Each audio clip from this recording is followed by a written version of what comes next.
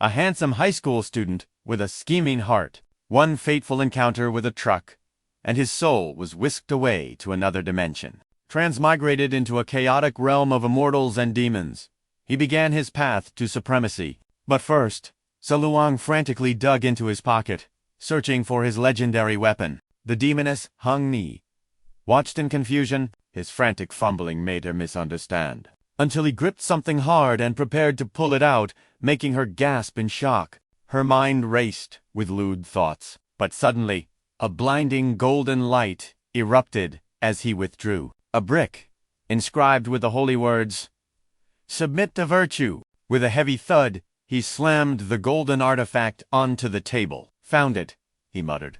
Hung Ni stared at the object, her almond eyes wide with bewildered curiosity, shock mingled with confusion.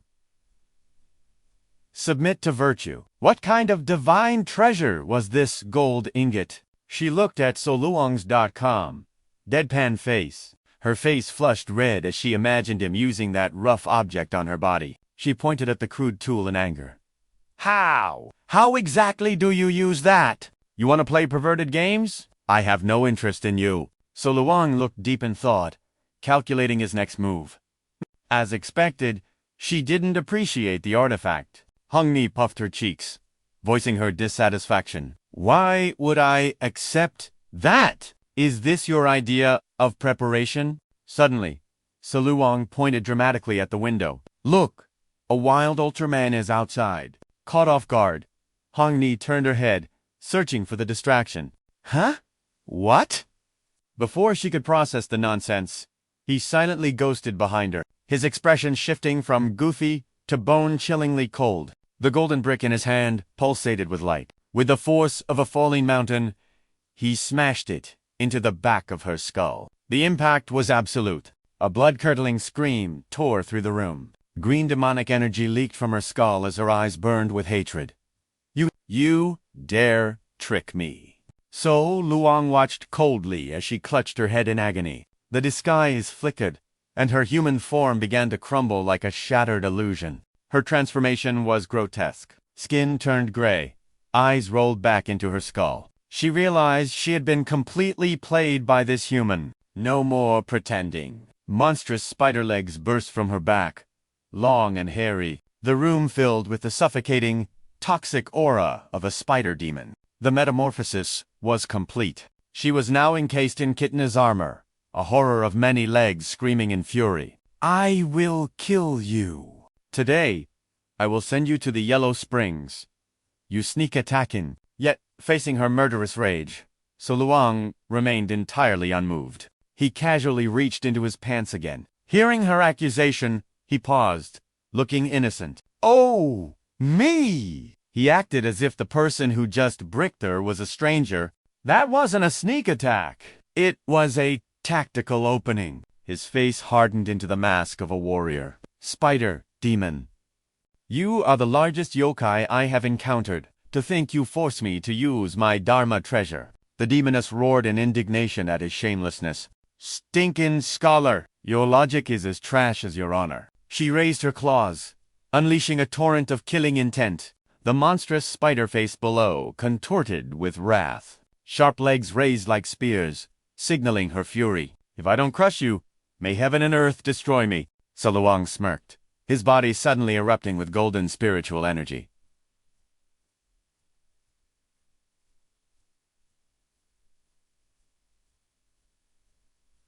Scholar, apologies. You guessed wrong. The air trembled as he revealed his true form. Golden light swirled with violet hues as mystical armor manifested around him. Mount Shu Sword Cultivator.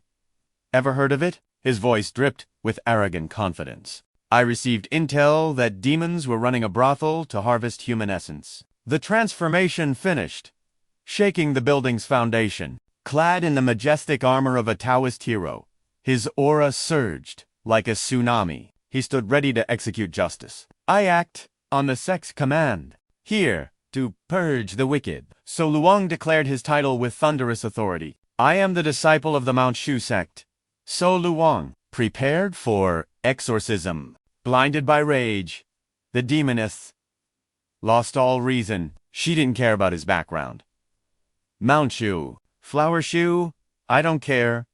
I will, but she froze. Her giant legs halted mid-strike. A dawn of realization broke through her anger. Her aggressive lunge turned into a terrified hesitation. Wait. The name Mount Shu echoed in her mind like a death knell. She realized the gravity of her situation. The Mount Shu Sect's specialty, was absolute demon extermination. Facing Chu Liang now, her killing intent evaporated. Replaced by the icy grip of fear, she was paralyzed. He intends to destroy my very soul. The spider's face twisted in horror.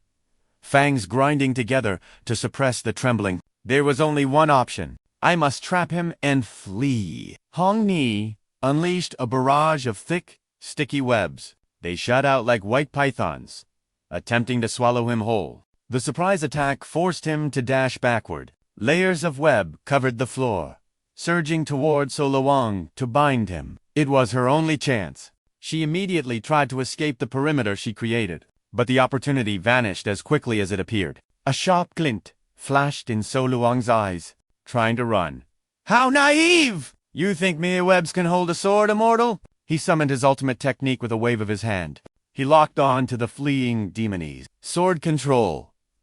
Technique. His fingers formed a seal, channeling pure destructive power toward her. Sword ki erupted, manifesting the will of its master. In a flash, invisible blades pierced her chest. She shrieked, as her defense was obliterated. Her spider soul flickered, visible and weak. Her body went limp, power draining away. My 100 years of cultivation. She rasped in despair. Dark aura evaporated, carrying the stench of rotting flesh. Her eyes grew dim. I haven't even been in the human world for a year. Is this the end? Her consciousness shattered. But Chu Liang wasn't done. With a final wave, he sent her massive carcass crashing down.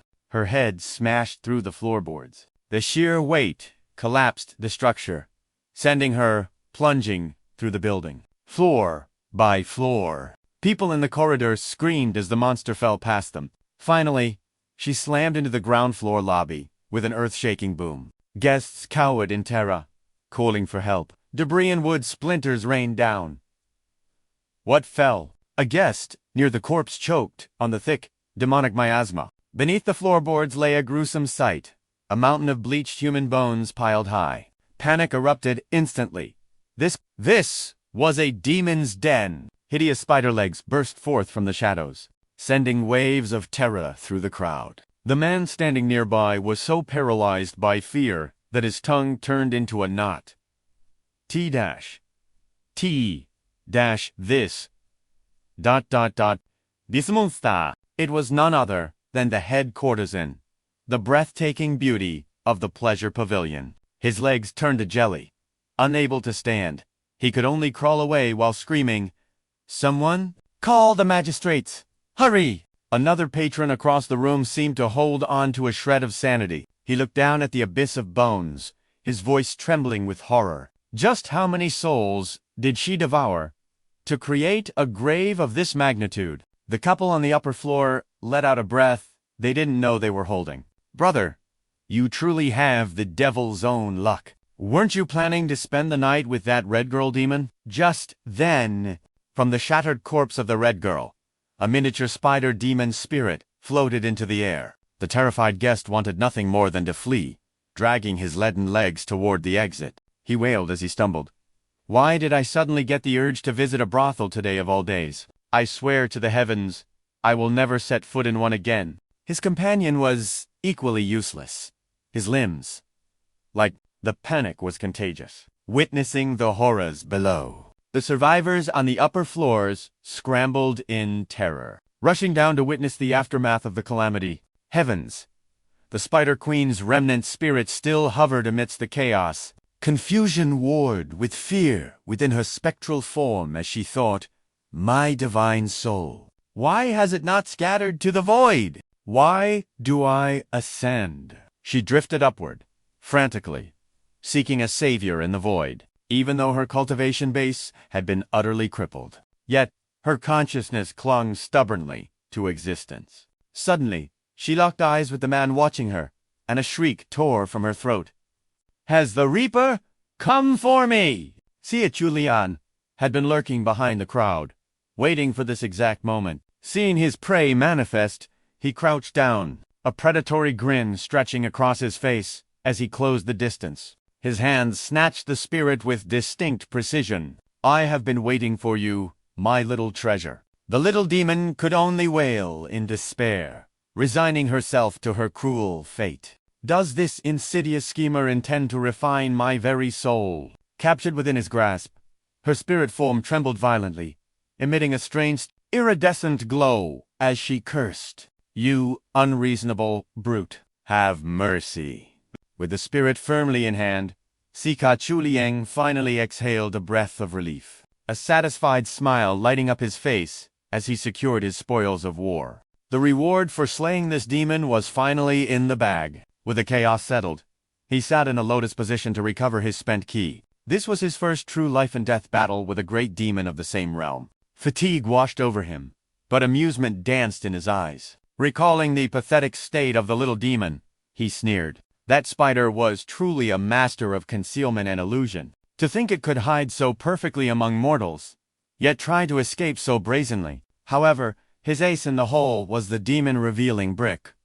Its principle was brutally simple. One smash with the golden brick forces any monster to reveal its true form. Remembering his heroic dominance just moments ago, Chu Liang's expression turned smug. "Fortunate that I obtained this treasure from the White Tower last time. With this artifact, exorcising demons has become as easy as flipping a hand. Now that the spider demon's soul was in his possession, it was time for Chu Liang to initiate the grand ritual." His physical body levitated, bathed in golden light, while his eyes shone like high beams, piercing the darkness. Focusing his intent.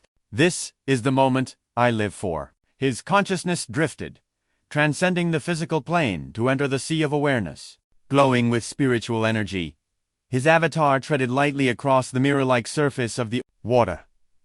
Before him stood the White Tower, majestic and imposing, its pinnacle pulsing with a rhythmic signal. A mesmerizing light beckoned to the soul. As he approached the entrance, thrill surged through his veins. Every visit brings a fresh wave of anticipation. Slowly, the ancient gates creaked open. Blinding radiance flooded his vision once more. The interior was silent as the grave, as if awaiting him, its sole eternal guest. Within the vast hall, iron cages suspended in the void held countless treasures and sealed monstrosities. This time, he had harvested a third-level cultivation demon soul. He ascended towards the ceiling cage, where his latest catch was imprisoned. "I wonder," he mused aloud, "after refining this essence, how much closer will I be to the Tao?" His heart beat with greed and expectation. He prayed for a supreme reward. Finally, he stood before the massive,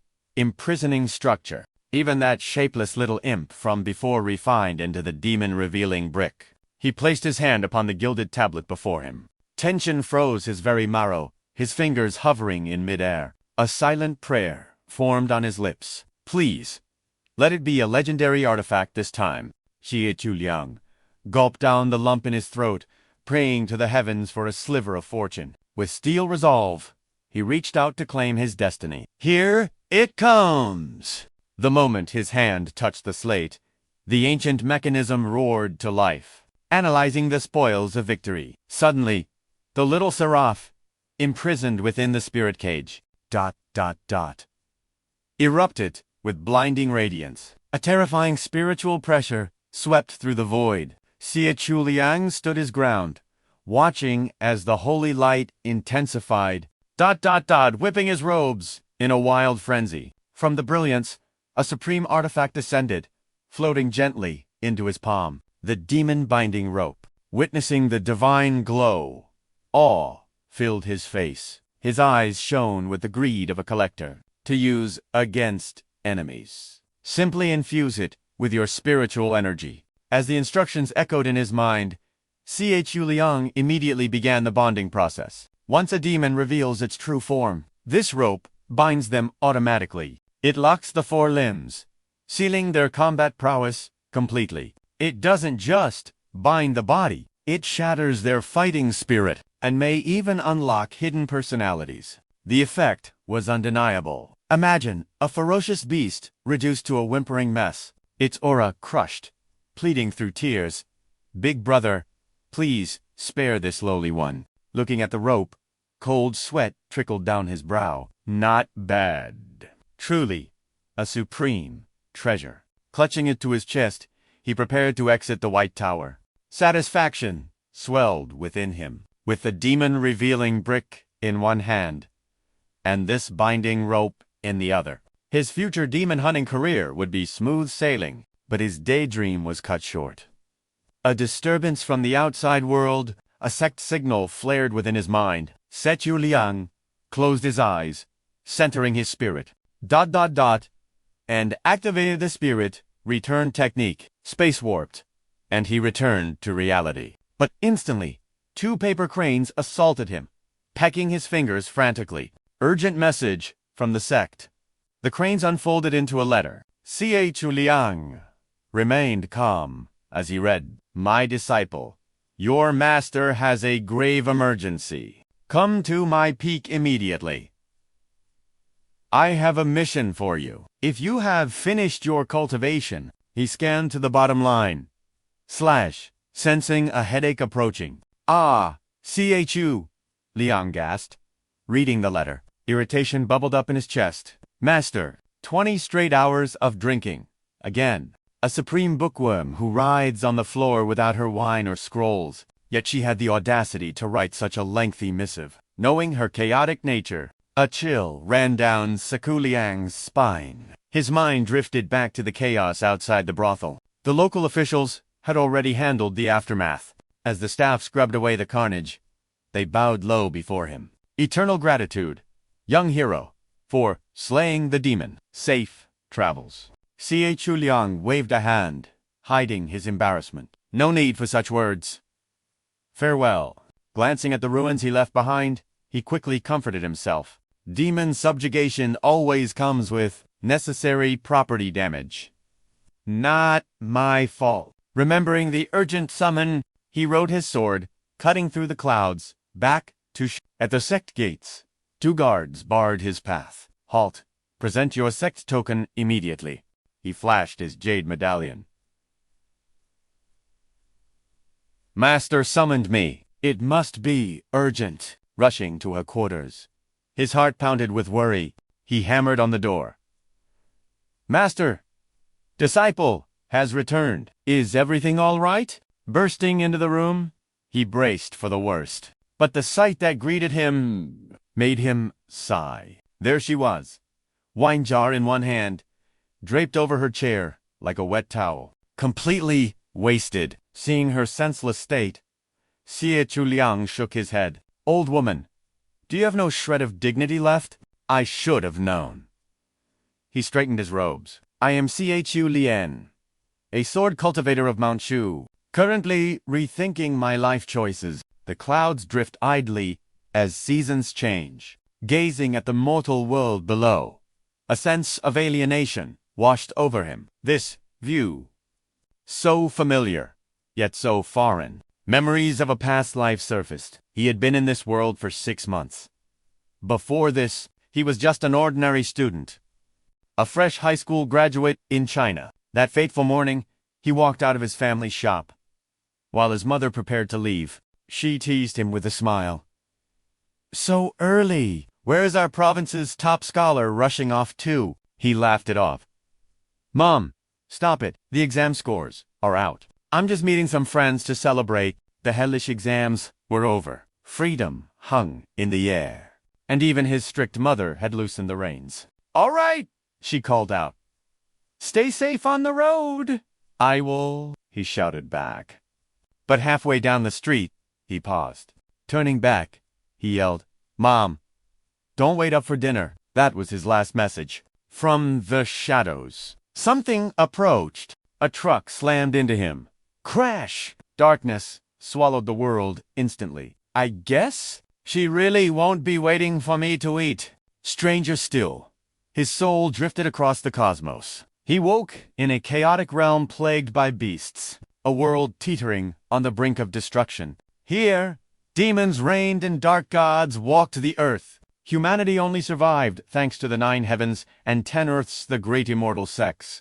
Their suppression maintained a fragile peace. Consciousness returned to a naked body. His first thought was pure rage at that truck driver. You ruined everything.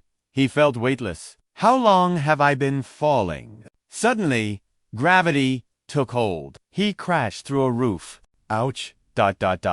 Finally landed. He looked around. A white-haired man sat there, suffering from severe key deviation, spewing mouthfuls of blood. The man was painted in crimson gore. His life force was fading fast.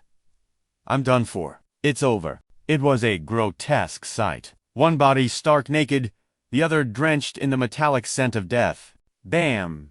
Their heads collided in a violent merger. The white-haired man's eyes snapped open. Neural pathways reconnected. A mysterious code rewrote reality. A golden card materialized, radiating the light of justice. Data synchronized.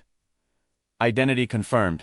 2 souls fused into one vessel. Chu Liang slowly opened his eyes. He froze, horrified by his own reflection. What is this? Why am I wearing these ancient robes? Didn't the truck kill me? His mind raced. Wait.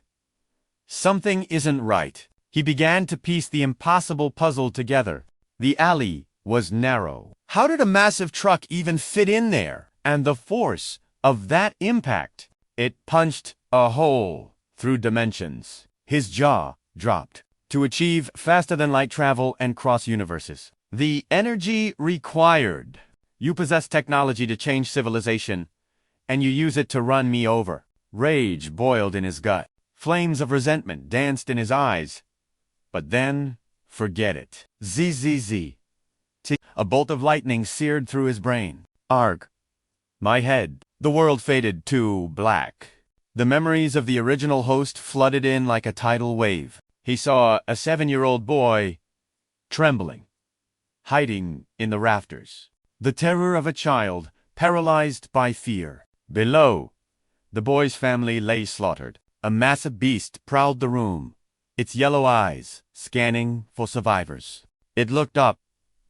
A predatory grin split its face. It locked onto the boy. With a roar, it lunged. Found you, little morsel. The boy's world shattered. Tears streamed down his face as he covered his eyes, awaiting death. The beast's maw opened wide, dripping with saliva. Fresh meat.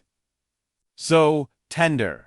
The stench of blood filled the boy's nose. The monster's hunger was primal, uncontrollable. The boy went rigid, his mind shutting down from sheer terror. The cat demon prepared to feast. Delicious, but Sedenya. Hand reached out. The air erupted in smoke and flames. A woman clad in fire descended like a goddess of war. She incinerated the beast in an instant. It was his master, his savior. The master reached out, her voice like a gentle breeze amidst the storm. Little one, fear not. Seeing his savior, the walls around his heart crumbled, and he wept with the raw desperation of a broken child. She whispered soft consolations, her presence a sanctuary. All is well now. The person before him, radiating gentle warmth, patted the trembling boy. There. IT is over. You are safe. Be good. But her kindness only broke the dam further. Her warmth was the trigger that made him wail louder than ever before, releasing all his trauma. Wahahi. As tears stained his grimy face, the master playfully pinched his cheek, her tone soothing yet amused. All right. That is enough crying now. Little one. She paused, seeing he had no home to return to. I see the roots of cultivation within you. Why not follow me? Come back to the mountain and walk the path of immortality. The boy made his choice instantly, tears drying. He nodded vigorously. And so, his journey on the Great Tao began. Day after day, he trained with burning intensity, never resting for a single breath. The master watched from the shadows, witnessing the boy's iron will and unyielding spirit. She cheered him on with a smile. Good boy, so young, yet so skilled. But he did not stop at physical tempering. He devoured ancient texts to expand his mind. Finally, his spiritual sense awakened. Yet he realized something crucial. Even his invincible master who claimed to have no equal could not walk the path for him. While he walked the arduous road of cultivation. His master was busy drooling over portraits of handsome men. As the years passed, his training became an obsession. This teacher must leave for a few days, she announced. Little brat, do not overwork yourself. Mind your health. Chu Liang, midway through his blade forms, bowed respectfully. Master, please remember to restrain your sword intent while outside. Mind the safety of the common folk. He promised to rest, but it was a lie. He pushed his cultivation to the limit, desperate to unlock divine abilities. He yearned to descend the mountain and slay demons. Locked in his room, he tempered his body, dreaming of the day he would stand equal to his master. He tried to force a breakthrough, but his haste birthed a demon in his heart. His foundation was unstable, and he lost control of the surging energy. Key deviation. The energy ran wild, tearing him apart from the inside. He writhed in agony, his consciousness fading as he muttered broken words. Break. Breakthrough failed. Soul dissipated. Just as the transmigrator arrived from another world, the original host's body was already collapsing. The original soul had been tortured to death by his own ambition. As the new soul entered, the body convulsed one last time before going still. The transition was complete. A system reset the board, granting him a second life. He sighed deeply. Realization dawning. So, He was gone before I arrived. I did not steal this body, but relief was short-lived, replaced instantly by a wave of terror. Memories flooded in. This world was a hellscape overrun by demons and ghosts. The truth struck him like a physical blow. He was trapped between a rock and a hard place. Living meant facing monsters. Memories of the original host's parents, butchered by fiends, flashed before his eyes. The blood, the screams. It was a devastating psychological blow for a peaceful soul from the modern world.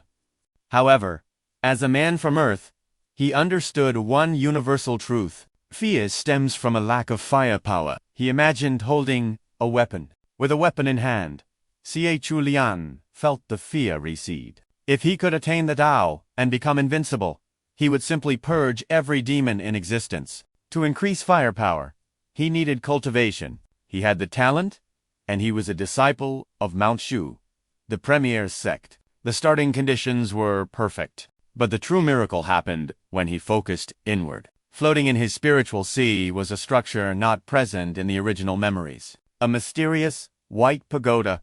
It was his cheat, his golden finger. As he observed the white pagoda, information flooded his mind. The rules were simple. Slay demons, receive rewards. The pagoda would refine monsters into treasures. The influx of knowledge was overwhelming, a sensation he had never experienced before. He grasped the core concept. Hunt, refine, strengthen. Being a novice, he dared not challenge the great demon kings just yet. Instead, he scoured the villages surrounding Mount Shu, searching graveyards for low-level prey. The lantern monsters. Vile creatures born from the obsession of the dead, attaching themselves to old lanterns. They drifted through the night like ghostly willow. The wisps, they tormented the living. If provoked, they would dissipate, leaving the victim with a lingering spiritual sickness. For a cultivator, they were effortless kills, weak, barely worth the sword swing. Yet, the pagoda refined them into key-gathering pills. They were basic consumables. But he did not despair. He knew that quantity could eventually trigger a qualitative change. He consumed them like candy to accelerate his growth. Then, he encountered a tougher foe, a stone statue spirit, boasting ironclad defense. During the clash, He utilized the blue pills refined earlier, unleashing a decisive strike to shatter the stone monster. The pagoda rumbled.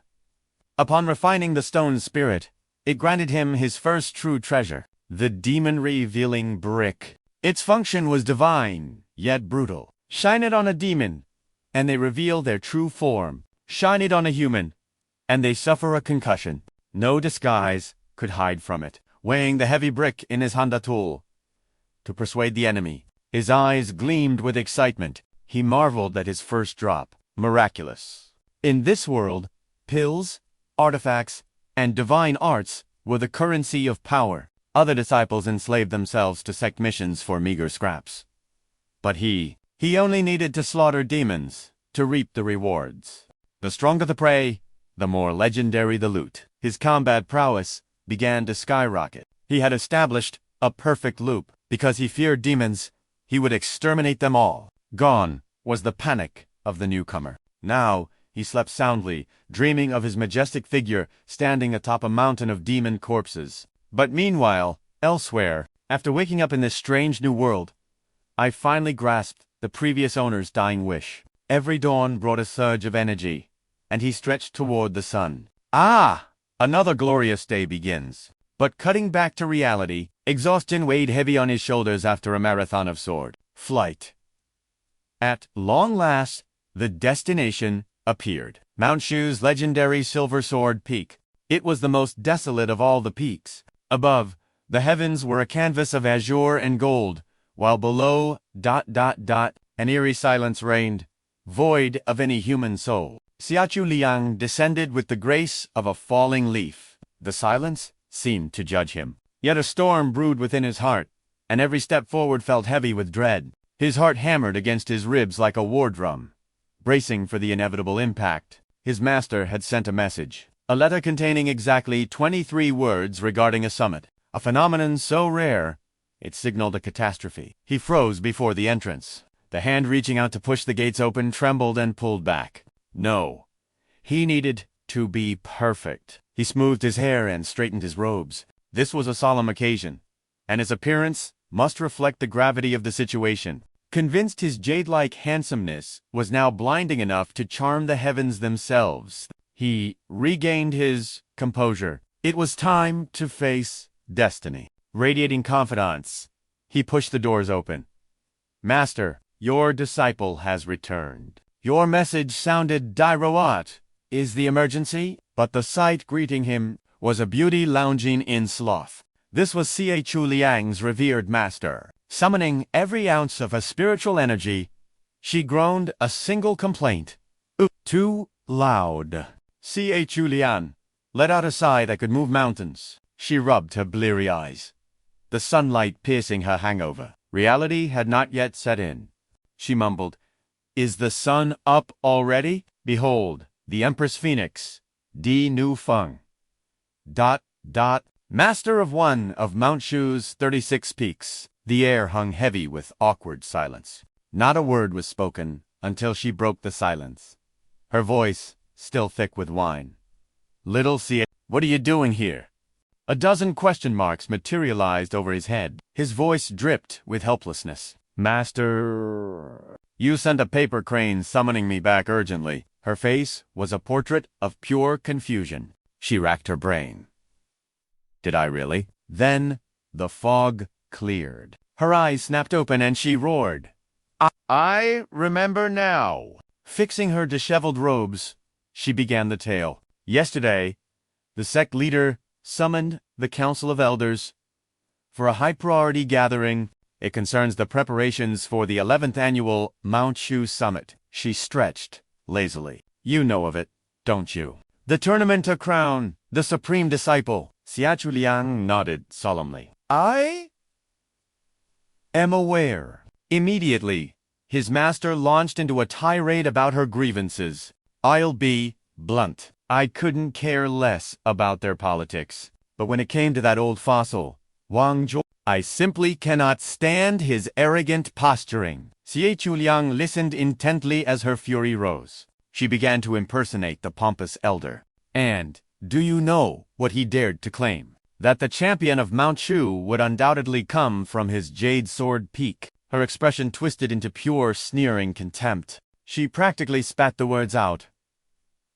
Pah! That senile fool truly believes his peak reigns supreme over all 36 branches. Chu Liang could only sigh internally, his face a mask of stone. He waited cautiously for the other shoe to drop. She waved her hands wildly. Naturally, I couldn't let that slide. We exchanged words, and I laid down a wager. If a disciple from Jade Sword Peak takes the crown, I will hand over the legendary yellow unicorn blood jade. She announced it without a shred of hesitation. Victory already in her mind. Chu Liang's soul nearly left his body. He instantly raised a hand. Hold on, Master. Surely you didn't? She wasn't a fool.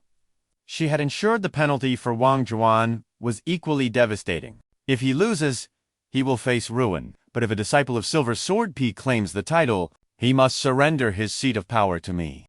Chu Liang's confidence evaporated. Master... I have only just stabilized my foundation. Cold sweat began to drench his back.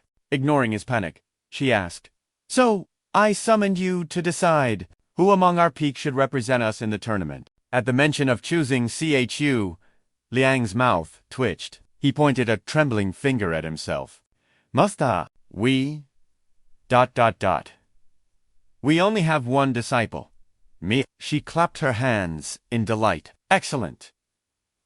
Since you volunteered so bravely, this master fully supports you. The poor disciple screamed internally. Asterisk.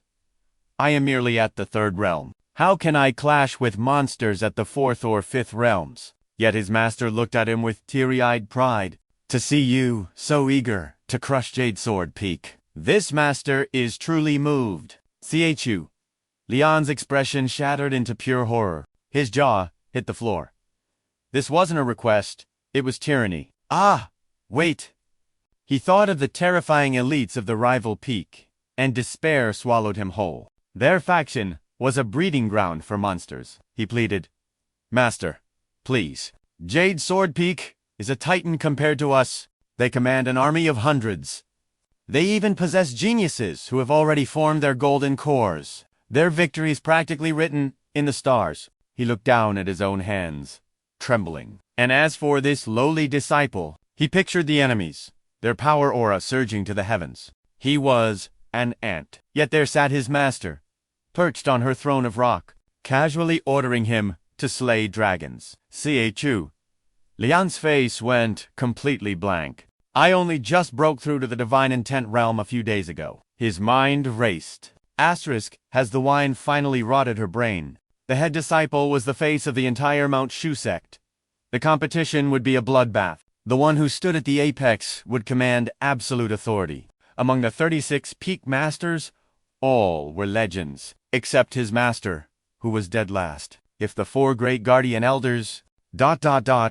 did not ascend to the position of sect leader, then the champions of the peaks were the next in line for the throne. He imagined the arena... envisioning himself being sliced to ribbons by his own martial brothers. Panic set in. Master wants a weakling, like me. Asterisk... to challenge those prodigies and claim the title of number 1. Suddenly, memories of the past flooded back, explaining exactly why his master... commanded. Zero respect in the sect. Nufeng of Mount Shu. The ultimate pest, the drunken menace.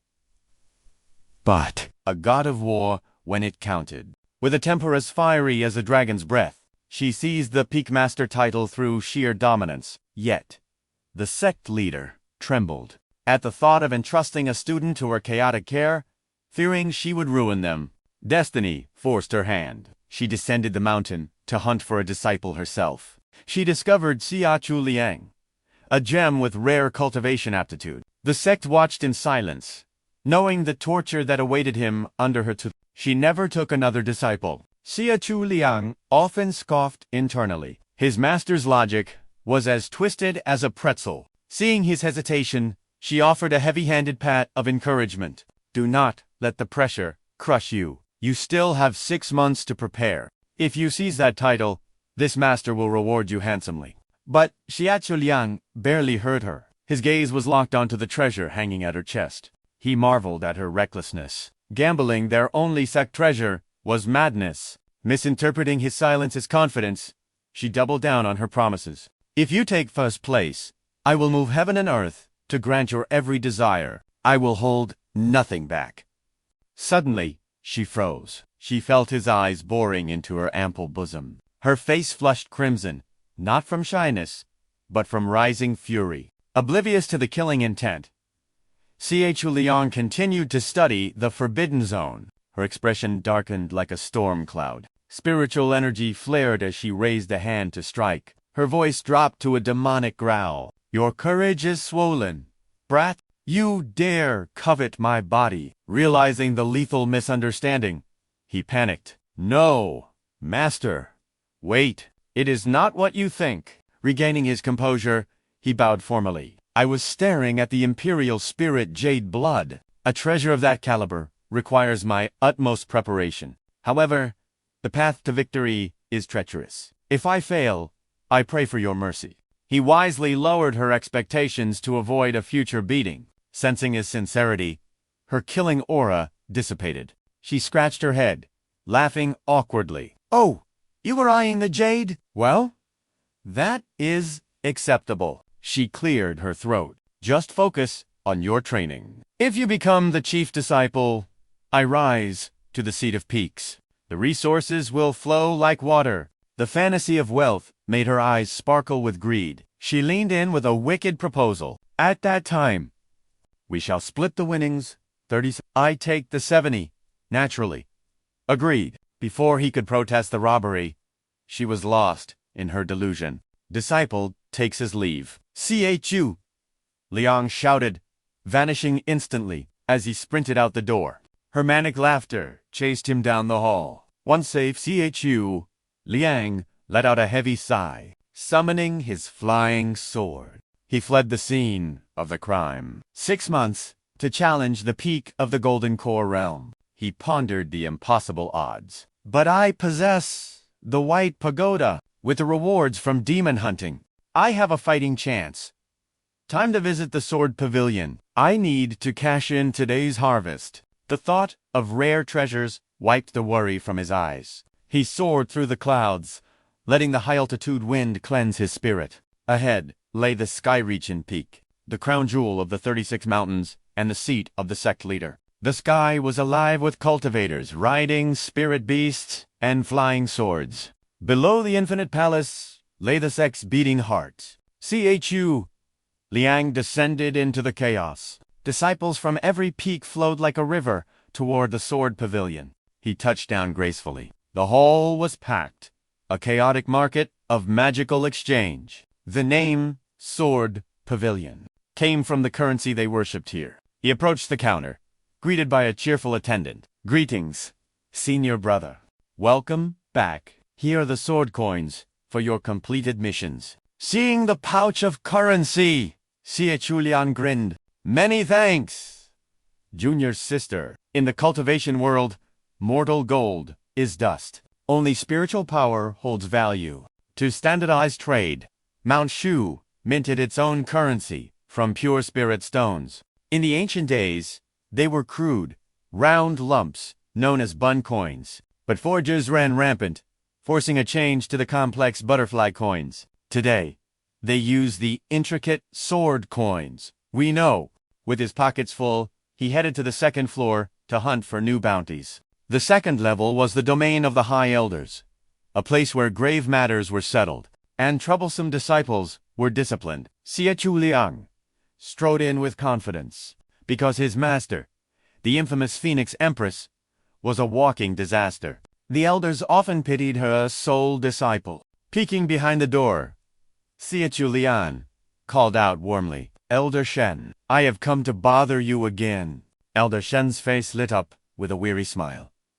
Little Si, come in, sit down. You returned quickly. I take it the demon hunt went smoothly. Thanks to your blessing, it was a walk in the park. I just wanted to pay my respects. The elder's eyes twinkled as he produced a game board. Excellent. Do not leave yet. Play around with this. Old man. Chu Liang. Sat immediately. Last time I crushed you, elder. Still seeking revenge. Naturally.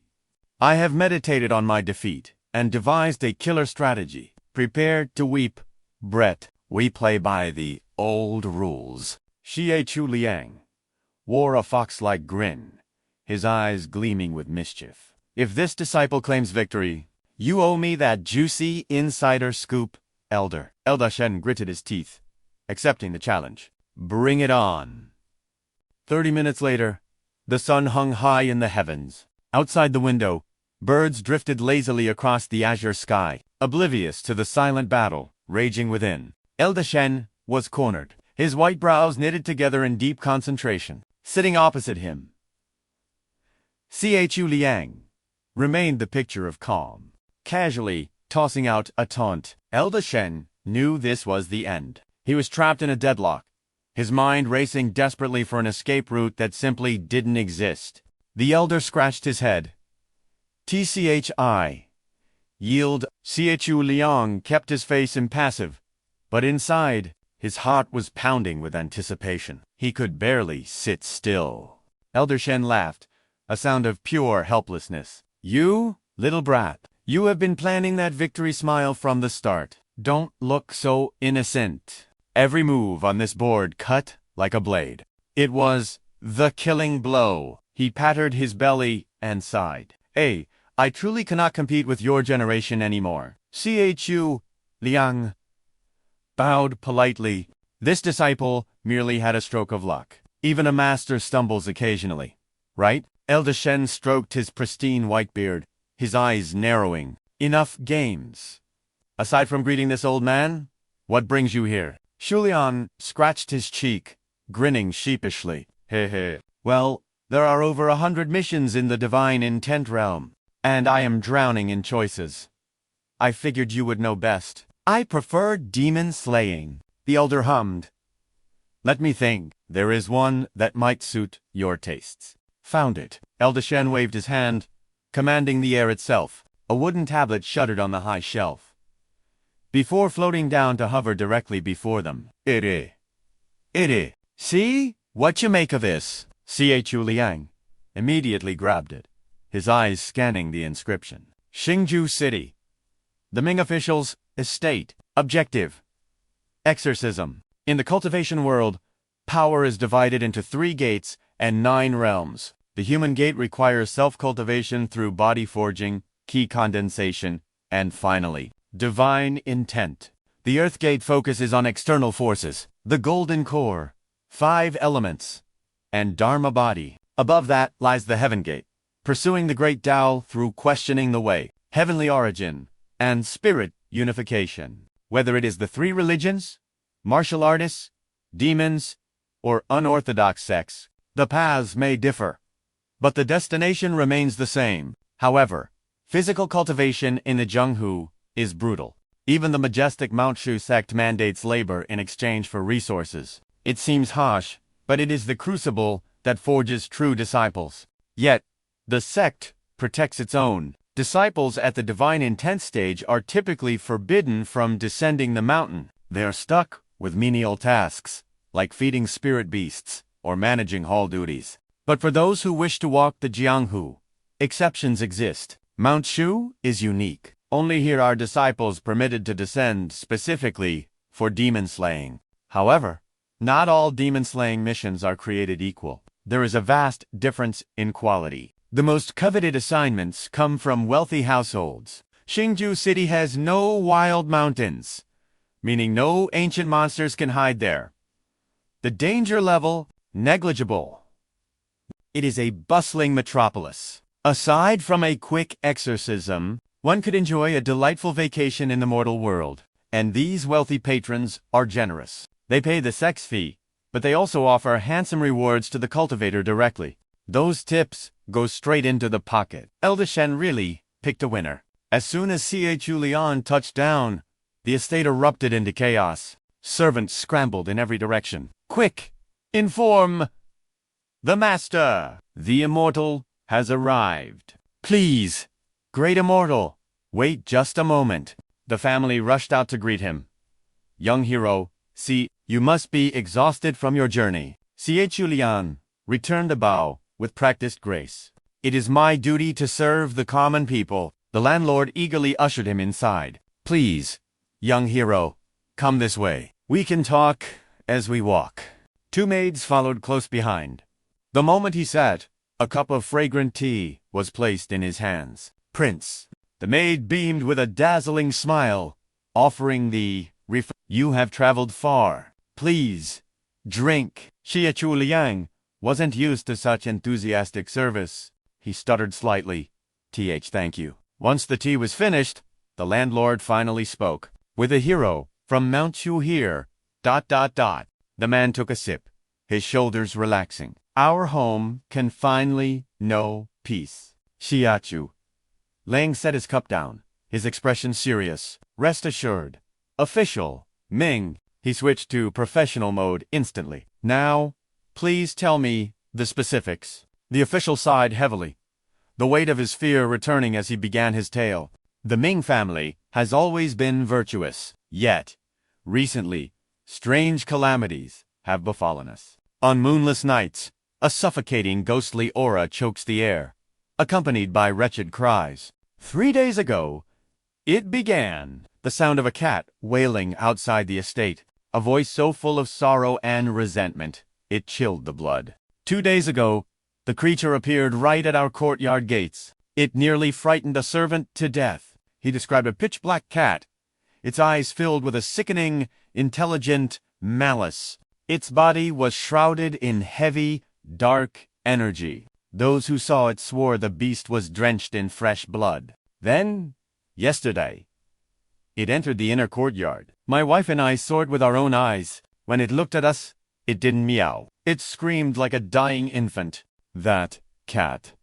That cursed cat! Panic washed over the official's face, the terror still fresh in his mind. Young hero, if we don't banish it, I fear tonight it will come to slaughter us all. Chu Liang pondered this, offering a calming hand. I will do everything in my power. As he processed the information, his mind raced. Official Ming moved fast. By the second day, he had already rushed to the city for help. Those incense-filled Taoist temples aren't just for show. They are either run by cultivators or connected to the great immortal sects. That is the only way a message travels this quickly. The temples outside Qingju City have deep ties to the Mount Shu Sect. That explains why the request was routed directly to the Sword Pavilion. Elder Shen received the letter first and had full authority to assign it. Chu Liang analyzed the official's story carefully. Based on the description, this entity only manifests at night. It doesn't sound like a living beast demon. It sounds like a resentful spirit, a ghost. If a beast demon were cultivating, its soul form would usually mimic a human.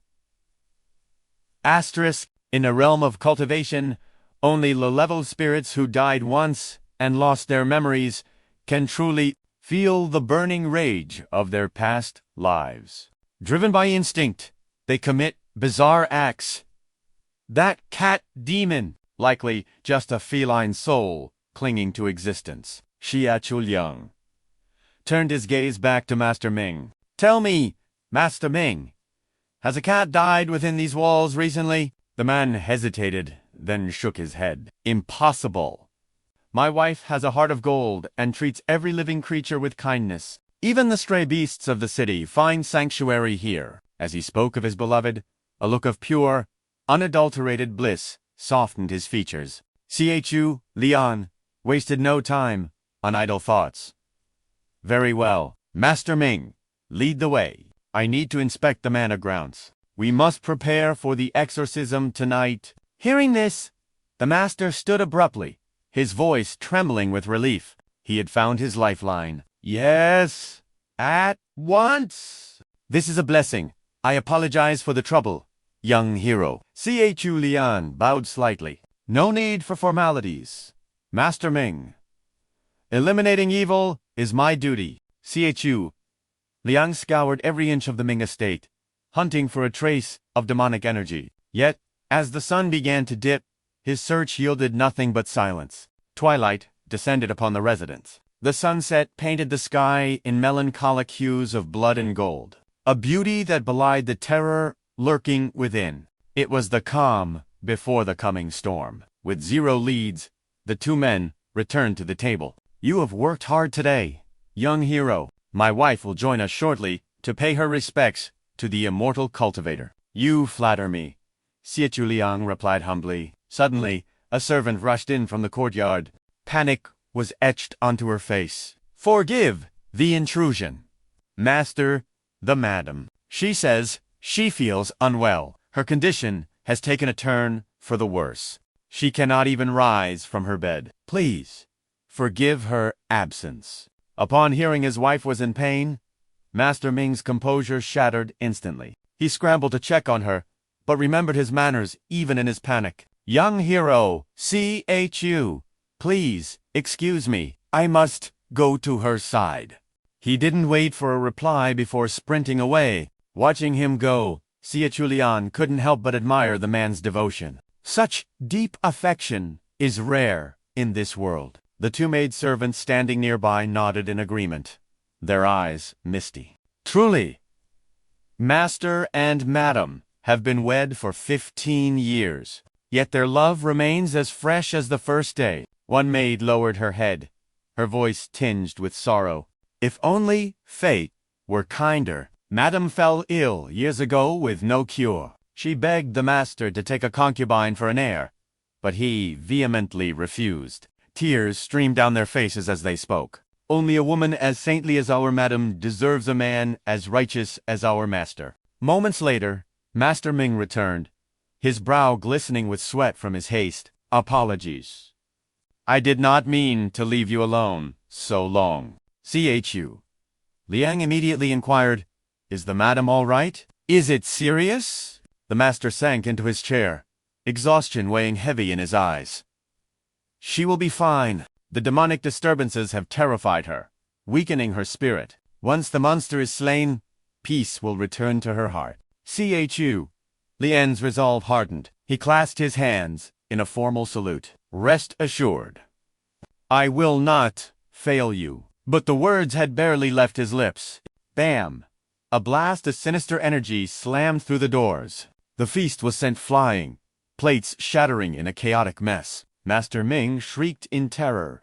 The cat demon. It has returned. An eerie mist swallowed the room, but amidst the panic, Chu Liang's eyes turned to ice. While the mortals cowered, the cultivator shifted into his battle stance. As the fog thickened, Chu Liang launched himself through the window. He landed, senses expanding to read the enemy. The resentment is suffocating. A ghost, but mixed with a demonic aura. Something is wrong. This is no ordinary spirit. He barked a command over his shoulder. Run! Get to safety. Before he finished, the room was already empty. They scrambled for cover like rats. Master Ming's voice echoed from a hiding spot. We rely on you, young hero. Chu Liang shook his head, exasperated. Right. They certainly know how to flee. It reminded him of the lantern demons. With that kind of speed, even if the city fell to an army of monsters, these people would survive. But playtime was over. A chilling meow echoed in the distance. Chu Liang spun around, his spiritual energy flaring. He summoned his dharma, treasure. The blade materialized in his grip, pointing straight at the darkness. His aura demanded submission, but the creature did not back down. Cloaked in the stench of death, it lunged straight for his throat. As it drew near, Chu Liang saw its true form. Cold sweat pricked his forehead. Wait! What is that abomination? His mind raced. A vengeful soul. No! The resentment has manifested as a demon, but the core is a soul. An infant that died before birth, its rage is 10 times stronger than a normal specter, and it is fused with a beast spirit that turned into a ghost after death.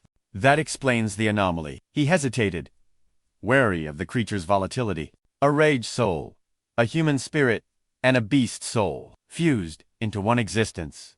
This is a rare monstrosity. Chu Liang suppressed his shock and steadied his breathing. He had to be perfect. His gaze drilled into the cat demon, dissecting its layers of resentment and spiritual power. Its power has multiplied. Thunder crashed overhead, illuminated by the lightning. The cat demon revealed its nightmare form, a blood-soaked beast, howling in agony. Crimson eyes darted wildly, mad with bloodlust. Its screams merged with the thunder.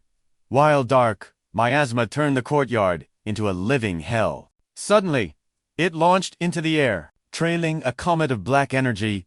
It shot toward Chu Liang like a piercing arrow. The beast filled his vision. Chu Liang waited for the perfect microsecond. His ki surged. The blade hummed with overwhelming power. I only need one strike. He formed the seal with his fingers. Divine sword control technique ... go. The blade tore through the air to meet the demon. Faster than a blink. The steel was already between its eyes. The beast's fur bristled in terror as a final, desperate scream ripped from its throat. The beast twisted its body like liquid shadow to evade the blade. Then, with a burst of killing intent, it lunged straight for Chu Liang's throat. Fur drifted through the air like snow proof of the close call. But Chu Liang had already read its trajectory, sidestepping with casual precision. I cannot allow this creature to run wild any longer. He formed a seal, and the flying sword descended from the heavens like a judgment bolt. The blade locked onto the demonic aura, striking fear into the beast's eyes. There would be no escape for it this time. A single slash tore through its defenses. Blood spilled across the earth, but instead of iron, it reeked of thick, suffocating malice. Pain only fueled its rage. The beast's face twisted into a grotesque mask of horror. The blood dripping from its wounds was not crimson, but a void-like black. The demonic ki intensified, swirling back into the creature's body like a vortex. Chu Liang's spiritual sense screamed a warning. Something is wrong. Memories from the original host flooded his mind. His eyes widened in realization. Damn it. The wounds are closing in the blink of an eye. It was as if the strike never happened. The cat spirit's regeneration was resonating with the resentment of an infant soul. Every attack was being converted into raw power. The more I injure it, the stronger its cultivation base becomes. Brute force will only create a monster I cannot defeat. A thick, putrid stench of rotting flesh exploded from the beast's aura. Chu Liang narrowed his eyes, analyzing every shift in its stance. The reaction was instantaneous. Its speed had doubled. The demonic beast became a blur, tearing across the ground on all fours. It launched itself into the sky, carrying a heavy shroud of death energy. It circled behind him for a blind spot strike. Razor-sharp claws descended for the kill. Chu Liang stared directly into the abyss of its eyes, his focus sharpened to a razor's edge. Physical attacks are useless. He summoned the treasure obtained from the White Pagoda, the crimson binding rope. The demon binding rope surged forward. It wove a net of spiritual energy, trapping the beast in an inescapable turtle-shell knot. Only when the struggling ceased did Chu Liang exhale. That was too close. One mistake would have been fatal. Against an overpowering enemy, what is the ultimate weapon? A sly grin spread across Chu Liang's face as he looked at the captured monster. The demonic fury vanished, replaced by a harmless kitten with teary eyes. But the binding rope held firm against its illusions. To think the White Pagoda's reward would save me so soon. He looked at the spiritual rope with newfound appreciation. For a second, a nightmare flashed in his mind, the cat breaking free and kicking his face into the dirt. A chill ran down his spine. I had to bait it into close range for the bind to work. If his reaction had been a fraction of a second slower, ... he would be the one on the ground. Chu Liang tightened his grip. If I had lost my cool for even a moment, ... the soul could have evaded the artifact. Suddenly, he raised his hand high, sending a jolt of panic through the trapped spirit. The flying sword answered his call. Winning this battle has tempered my Tao heart. With zero hesitation, he struck a clean sever. The demonic entity was split in two. The dark aura dissipated into the wind, leaving only the floating soul of a small kitten.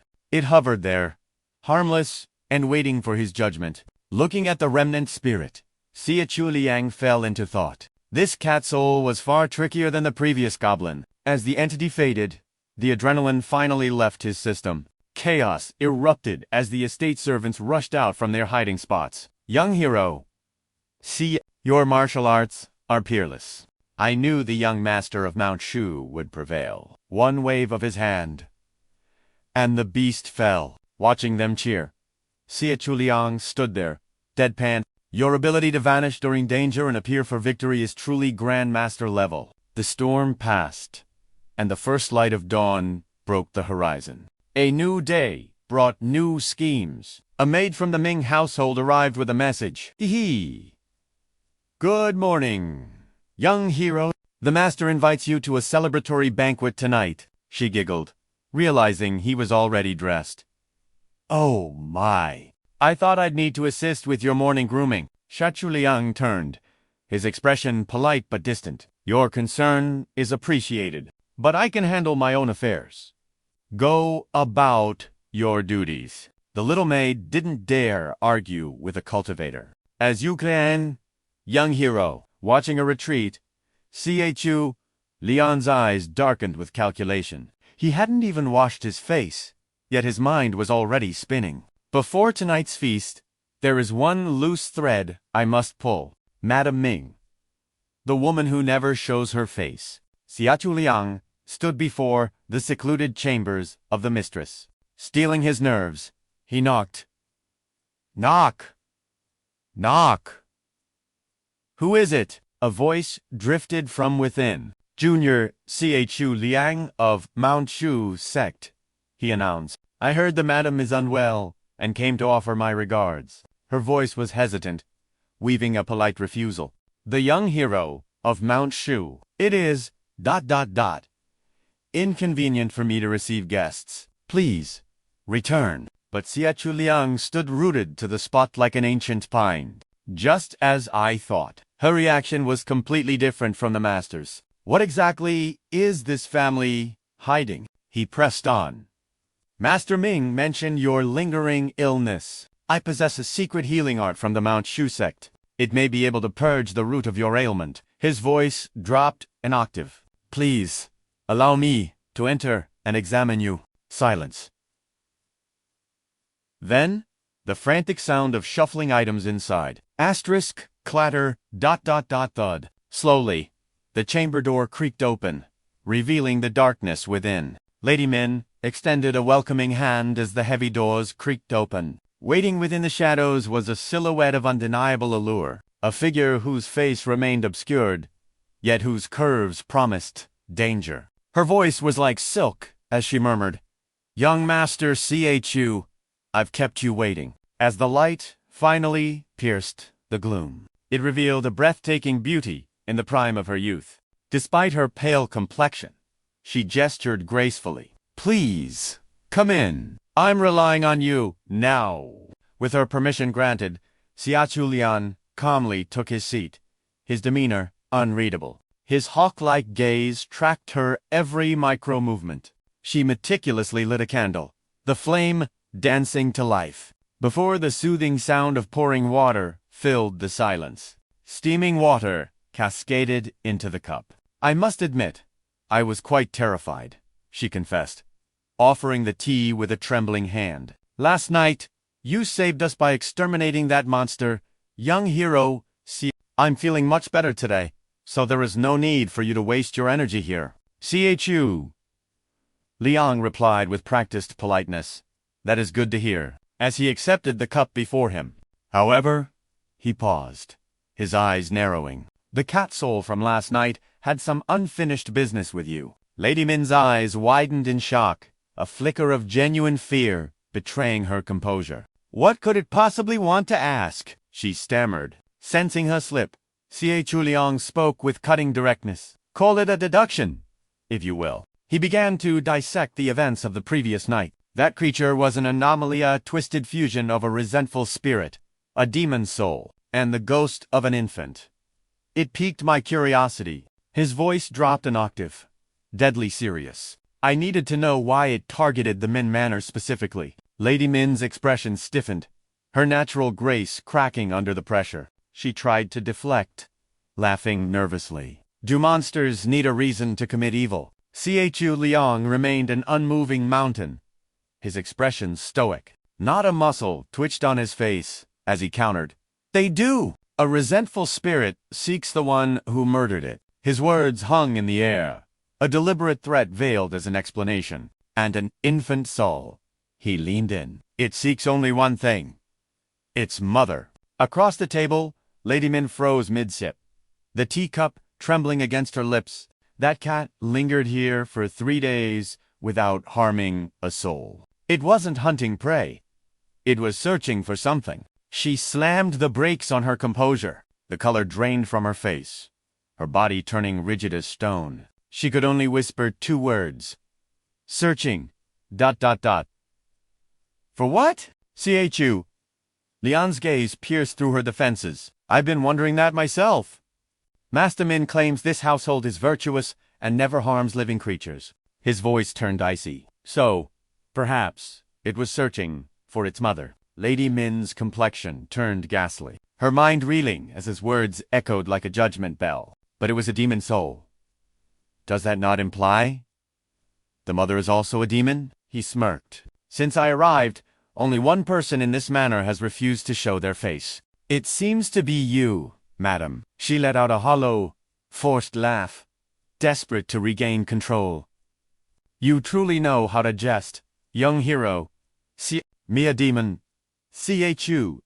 Liang made a mocking expression. There is an easy way to find out. Rage flared in her eyes, and she slammed her hands on the table, rising abruptly. Chu Liang remained seated, his face a mask of indifference, though a hint of displeasure marred his features. Meanwhile, her mind raced with calculations. A demon reveals their aura either voluntarily or when forced. She noticed Chu Liang shift his gaze, a bead of sweat betraying his sudden tension. What is it? She asked, noting his discomfort. Come, let us sit and continue our chat. But internally, she was paranoid. Either a cultivator of superior realm forces the transformation. No, this boy's cultivation base is too low. Or perhaps he possesses a specialized Dharma artifact. The demon-revealing mirror. That treasure is a legend. Even the Imperial Palace possesses only one. The Shu Sect is rumored to have one. But would they entrust such a divine artifact to a mere disciple for a wandering mission? She made a decision. Hand hidden behind her back, she began to gather her demon key. Tell me, she hissed, do you possess the demon-revealing mirror? Chu Liang shook his head vigorously. The picture of innocence. Absolutely not. Yet, behind his back, his fingers curled around a shining artifact that looked suspiciously like one. A suffocating silence stretched between them as neither knew how to escalate. Then, in perfect synchronization, they both shouted and pointed at the wall. Look at that! The air froze. Cold sweat dripped from their brows as they whipped back around. Weapons drawn and killing intent revealed. The charade was over. Her human guise flickered. Hey, fine. Since the veil is lifted, I'll save my breath. Her eyes glowed with malice. From the moment you entered, I lit the heart-severing poison candle. The air is already saturated with a lethal toxin. She pointed a clawed finger at the flickering flame emitting a sinister purple haze. If you want the antidote and your life, leave the Min Manor immediately. Curiosity kills the cultivator. Yet Chu Liang stood amidst the poisonous fog, utterly He stood firm within the swirling miasma. Lady Min, did you truly think I would walk into a demon's den without preparation? I sensed the anomaly in the air the moment I took a breath. I had already sealed my meridians before stepping through that door. I anticipated a trap. His presence expanded, crushing her confidence. Your poison is useless. Panic surged through her. I was so cautious. How did he know? Where did this monster of a disciple come from? His mind is sharper than a blade. Her pale lips trembled uncontrollably as she realized her defeat. Young hero, please. I have never harmed a human. I only wish to live a peaceful life with my husband. Can you not claim your mission is done and simply walk away? Chu Liang sighed, his expression conflicted yet resolute. Madame, he shook his head. I cannot make a choice that would burden my conscience later. Walking away now would leave a bad taste in my mouth. Negotiation failed. With a shriek of fury, she unleashed her demonic power. Why must you force my hand? She screamed. Chu Liang blurred into motion, dodging her strike effortlessly as he summoned his blade. Flash! A single slash intercepted her crimson rope artifact, sending a shockwave that staggered her. With the grace of a master, Chu Liang weaved through the chaotic energy. Breaking out of her formation, she refused to yield, her grip on the spirit trobe tightening like a vice. It became a contest of will's demonic sorcery clashing against righteous steel. Boom! Their colliding auras pulverized the furniture into dust. Lady Min's hands shook with exertion, but Chu Liang was also feeling the strain. His blade groaned under the immense pressure, on the verge of shattering. Just as he poured his energy to sever the bond, she pulled a dirty trick, abruptly releasing the tension. Chu Liang didn't have a second to spare. He threw himself backward, clutching his blade. But sensing an opening, the demoness lunged with terrifying speed, claws bared for a fatal strike. However, energy was already gathering in his palm. The key condensation art was active. Chu Liang regained his balance in a split second, yet strangely, he remained routed to the spot. The madame was mere inches away, her lethal energy about to crush his skull. But Chu Liang's agility was godlike. With a single, fluid spin, he slammed her ruthlessly into the dirt. In that instant, he unleashed his ultimate trump card, the immortal binding rope. A mysterious, divine aura erupted from the artifact, locking onto its prey like a heat-seeking missile. Madame Ming tried to twist away in panic, but it was too late. The golden cord snaked past her defenses with terrifying ease. Cold sweat drenched her brow as the artifact did its work. The binding rope showed no mercy, wrapping around Madame Ming's curves and sealing her movements completely. Her face went pale as she thought. Asterisk, unfinished. This power is absurd. Before she could even process her doom, the sentient rope hoisted her helpless body into the air. A startled cry escaped her lips before she was mercilessly slammed back onto the floor. Bound like a dumpling and shivering on the ground, she could only stutter. You.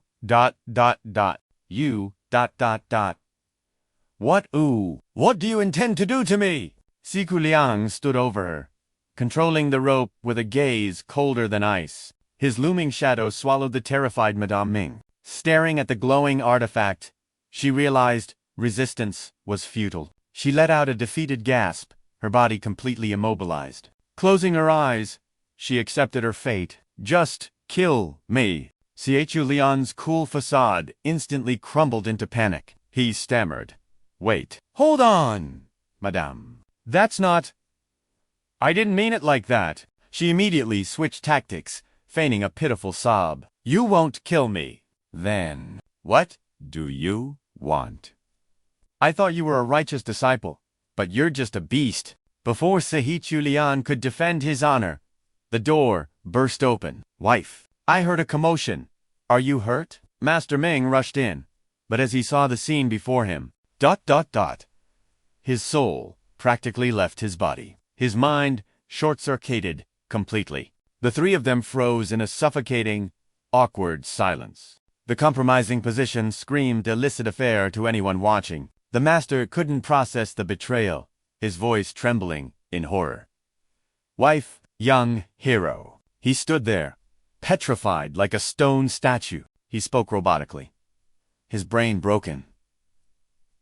Did I interrupt something private? Chu Liang, still holding the rope, gritted his teeth. No, You came at the perfect time. Why are you two tied up like—" He couldn't finish the sentence. A storm of chaotic emotions wrecking his heart. His face twisted into a mask of pure agony. Tears streamed down his face.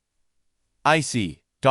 I came at a bad time. As long as you're happy, my love, I will step aside. Chu Liang's face went dark.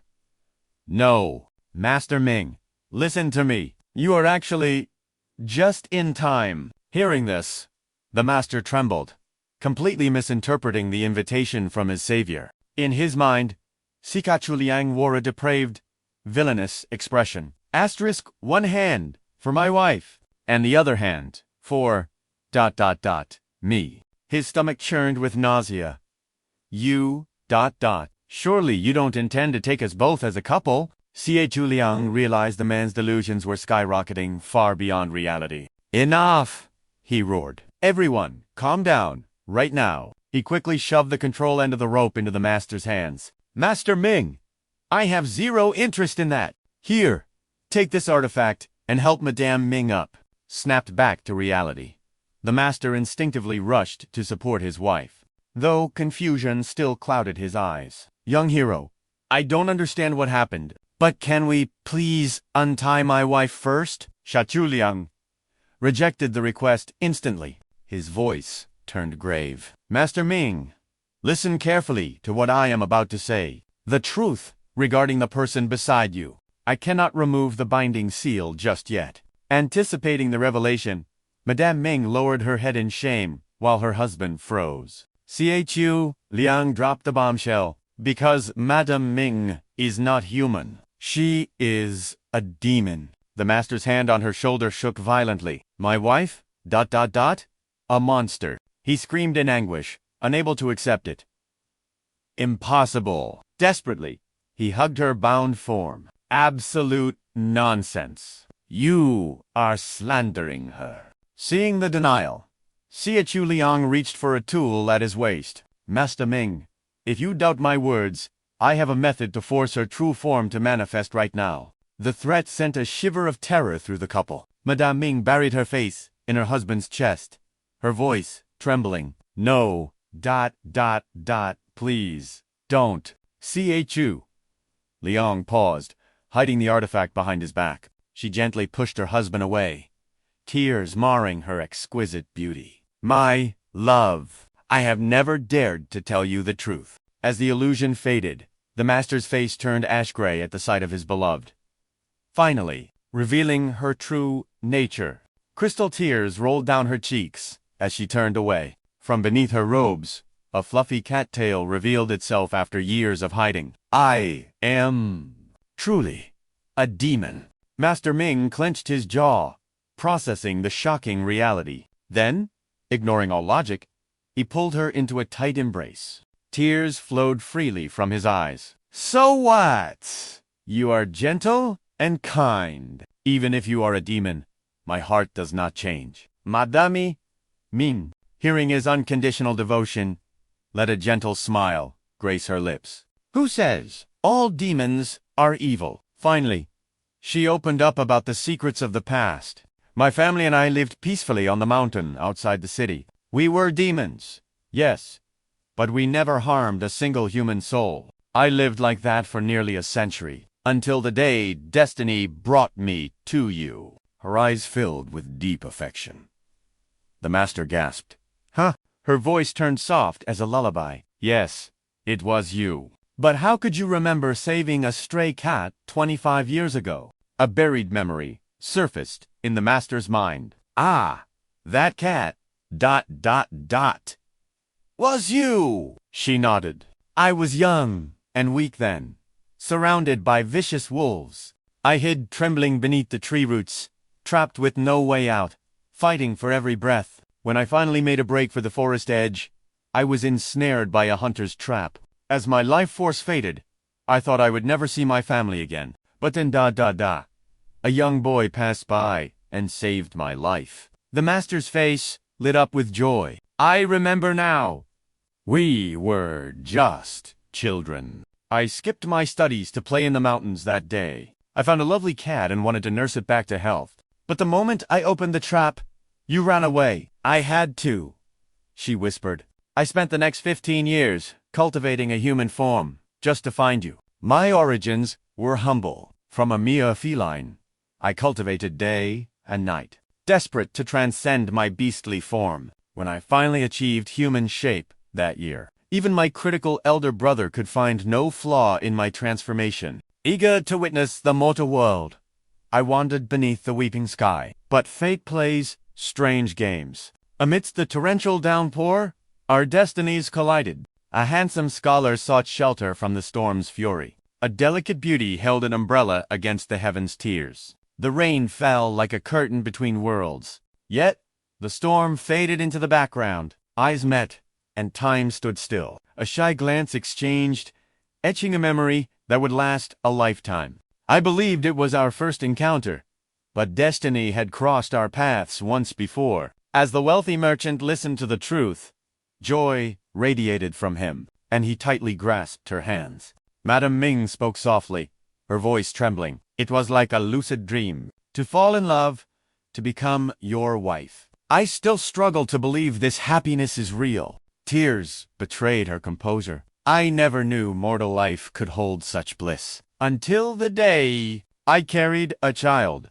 The merchant's eyes widened in shock. Madam, you can conceive. Her voice cracked with grief. I can, my husband, but fear consumed me.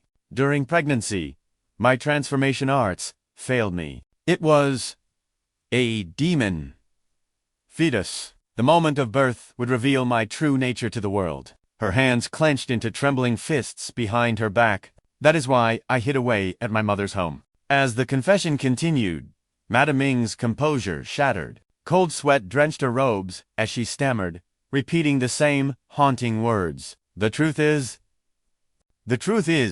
I abandoned our child in the mountains. Thunder roared in her memory. She sobbed with heart-wrenching agony, a sight that would move stones to tears. Her husband stood frozen, emotions warring within him. He pulled her trembling frame into a desperate embrace. His voice broke as he offered comfort. My beloved wife, so what if you are a demon? Do you think I care for such trivialities? Our bond, over these years, is carved in stone. It cannot be false simply because of your lineage. The two souls clung to each other, weeping beneath the weight of revelation. She spoke, her tone carrying a tragic purity. Husband, to have 15 years of destiny with you, I have no regrets. But it seems our red string of fate,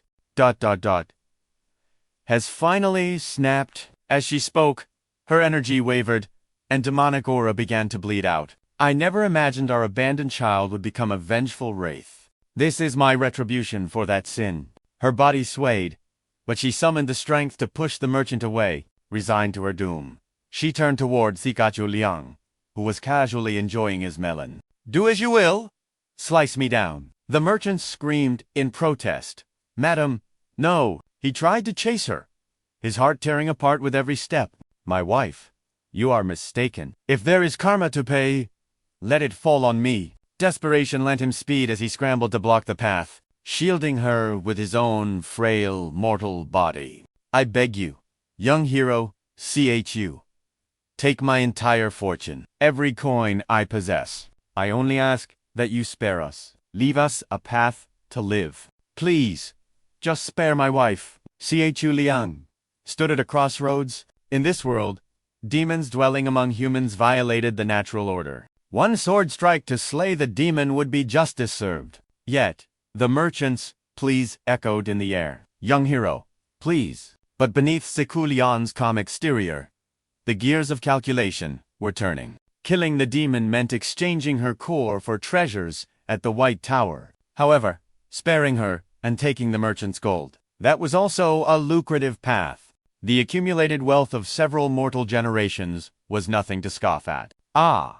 The burden of choice. Moral dilemmas were always so inconveniently profitable. He shook off his shallow greed.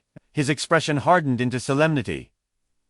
However, See, Chu Liang sighed deeply. The merchant's face, drained of all color, was all hope lost. Madame Ming closed her eyes, accepting her fate. Forget it. 15 years of love is worth a lifetime of death. I am willing. Suddenly, Chu Liang broke character, looking annoyed. Listen to me. You two have misunderstood from the start. Do I look like some bald monk obsessed with slaying snakes? Do you see a dragon tattoo on my back? Am I chanting about heaven's might? The couple blinked, utterly dumbfounded.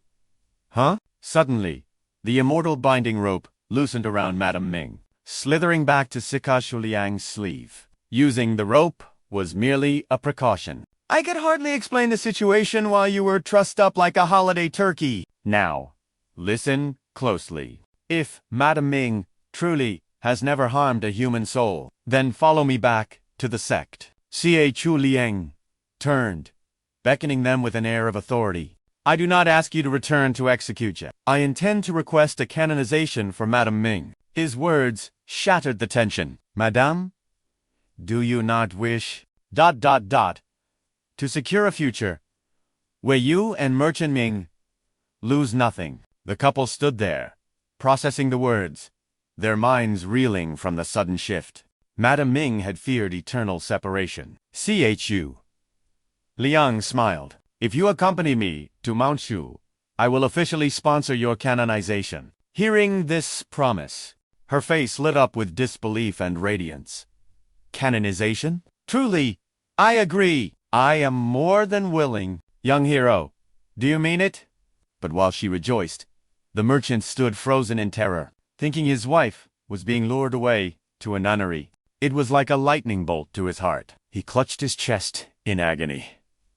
Madame, do you intend to abandon me after all? He wailed. Madame Ming nearly collapsed, but her fear quickly morphed into annoyance. She glared at her dramatic husband. I do not know what foolishness has entered your head. But your misunderstanding is testing my patience. She took a breath to explain. Young hero Sachu spoke of canonization. For my kind, this is a standard procedure. I never spoke of it before because I hid my identity from you. So, you simply didn't understand. Realizing his wife wasn't leaving, the merchant wiped the cold sweat from his brow, relief washing over him. Oh, is that so? Please, enlighten me, my dear. Young master, this canonization is not the folklore magic where a beast asks a human for a title to gain intelligence. It is not like those horror stories where a creature with a twisted face asks, do I look like a human or a god, waiting to devour you if you answer wrong. This canonization is an ancient imperial law. It grants a formal title, but more importantly, it provides legitimacy to benevolent spirits. When the imperial court investigates, a specialized official verifies the true form and bestows a Dharma name upon the spirit. They receive an official token. They can simply present it and say, Officer, please inspect this. It grants demons the legal right to dwell within human cities freely. Think of it as a residence permit. So, tell me, why did you two try to run when you saw me? Hand over your official identification seal immediately. A demon walking among mortals without a registry title is walking into their own grave. The imperial court hunts the unregistered without mercy. They are branded as wild demons, destined for execution. Oh my! Don't tell me you lack the proper paperwork! I won't hide it anymore. I have been tracking your aura for quite some time. That innocent disguise you wore, it only worked because you lowered your guard. The last demon caught without a seal was forced to reveal its true beast form before being dragged away. Once a cultivator sees through the veil, a wild demon hiding in human society faces instant death. Just thinking about the moment Chu Liang approached her room, terror gripped her heart. She suspected he had known all along. Madame, I shall visit whenever fate allows. Her previous caution was born of pure fear of her true nature being exposed to the world. Furthermore, the authority to grant a registry title rests in only two hands: the mortal dynasty and the 9 heavens immortal gates. The 9 heavens sit high above, arrogant and unreachable for a lowly spirit with weak cultivation. They would never glance at a minor demon. And unlike those supreme sects, the 10 Lands' immortal gates lacked the authority to grant official status, to speak of this registry title. For a demon, obtaining one is a feat harder than ascending the heavens. The Wu dynasty has reigned for 600 years, establishing a golden age of peace and prosperity. However, every demon lurking within the city walls is seen as a potential calamity waiting to strike. As the saying goes, those who are not of my kin will surely harbor treacherous hearts, let alone a completely different species like the demon race. Whether it is the imperial court or the immortal sects, granting a seal of legitimacy is equivalent to vouching for that demon's soul. If the beast later causes chaos, the one who granted the seal bears the karmic consequences, even though a disciple of the 9 heavens has the authority to grant it. Few would bother risking their reputation for a stranger. Upon meeting an unregistered demon, most cultivators follow a simple code. Ignore good or evil. Draw the sword and slay the beast. It was my greatest fortune that young hero Chu Liang saw past my nature. As she spoke, her knees gave way, and she sank to the floor. Lady Ming prostrated herself before Chu Liang, her voice trembling with emotion. Young hero, you are willing to grant me status? You are the savior of my entire existence. Her head struck the ground in a heavy kowtow, tears flowing like a broken dam. This kindness is a mountain I can never repay. Her husband joined her, both kneeling in unified gratitude. We can only offer our humblest bows. Thank you, young hero, for saving our family. Chu Liang, flustered by their intensity, waved his hands frantically. Please, rise. There is no need for such ceremony. But Lord Ming was stubborn. Hira, to repay you for saving my wife, I am willing to sign over the entire Ming family fortune. Please, accept our assets. Chu Liang smiled wryly and shook his head. Let us not go that far. Lord Ming, you have a household to support. If I take your wealth, will you and Lady Ming survive by drinking the northwest wind? Lady Ming chimed in from the side, eager to please. My husband is but a mortal. Do not blame him. Indeed, worldly gold is trash in the eyes of an immortal cultivator. However, I am willing to gift my handmaidens, Little Dao and Little Lan, to you. They possess abundant prime yin energy, extremely beneficial for the art of dual cultivation. I have personally trained them, and I am confident in their skills. Chu Liang's face turned scarlet as he backed away. Lady Ming, I am still young. I do not understand such advanced concepts. With the affairs at the Ming residence settled, the group returned to the Mountain Sect. The process of requesting the title for Lady Ming proceeded surprisingly smoothly. Within the Mount Shu Sect, a lowly disciple like him lacked the authority. He needed the heavy hitter, specifically his master, to show her face. Chu Liang wasted no time rushing to his master's peak. His master, ever the righteous hero, pounded her chest. Leave it to me. I love a good cause. With her backing the petition and promising to monitor the demon after the ceremony, the bureaucratic office of Heaven-Reaching Peak dared not slack off for even a second. After passing the mirror of heart reflection and a gauntlet of other tests, it was confirmed that Lady Ming was, indeed, a pure soul who had never harmed a human. A benevolent demon with no ill intent guaranteed by the master herself. The master stood amidst the busy officials, barking orders like a general. You lot, work honestly and quickly. Don't annoy me with questions. The imperial staff nodded like chickens pecking rice. We wouldn't dare. We wouldn't dare. Marshal Ant, Empress Phoenix, please, rest assured. They frantically sped up the paperwork, terrified of sparking her legendary temper. We won't ruin your business. The process was completed in record time. Lady Ming finally held the official registry title of the Mount Shu Sect in her hands. She and Lord Ming returned home, beaming with joy. On the road, the mood was light. Husband, shall I speed up? Lord Ming, sitting behind her, was nearly thrown off by her supernatural speed. Before leaving, Lady Ming even received a generous gift from Empress Phoenix, a shape-following ring artifact, now worn proudly around her neck, with the official decree at her feet. From that day on, she became a regular pilgrim, visiting Mount Shu to pay her respects. She even mastered a teleportation spell for the journey. Meanwhile, elsewhere, I retreated into the silent room within my own mental world. The mysterious space inside the White Tower. It was time for Chu Liang to claim his spoils of war. Standing before the soul of the cat demon he had just harvested, a devious grin spread across his face. Hand over the treasure. Lately, every exorcism mission had yielded massive rewards. I wonder what kind of god-tier item this cat soul will refine into. He pressed the button. Energy swirled and condensed into a tangible object, landing in his palm. Chu Liang stared at the item, reading the inscription aloud. This is the Spirit Cat Teleportation Talisman. Activating this talisman grants the agility of the cat's spirit. Body movement speed increases drastically for 15 minutes. Side effect: if you subconsciously lick your palm, it is a normal physiological reaction. Do not panic. Looking at the paper talisman, his heart ached with disappointment. A talisman.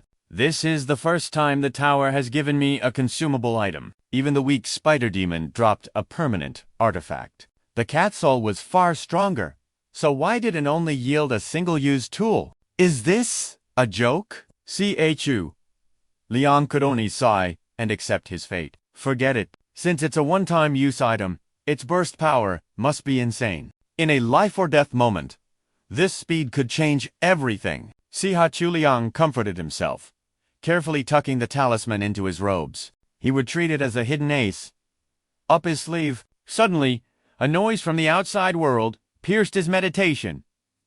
Huh, what's that commotion? His consciousness snapped back to reality. Chu Liang, hovering in meditation, glanced over his shoulder. A spirit crane had arrived, bearing a message from the 7 Stars courier station. His eyes lit up with excitement. It's here. The only mandatory reading for the Cultivation world. The monthly issue of the 9 Heavens Gazette has arrived. Deep within the mist-shrouded peaks, bathed in the full brilliance of the moon, lies the Heavenly Pivot Pavilion, a sect dedicated not to the sword, but to the stars and divination. They stand closest to the secrets of heaven itself. Though their martial prowess may be lacking, their influence commands respect from every major power in the realm. Their seat among the 9 heavens' immortal sects proves their worth. Here, every disciple burns with an insatiable passion for uncovering the unknown. Caution is their creed. Day and night, they scour the realm using the photo-retention art, capturing moments that should have remained hidden. Like a venerable master chasing a thief in a fit of rage. You, donkey, how dare you steal the abyss from me? Their duty, to broadcast these scandals to the world. Even the High Elders aren't safe from their calculations. Silence. Senior brother, do you want us to get caught? Indeed, the true trade of the Heavenly Pivot Pavilion is harvesting the strangest tales from the mortal realm. Every month, they release the legendary 7 Stars reports. For a century, this report has echoed across the lands. From the 9 heavens to the 10 lands, its words are treated as gospel truth. It fuels the gossip of the entire world. Even the Supreme Sect leaders pause their chess games to debate its contents. HMPH. I've read this since I was a boy. It cures my back pain better than medicine. Even the children are obsessed with the latest news. I don't care if I break a leg.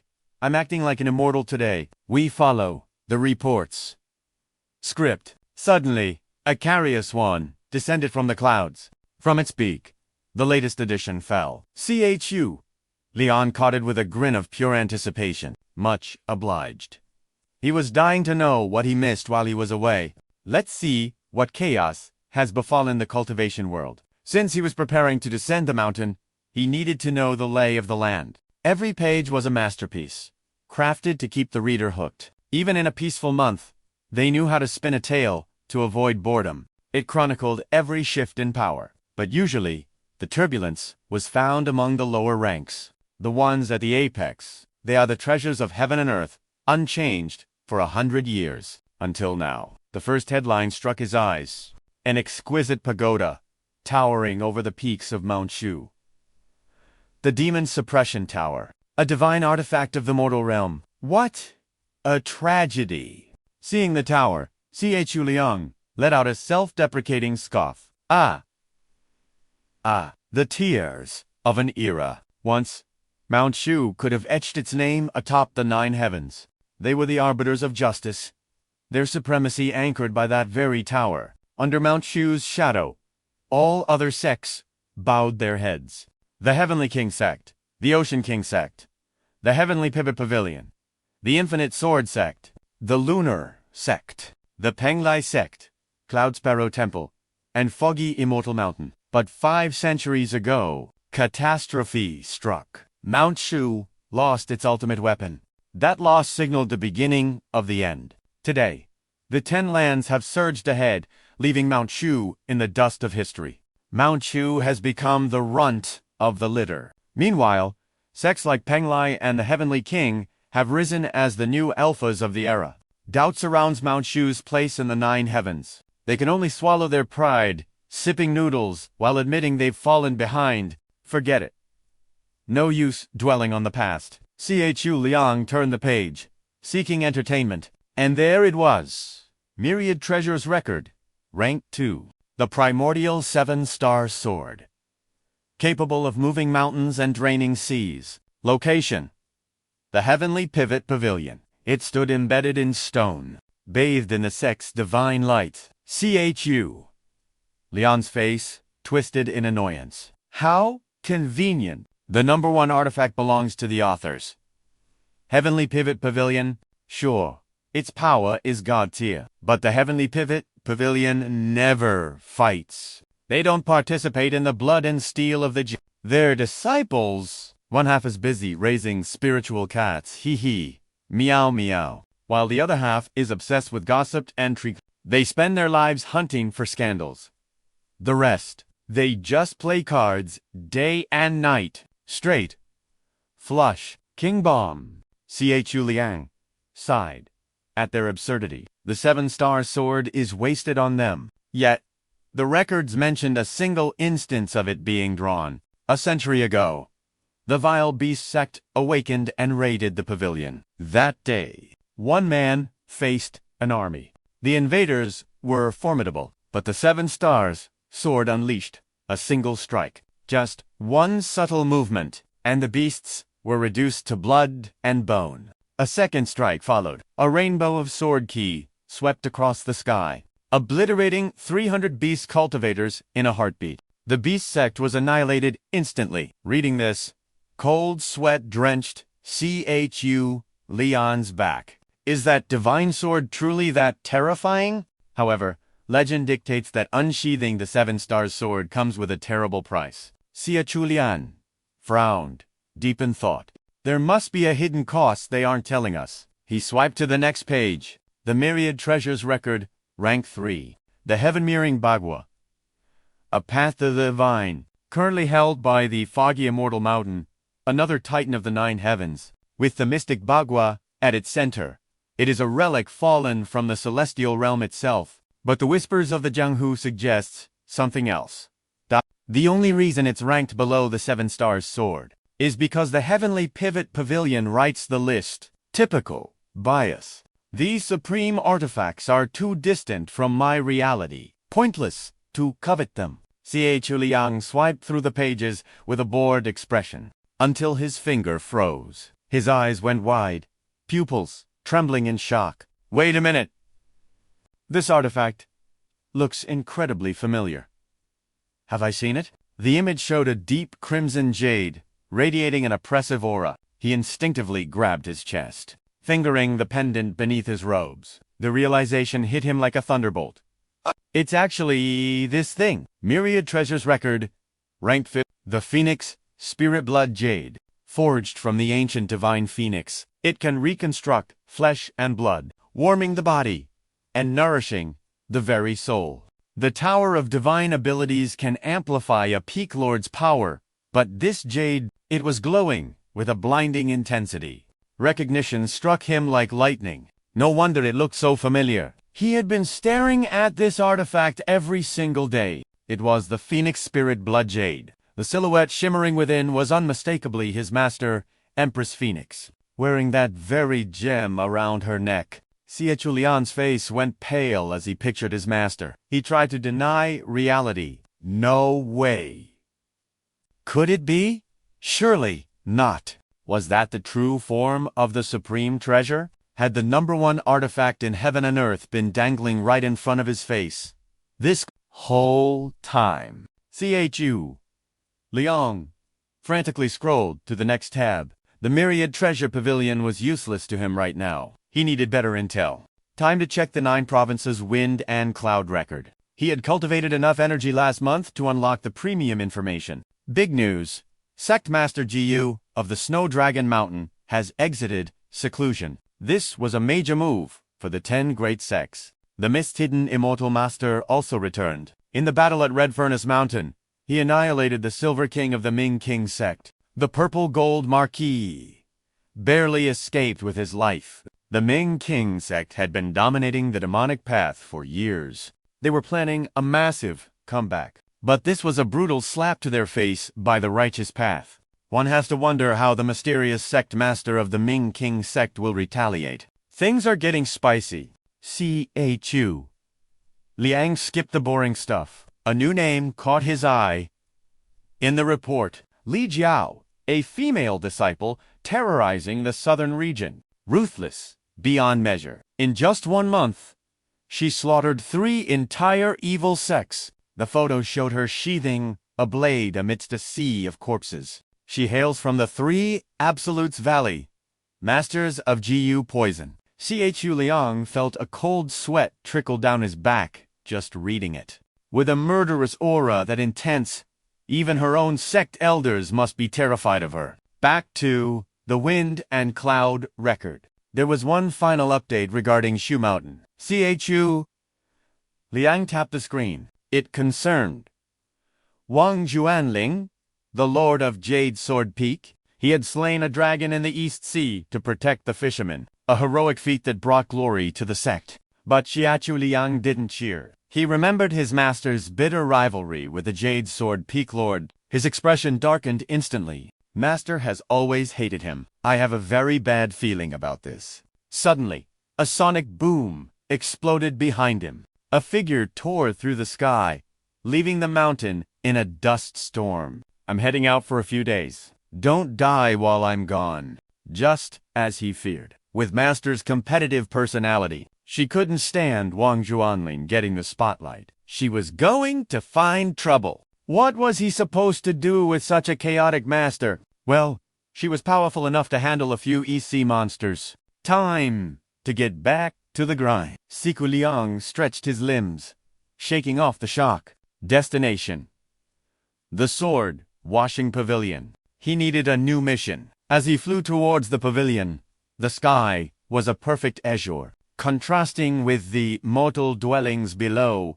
He pulled out the paper again, eyes sparkling with curiosity. The flight was long. Time to catch up on the gossip column. Forget world politics. The Jianggu anecdote section was where the real entertainment lived. The emperor of the Wu dynasty had visited the Thanglong Academy to arrange a marriage for his daughter. It was a match between Princess Qing Yang and the top scholar Zhang Chun. But Zhang Chun rejected the emperor to his face. His excuse was legendary. Your Majesty, forgive me, but women will only distract me from my studies. Chu Liang burst out laughing. The Thanglong Academy was the Confucian powerhouse backed by the imperial court itself. Zhang Chun had a golden path ahead of him, whether he chose cultivation or politics. But this rejection, he just set his future on fire. He went from a respected great scholar, to a man who might be begging on the streets tomorrow. Yang shook his head. Rich people problems.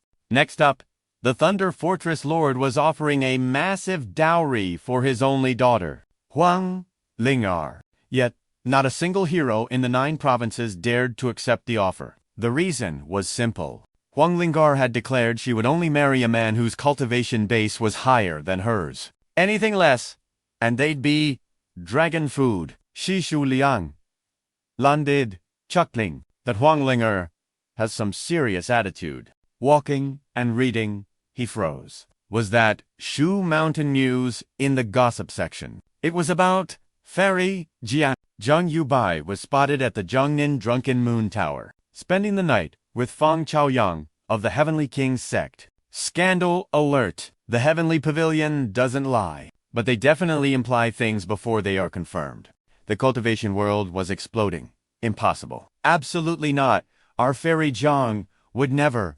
Don't let that Heavenly King scum steal our goddess. Stay in Shu Mountain. The fanboys were rioting, but the fangirls were fighting back. Stop hating on Feng Chaoyang. He is hardworking and handsome.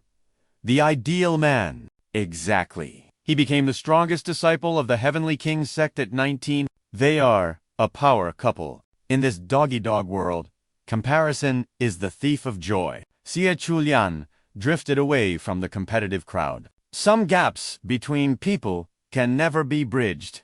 Their noise was just a distraction to his path. He had shopping to do. First, essential supplies.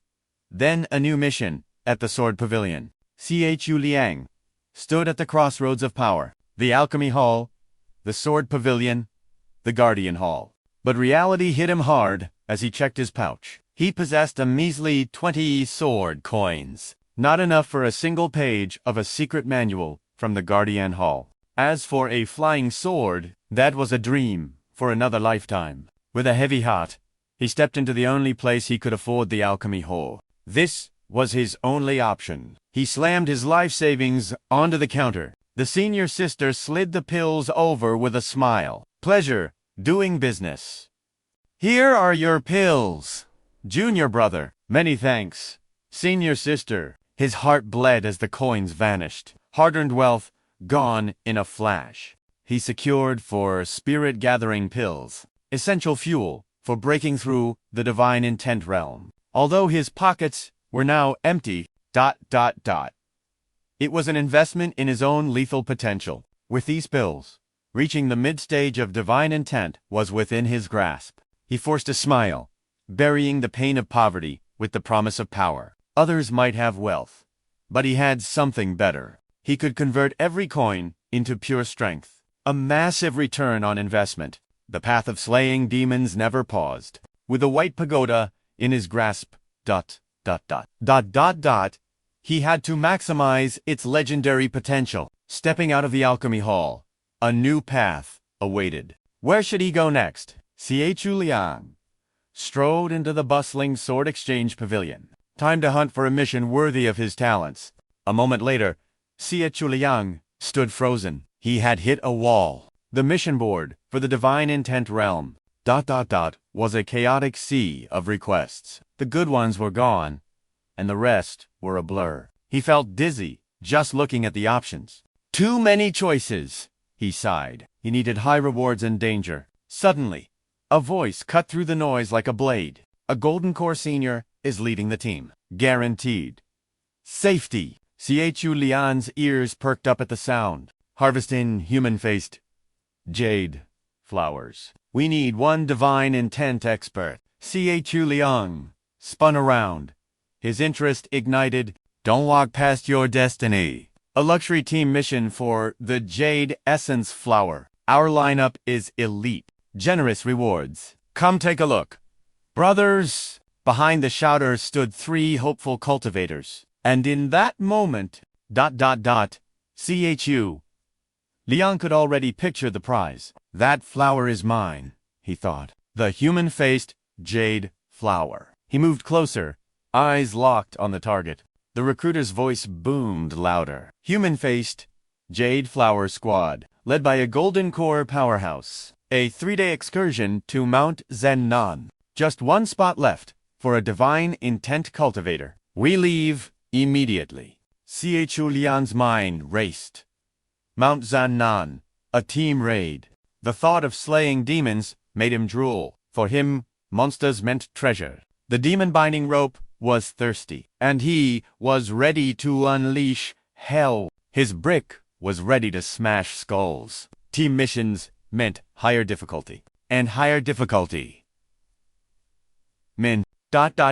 swarms of monsters. Chu Liang grinned, imagining the chaos, a battlefield where he could run wild. He had been itching to fill his iron cage. More demons meant more rewards. A monster-heavy mission was exactly what he craved.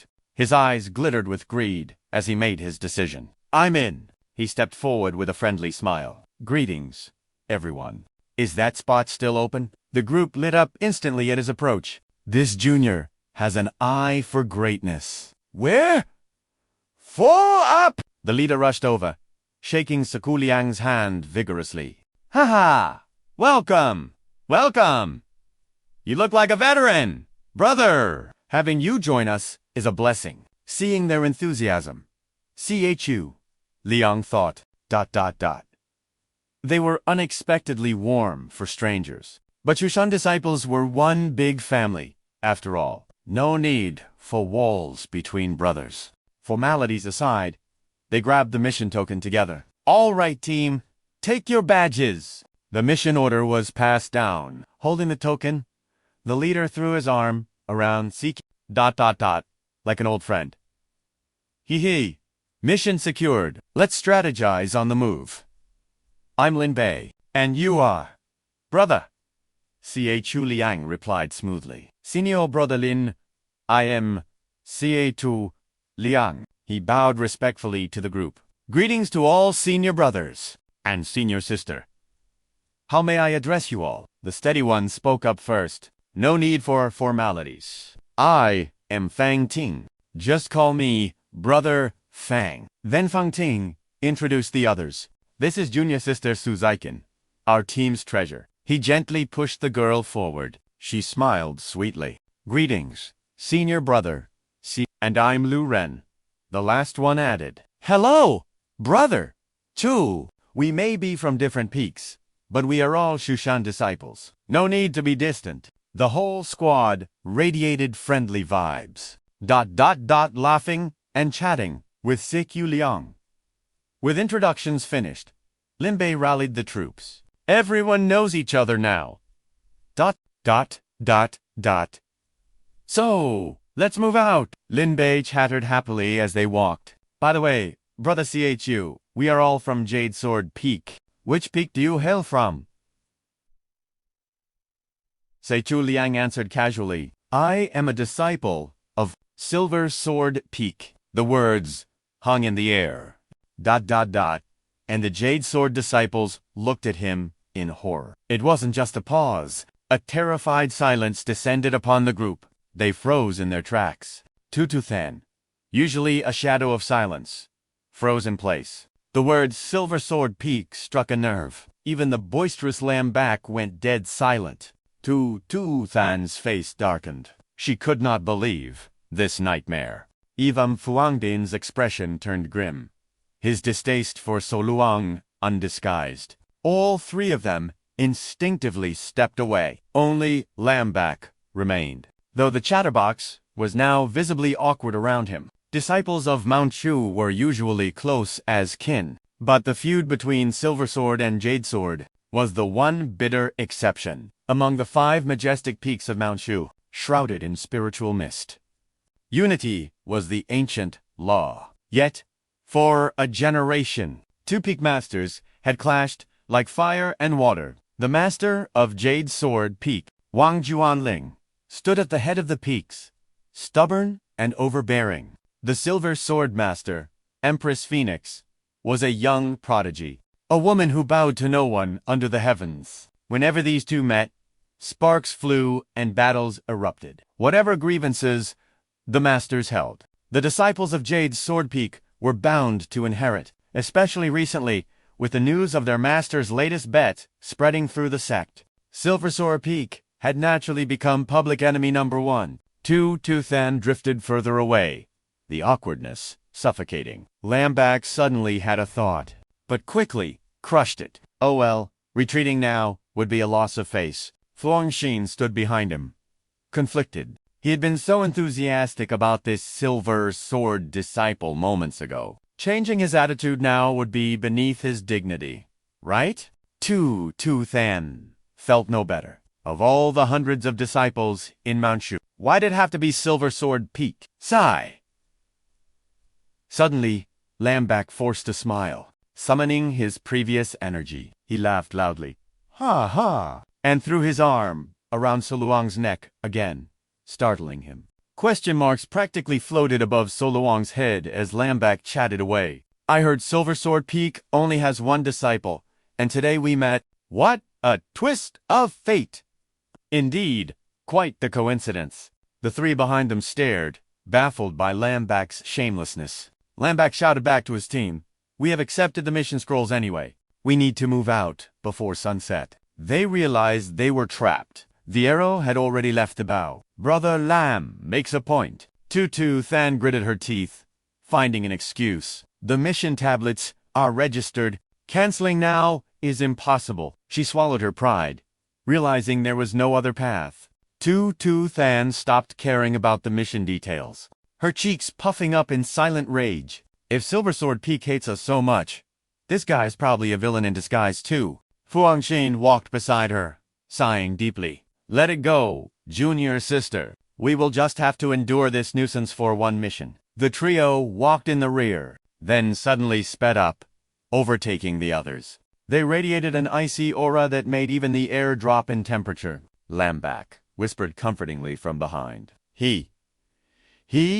Brother So, you know the politics between our peaks. Their reaction is inevitable.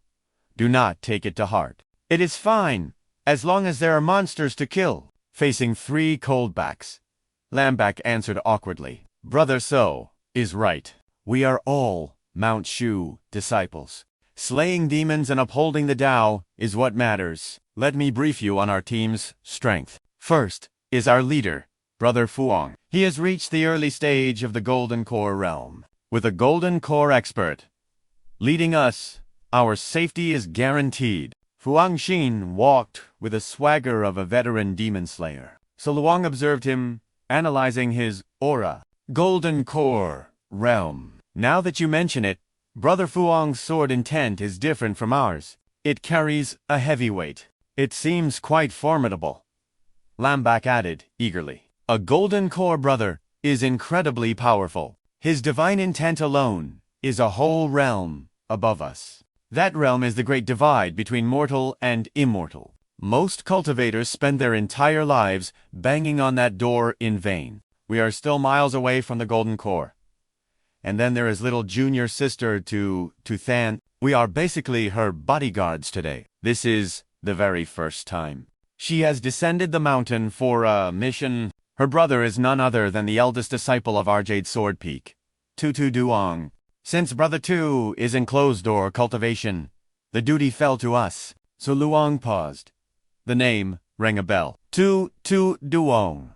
I have heard of him. Our Mount Shu Sect has declined in recent years. Our top-tier disciples are few compared to other great sects. In the Nine Heavens Gate, Zhang Yubai stands at the apex. Her aura is overwhelming, and her Tuist techniques are legendary. So Luang spoke with genuine admiration. In our generation, only Tu Duong holds enough weight to rival her. His techniques shine with a strange, divine light. His stern face radiates the cold arrogance of a true genius.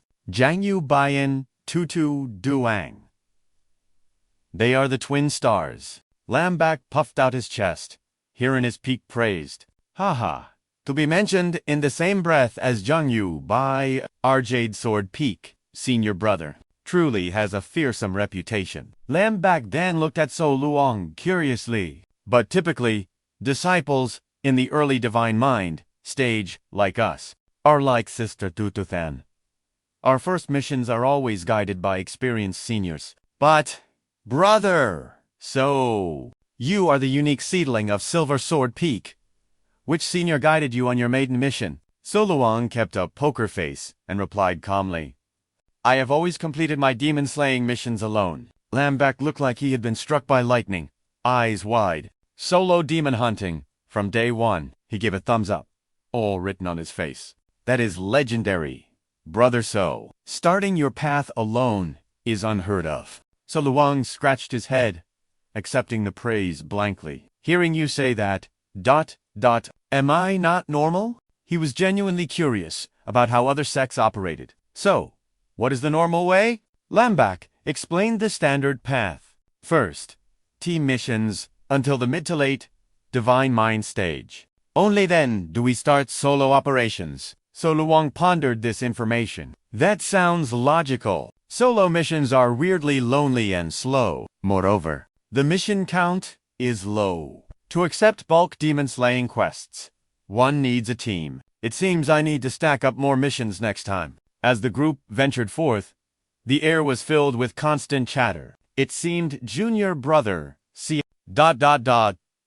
still harbored many doubts about these sect missions, didn't he? If fate allows, we should definitely team up again in the future. Hearing this, Chu Liang couldn't help but tease him. This time was just a coincidence. If you seek me out again, aren't you afraid your peak brothers will beat you to death for colluding with the enemy? It won't come to that. I, Lin Bei, simply love making new friends. Even as the other three walked far ahead, Lin Bei remained unbothered.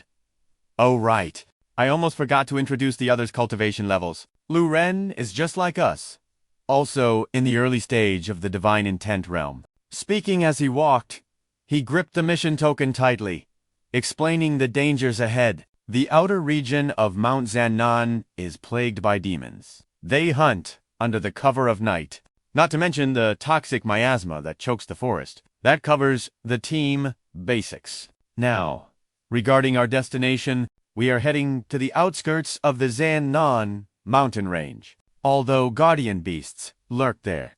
With senior brother Fang leading, it will be a walk in the park. Lin Bei grinned, trying to reassure C8, we just need to coordinate with senior brother Fang, and victory is ours. As for our target this time, it is the 1,000-year-old demon flower at the forest's edge. It radiates dark energy, yet shines as brilliant as a star, illuminating the void. Lin Bei continued, we must venture deep into the outskirts and wait for the jade essence flower to bloom. The moment it opens, we strike. As he spoke, his excitement grew. He rambled on and on, his voice overflowing with confidence. That sums up the general situation. However, ... we can discuss the specific battle tactics on the way. Chu Liang quickly cut in to thank him. Many thanks, senior brother Lin.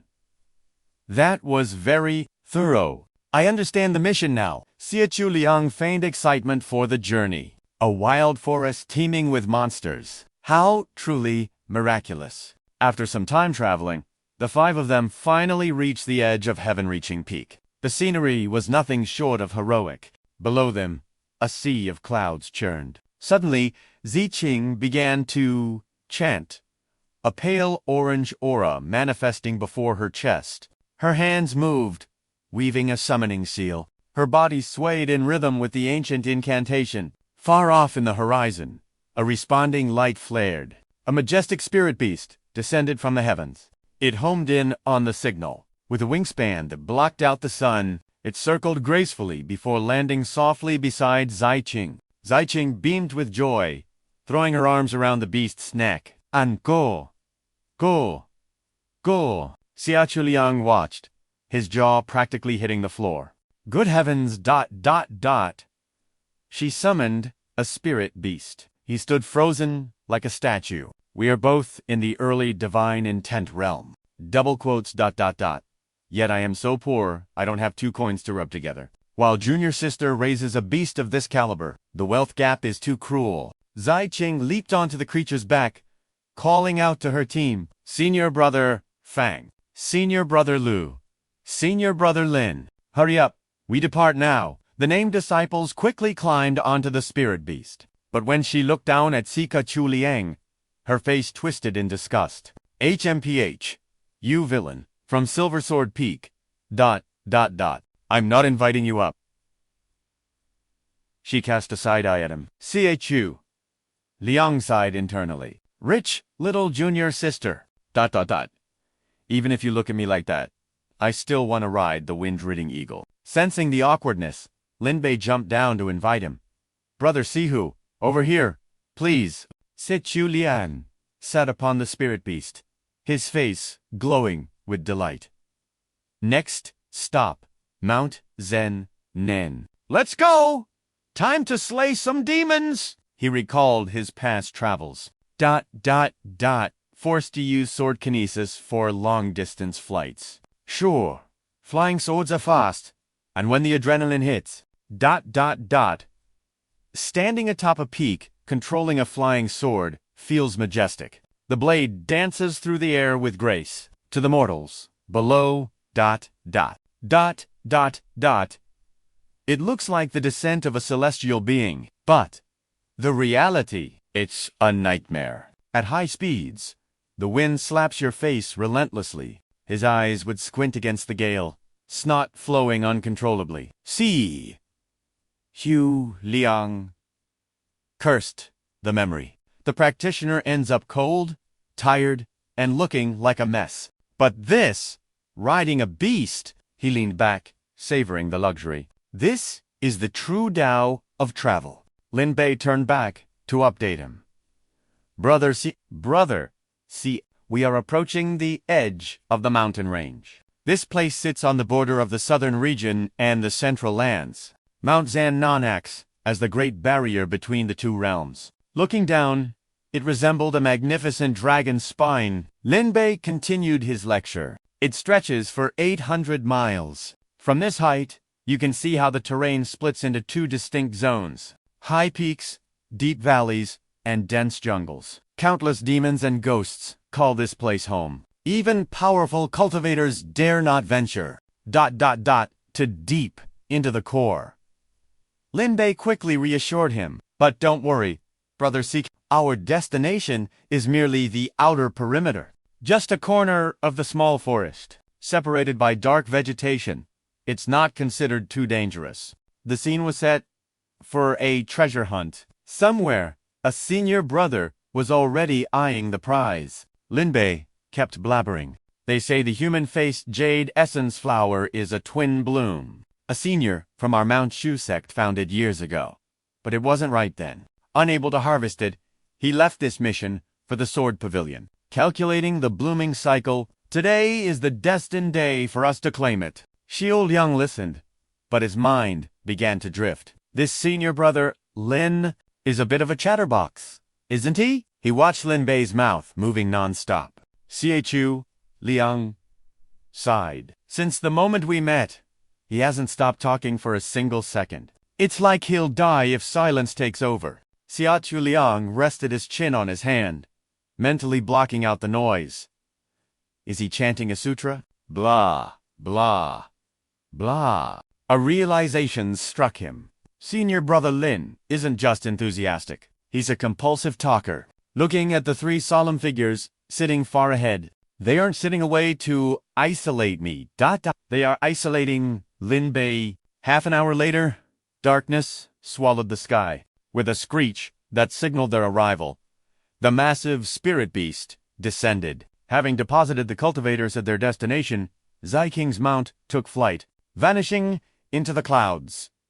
Feet barely touching the ground, Fang Ding issued a grave warning to his junior brothers. Listen well. Mount Janane is crawling with demons. Flying is a death sentence here. We proceed on foot. His expression darkened, the weight of leadership heavy on his brow. This forest is a trap of sentient flora and toxic miasma. We must seal our breath and march forward through the poison. Your true essence will not regenerate in this environment, he cautioned. Strike with restraint. Taking command, he declared, I must conserve my own cultivation for the greater threats ahead. Therefore, the vanguard duty shall fall to Lu Ren, Linbei, and Chu Liang. You three will rotate. He paused. Any objections? From the back, Zai Qing pointed at herself, confusion written on her face. What about me? Don't I get a job? Meanwhile, Lu Ren lowered his head, his mind racing. even for cultivators at the divine intent realm. This forest is treacherous. Double quotes. While our blood vitality is strong enough to survive without breathing for long periods. Without exchanging breath with the heavens, our true essence cannot be replenished. The mere thought of holding one's breath while fighting off corruption sent a chill down his spine. Under these conditions, every drop of spiritual energy became a finite resource, extremely precious. Yet, someone had to clear the path of minor spirit monsters. Senior Brother Fang possesses the highest cultivation base among us. He must preserve his true essence to counter unexpected calamities. We cannot afford to squander his power on trivial obstacles. Seeing the logic, Ziqing pouted, playing the victim card perfectly. Senior Brother, why am I the only one without a mission? Fang Ding scratched his head, clearly flustered by her antics. Forgive me, Junior Sister. It wasn't intentional. Lu Ren watched the scene, convinced the arrangement was flawless. Junior Sister, Zai, has the weakest cultivation and lacks experience. She must be protected in the center. The vanguard duty rightly falls to the three of us men, just as Lu Ren silently praised Senior Brother Fang's tactical wisdom. A hand shot up from the back, shattering his train of thought. It was, everyone, regarding the pathfinding strategy. I have a suggestion. Fang Ding's face hardened instantly. Oh. Beside him, Lu Ren broke into a cold sweat. That guy from Silver Sword Peak. Ziqing eyed him with deep suspicion. Is this Silver Sword Peak disciple plotting something nefarious? Unfazed, Chu Liang pointed at himself with a dazzling smile. This mission of clearing the path and slaying demons? I can handle it entirely on my own. No need for rotation. The disciples of Jade Sword Peak froze, their expressions blank with shock. What did he just say? Lu Ren was the most thunderstruck of all. This is a demon-infested abyss, where true essence fades but never returns. Does he have a death wish?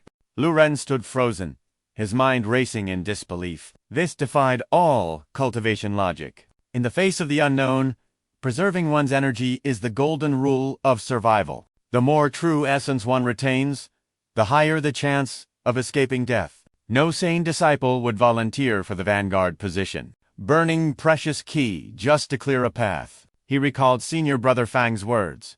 You three will take turns leading the way. It was a fair command, a test of stamina and fairness. Lu Ren felt a wave of shame wash over him, as he remembered his own cynical thoughts when Junior Brother Xiachu spoke up. I was certain he was trying to weasel out of duty or drag the rest of us down with him. Cold sweat trickled down Lu Ren's spine. How could I be so blind? Look at that radiant smile. Look at that! Unwavering determination. Chu Liang stood before them, an aura of righteous confidence surrounding him like a halo. To think he would shoulder this burden alone. He is merely at the early divine intent stage. Same as me. The guilt of misunderstanding his noble intentions. It hit Lu Ren like a physical blow. He buried his face in his hands. Damn it all! How could I harbor such vile thoughts about my own martial brother? Driven by remorse, Lu Ren stepped forward, hand raised in protest. Brother Xiachu, this is no time for heroism. The road ahead is endless and shrouded in mystery. He blocked Siku Lian's path, his expression desperate and serious. If you exhaust your spiritual energy now, when we face the true threat, capturing the human-faced jade spider will become impossible. We must stick to the plan and rotate. But Chu Liang remained calm, his expression unreadable. Fear not, brother. I know my limits. If my ki runs dry, I shall gladly step back. Chu Liang was secretly amused by the sudden concern, but he maintained his humble facade. Fellow disciples, my cultivation is modest. Let me prove my worth through sweat and labor while I can. The disciples of Jade Sword Peak were struck dumb. Silence reigned. No one had expected such selflessness. Senior Brother Fang Ding, seeing the young man's iron resolve, nodded slowly. Very well. If your will is set, So be it. He turned toward the darkening forest. You shall take the lead. Twilight is upon us. We must breach the mountain pass immediately. His boots crunched heavily on the dry grass. Pausing, Fang Ding cast a sharp look over his shoulder. Junior brother, Chu. Heed my warning. Once your energy reserves drop by half, you switch out. Do not wait until you are empty. By then, it will be too late. Chu Liang bowed respectfully. Rest assured, senior brother. I understand. Meanwhile, Ziqing felt her heart clench. Her previous hostility toward the Silver Sword Peak disciple weighed heavily on her conscience. It all stemmed from her master's rivalry. Memories flooded back, her master holding her small hand, guiding her down the mountain path. She had been a laughing, carefree child. When she broke through to the divine intent realm, her master had gifted her the white crane, great white.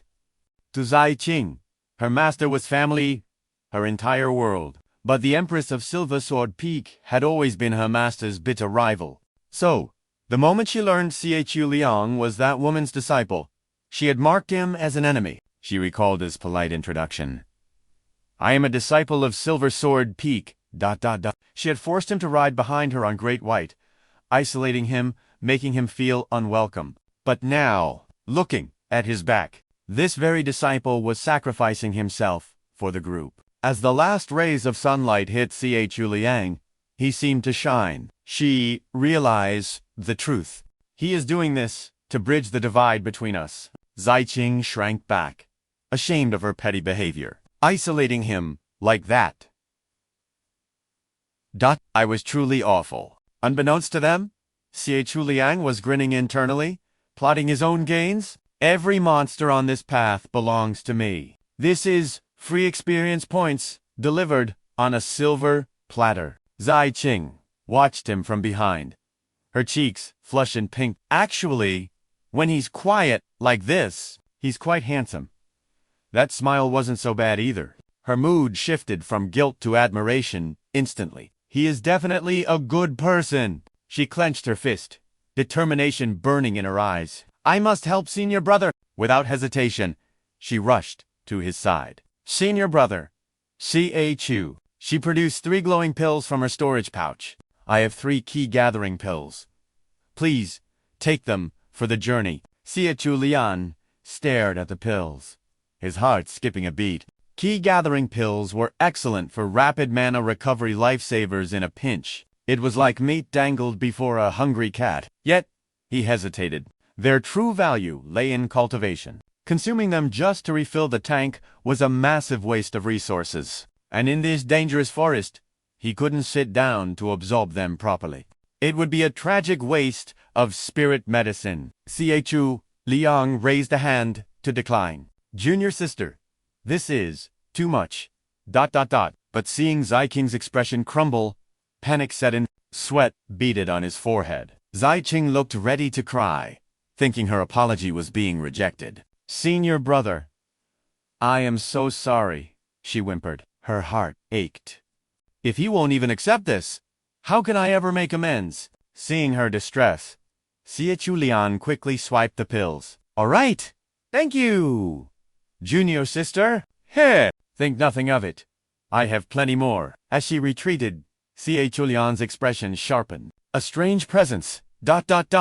Demon flowers. His blade hummed as he took point. Weird? Why is everyone suddenly treating me like a hero? He shrugged it off. Whatever. The early bird gets the worm. The vanguard gets the loot. Night had fully swallowed the Zan-Nun Mountains. Thick clouds blocked the moon, and the forest plunged into darkness. Eerie demonic energy began to seep from the ancient trees, twisting like smoke. Suddenly, the warning lamp in Fang Ding's hand flared a bright, warning red. A protective barrier shimmered into existence around the group. Tension crackled in the air. Faces hardened. Something was coming. Divine senses expanded to the limit. Chu Liang led the formation, followed by Fang Ding, Ziqing, Lin Bei, and Lu Ren. Guarding the rear, the stench of corruption grew unbearable. assaulting Chu Liang's nose. Shadows danced at the edge of his vision. Suddenly, from the canopy of Ava, massive flower bud dropped.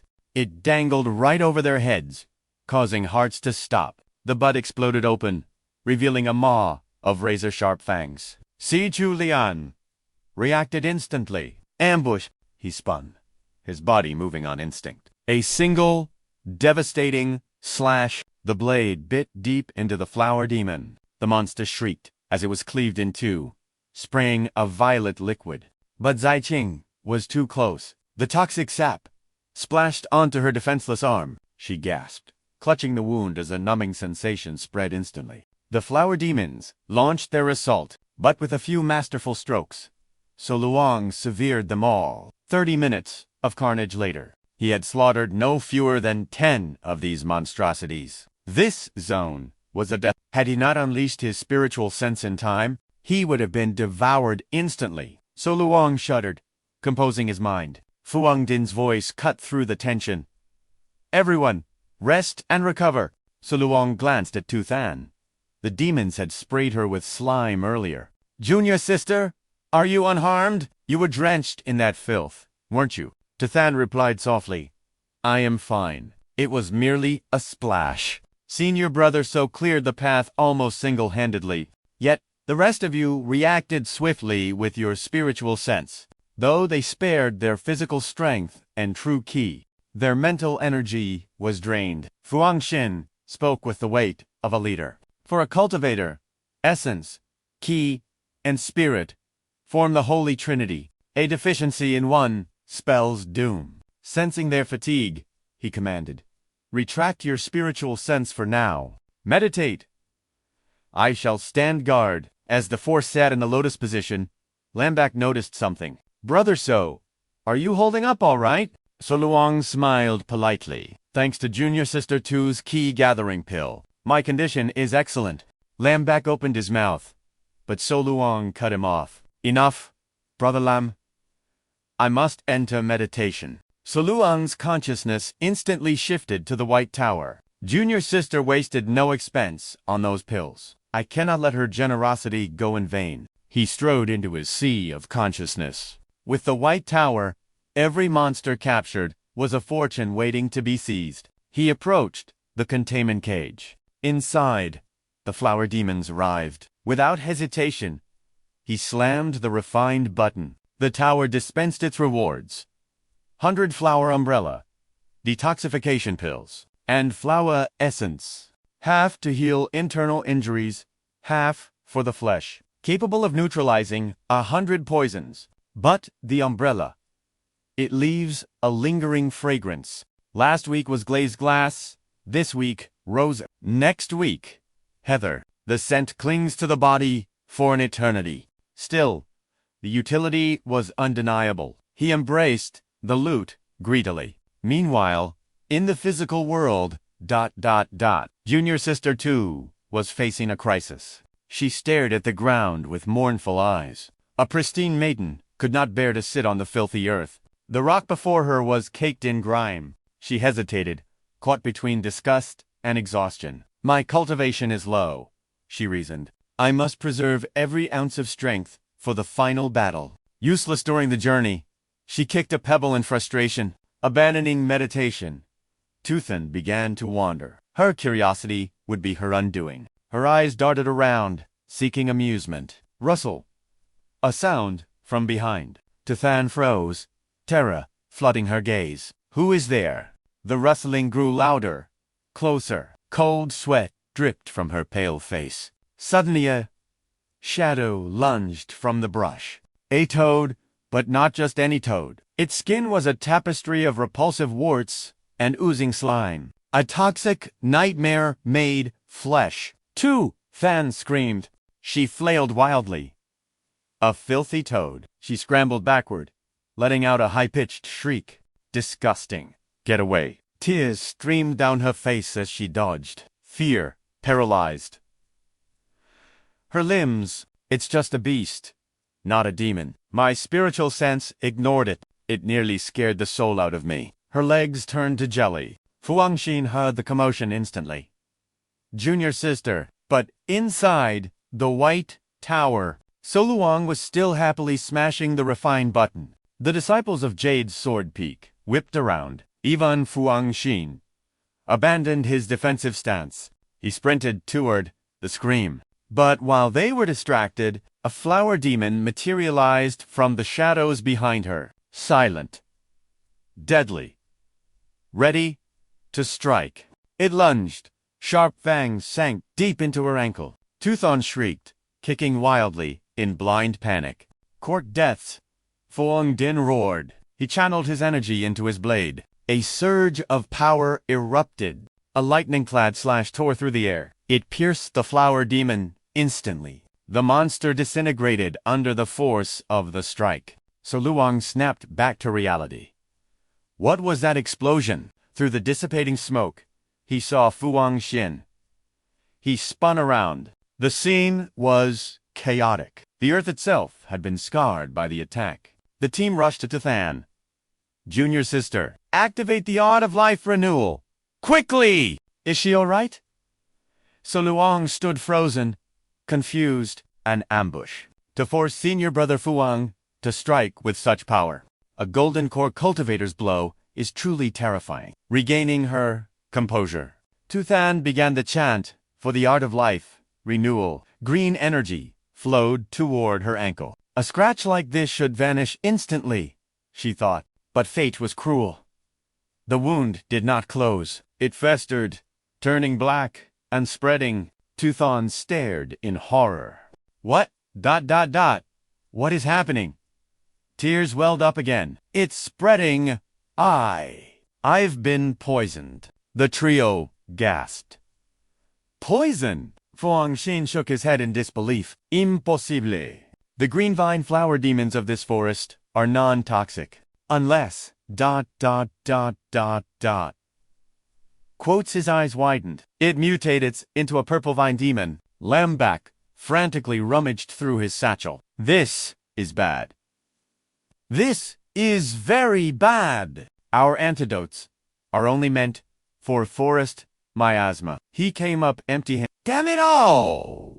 The purple vine is too rare. We never prepared for this. Then, a glint appeared in Lambak's eye. There is only one option left. Speak. He puckered his lips, leaning in with a lecherous expression. Junior sister, seal your meridians. To slow the toxin, I shall suck the poison out personally. Fuangxin slapped his hand away. Fool! Your cultivation is too weak. If you try to extract that venom, what if the poison flares up again? Let me handle this. My cultivation is superior. I should be the one to extract it.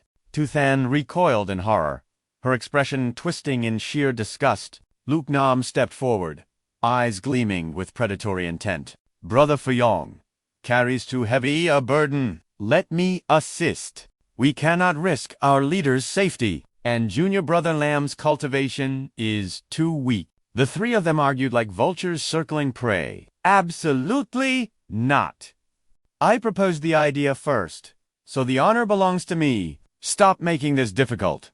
Brothers, I am the only choice. Than watched in despair as the trio remained deadlocked. Overwhelmed, she buried her face in her hands and wailed. Chu Liang could watch no longer. Gentlemen, perhaps. Before he could finish, three heads snapped toward him in unison. Their eyes burned with murderous intent. You want a taste too? Brat? Chu Liang felt the awkward tension and hurriedly pointed to the packet in his hand. No! Huge misunderstanding. I merely wished to mention I possess an antidote. It might cleanse junior sister of the demon flower toxin. Like a drowning woman spotting a lifeline, Than's eyes locked onto the medicine packet. She cried out, voice trembling with hope. Senior brother. So! The three rivals froze, their expressions darkening like thunderclouds. Chu Liang quickly managed expectations. It is not a specific cure for the demon flower, but it should suppress the toxicity. Junior sister, Lambak, the supposed expert, interjected frantically. Hold on! An untested remedy carries grave risks. Sister, surely you would prefer my safe extraction method over a mysterious pill. Tu Than ignored him completely, desperate to escape their clutch. I choose the medicine. She rushed to So Luang, dropping her guard as she clutched the packet with both hands. You are a savior, Brother So. How do I administer this? He answered with practiced efficiency. Consume half. Apply the rest directly to the wound. Her eyes sparkled with gratitude. Understood. Thank you, senior brother. He looked away, cheeks flushing slightly. No need for formalities. But Lambak refused to surrender his chance. My conscience cannot rest if I stand idly by. If I cannot extract the blood, allow me to apply the salve for you. Tu Than's face turned black with annoyance. Stay away. She downed half the powder and swiftly applied the rest. Before he could creep closer, combined with her life art technique, the flesh began to knit together instantly. But as she focused on the mantra, a peculiar scent invaded her senses. A soft, intoxicating fragrance radiated from her very pores. She inhaled deeply, the mantra forgotten. Do I smell flowers?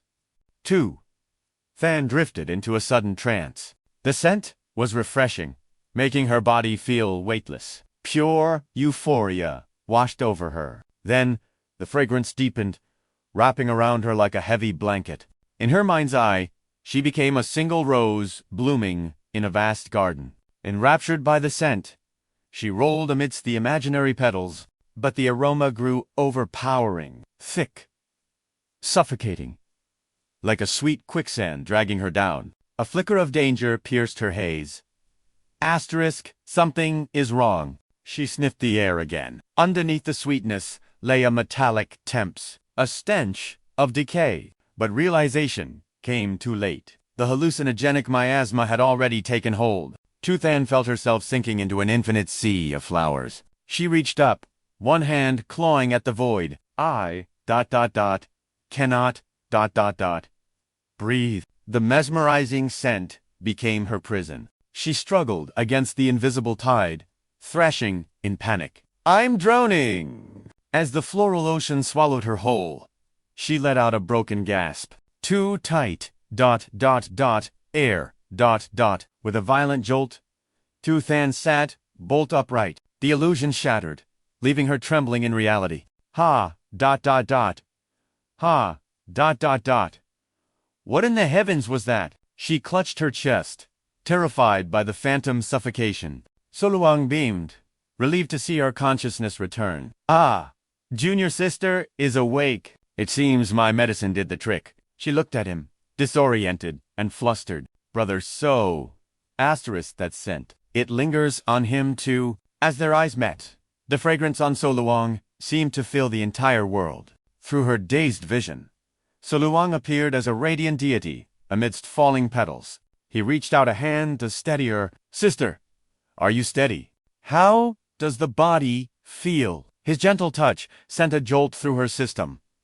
Could it be? Do I carry the same scent as senior brother So? Oh no! What am I thinking? Her heart hammered against her ribs like a war drum. She stared at him, cheeks burning. I must be mistaken. It is simply the 100 flowers powder on both of us. So Luang noticed her strange behavior and frowned. He began to doubt his own remedy. Why the strange look? Did my powder malfunction? If there are side effects, we are in trouble. No! Panic rising, So Luang grabbed her shoulders and shook her. Junior sister, speak to me. Do not lose consciousness again. Status report. Don't scare me like this. Tu Than, mortified by the contact, pushed him away. I am fine. Brother So, I am fully recovered. Good. That is good. Yet she remained seated, hands covering a face that rivaled a tomato in redness. Tu Than, stop these impure thoughts. Get a grip. Calm down. Once her heartbeat steadied, she finally looked up with genuine gratitude. Brother So, truly, thank you for the antidote. I do not know how to repay this debt. So Luang waved his hand dismissively. Think nothing of it. You gave me the key pill. I gave you the powder. Equivalent exchange. Basic commerce, she pouted, unsatisfied with his logic. But brother, a life-saving cure is worth far more than a simple key pill. Seeing her persistence, he simply shrugged. Come now, we are fellow disciples. He smiled warmly. And we are friends. Why keep such a strict ledger? The word friends echoed in her mind, turning her blush a shade darker. Asterisk, friends, a warmth spread through her chest. Hee. Yes. From now on, ... we are friends. So Luang nodded, oblivious to the atmosphere. Emi. Suddenly, Lambak rushed over, shattering the moment. Brother, wait a minute. We dragged you from the sword pavilion to clean up. Why would a janitor carry high-grade antidotes? So Luang put on his best innocent mask. Well, one must always be prepared. Seeing the crisis resolved, Fu Angxin stepped in with authority. Enough! Chata, if junior sister is mobile, we move out immediately. Though Fuan gave the order. So Luan naturally took the vanguard position. Agreed. Rest easy, everyone. I shall clear the path once more, leaving the bewildered disciples of Jade's sword peek in the dust. Watching So Luang's retreating figure, Lam Bak felt a surge of genuine admiration. This silver sword peak brother was the real deal. He slew demons without hesitation and shared pills like candy. A true cultivator. Half an hour later, the demonic aura began to thin. Silence claimed the deep forest. Not a single lesser demon dared to show its face. So Luang couldn't help but let out a disappointed sigh. What a letdown! The entire journey yielded only 2 pitiful flower spirits. Undeterred, the group pressed on, moving like ghosts through the shadows. Night had fallen. Ahead, the path plunged into darkness, thick with poisonous miasma. The stench was suffocating, a warning from death itself. Fu Angdin's expression hardened. Everyone, the target is close. Time is of the essence. We must increase our speed. Finally, they reached their destination. A thin line separated the living from the dead. One step forward meant entering the legendary Forbidden Zone, peering into the abyss.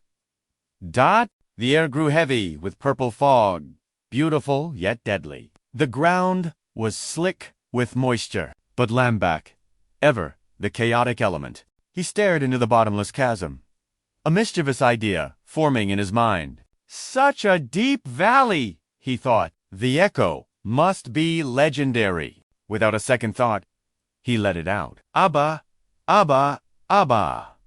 Up. The nonsensical shout boomed, shattering the eerie silence of the haunted valley. The sound waves multiplied, rolling through the mountains like thunder. He clamped his hands over his mouth. Oh no! I messed up. That was the perfect way to summon every demon in a 10-mile radius. The team turned on him, eyes blazing with a clear message. Do that again. ...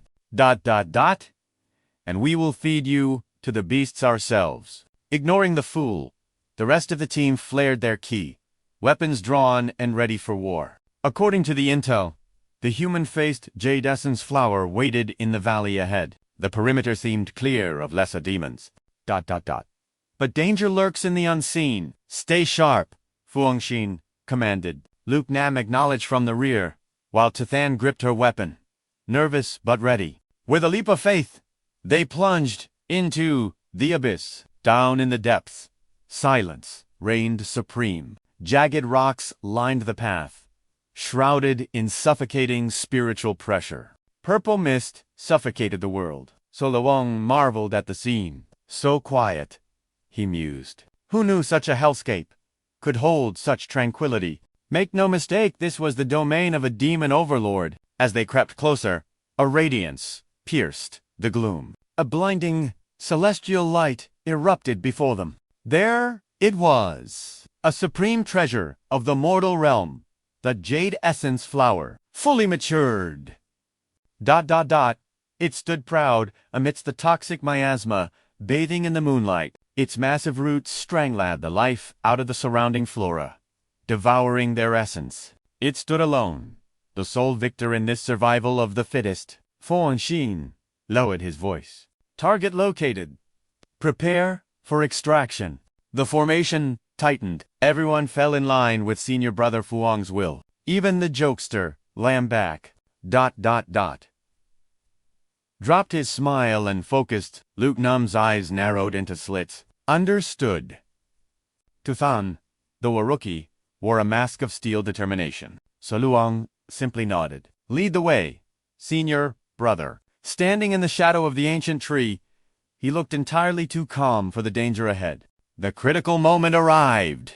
The flower spirit sensed intruders. Waves of terrifying energy exploded outward as it turned its gaze toward them. Lamback flinched, knuckles white on his sword hilt. Heavens, it's moving.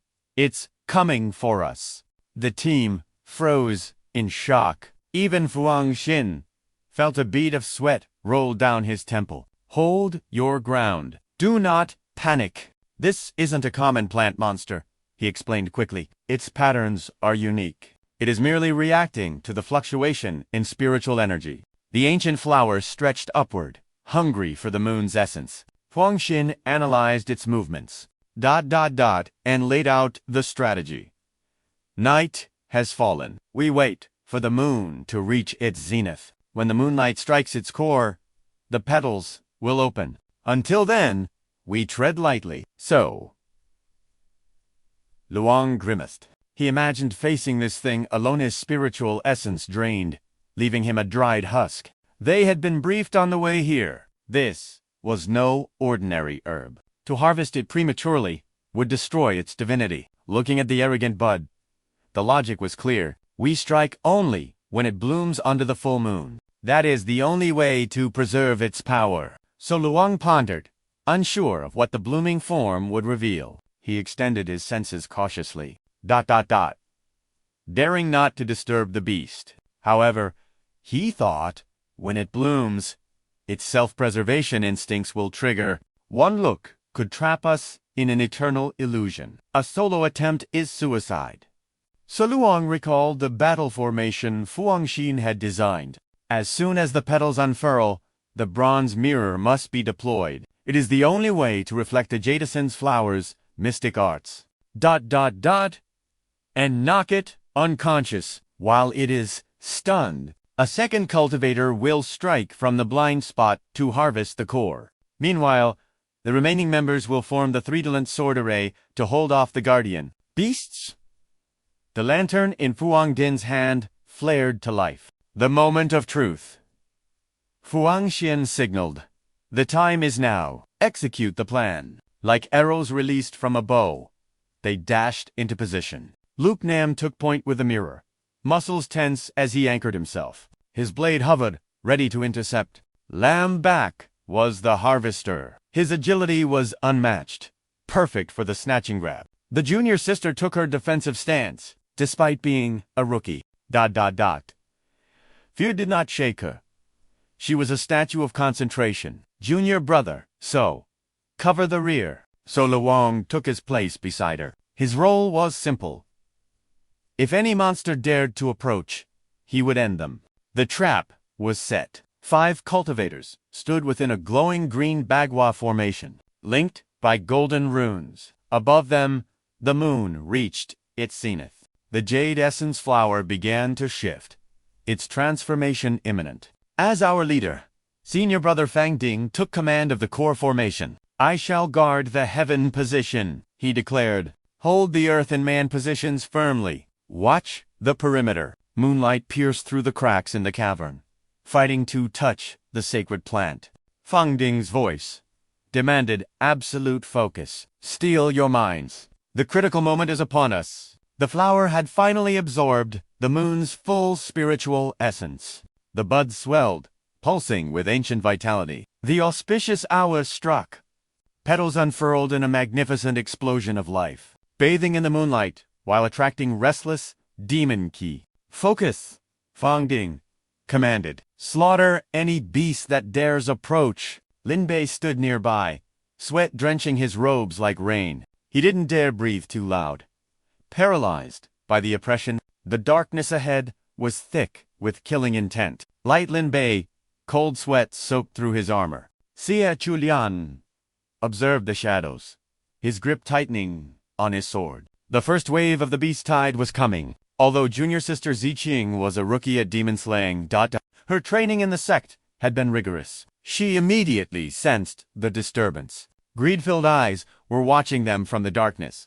They're attacking. The moment the flower fully bloomed, the demons materialized, desperate to devour its spiritual power. One beast lunged straight for Ziqing with terrifying speed, a winged tiger, its eyes burning with predatory hunger. Its fangs were razor-sharp, its claws spread wide to tear her apart. Her courage shattered instantly, replaced by trembling fear, but she forced down the terror. Just before the beast could strike, her warrior's instinct kicked in. Strike! She unleashed a sharp beam of sword energy. But Fang Ding, fearing for his junior sister, panicked and swung his blade wildly at the tiger. Junior sister, I'll save you. Their attacks launched simultaneously. However, because Ziqing's cultivation was far weaker than Fang Ding's, her sword energy was blasted away by his overwhelming power. A blinding light swallowed the scene. It illuminated their faces.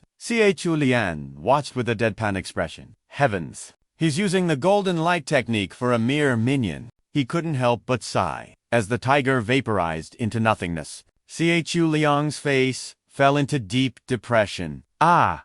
What a waste! What a tragic waste! If I had landed the killing blow on that tiger, the experience points would have been mine. Seeing Chu Liang's reaction, Fang Ding misunderstood completely. His ego inflating. He looked at his junior with a smug grin. Junior brother, Chu. No need to sigh. Train hard, and one day you might possess a cultivation base like mine. Chu. Liang's face was a canvas of confusion. He was truly baffled. Does senior brother actually think I'm sighing because I'm jealous of his power? Does he think I feel inferior? Chu Liang felt a sorrow that words could not explain, but he had to play along. He forced a compliment. Senior brother Fang. Ah! Yes! Yes! You are absolutely right. Hearing this, Fang Ding's nose pointed even higher towards the sky. He postured like a true expert, pretending not to care about the praise. But just as he prepared to bask in more glory, Lin Bei's shout shattered the moment. Watch out! More of them are coming! The Jade Essence Flower was a beacon of pure energy, driving every monster in the vicinity into a frenzy. They formed a tight encirclement around the group. Wave after wave, they locked onto Chu Liang as their target. 3 terrifying beasts emerged from the gloom. A venomous serpent, a giant eagle, and a massive demon tiger. Seeing the monsters finally pay attention to him, Chu Liang's eyes sparkled like he had found a mountain of gold. My experience bags have finally arrived. His face lit up with pure joy. He readied his stance, welcoming them with open arms. Ankometo papa. You little cuties. He channeled 30% of his power, ready to farm. But Fang Ding saw this differently. His hero complex flared up again. He stepped in front of Chu Liang with thick-skinned confidence. Junior brother, Chu. Don't be afraid. I am here. Fang Ding's blade erupted, slashing madness towards the 3 beasts. At the exact same moment, Chu Liang gracefully manipulated his blade. Sword manipulation, art. 30% power. He grinned, ready to harvest the spiritual essence. But reality was cruel. Their attacks collided. A massive explosion of golden light drowned out everything. Because Chu Liang's suppression kept his power low, it couldn't compete with Fang Ding's flashy strike. His attack was bounced back instantly. Chu Liang stood frozen, eyes wide, as the background turned into a sea of fire. Fang Ding flew past him with a heroic expression, engaging the beasts. Wind and thunder. Sword art. Annihilates. Chu Liang stood in the back. Swallowing the bitterness, he watched the chunks of experience points flying through the air stolen from him. His soul turned gray. Ah. ...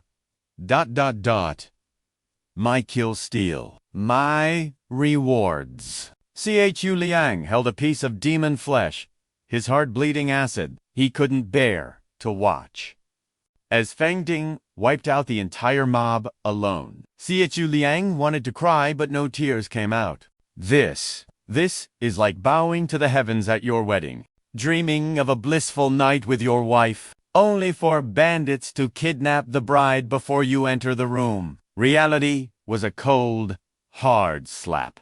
He thumped his chest, gritting his teeth. It hurts. My heart physically hurts. Meanwhile, the demons, driven by bloodlust, ignored the danger and charged again. Fang Ding casually withdrew his blade. It glowed with a domineering golden aura, mirroring its master's ego. He raised his hand high, exuding majesty, preparing the final form of the wind and thunder art. The earth trembled violently. Fang Ding unleashed the technique, his blade dancing like a dragon. The energy weaved past a stunned Chu Liang and a fighting Zai Qing. It tore through the remaining demons with absolute prejudice. A whirlwind of golden sword. Ki shredded. Some demons fled, but the rest were not so lucky. They were completely overwhelmed by Fang Ding's show of force. Following his strike, Fang Ding stood amidst the carnage, hands on his hips, a holy light shining behind him. Ache, eme, pe, ache. He patted his chest, laughing loudly. Triple. He waited for the inevitable worship from his juniors. Well, your senior brother is quite amazing, isn't he? Aren't you going to praise me yet? Unlike the arrogant senior, Chu Liang's face was painted with pure regret. Helping junior sister Zai kill the demon was one thing. But stealing his spotlight? That was a crime. Beside him, Zai Qing ignored Fang Ding completely. She was drowning in terror, facing such a nightmare for the first time. The tension was suffocating. Fang Ding held his heroic pose, refusing to budge. All he wanted was a little worship from his teammates. He coughed loudly, signaling them. Ahem, why the silence? Chu Liang sighed with exaggerated sorrow. He had hoped this journey would involve slaying countless demons. It seemed the fun was over. He turned to Zai Qing for help. Ahem, Junior. Sister Zai, come and save my reputation. Cough, cough, ignoring Fang Ding's internal screaming. She continued to treat him like air, desperately comforting herself. No! Calm down. I need to analyze the battle carefully. There are no saviors here. Fang Ding finally snapped back to reality, chaos written on his face. Why isn't this going according to my script? While his expression shifted rapidly, Liang and Zai Qing remained lost in their own dazed thoughts. To break the awkward silence, Fang Ding suddenly shouted, pointing at Ahem Junior's sister Zai Qing. Brother Xiatu, if you two cultivate diligently, you might one day reach my level. Zai Qing stared blankly, understanding nothing. Chu Liang didn't bother to argue. He just laughed it off. The situation was even worse than before. Fang Ding's face could no longer hide his crumbling pride. His eyes darted around to escape the awkwardness, his lips twitching. The humiliation. Should he claim he left the glory for his juniors, to shine? Fang Ding reached out to make another excuse. But before he could speak, Lin Bei's loud voice cut him off. Everyone focus. The jade starflower has blossomed. The timing was perfect.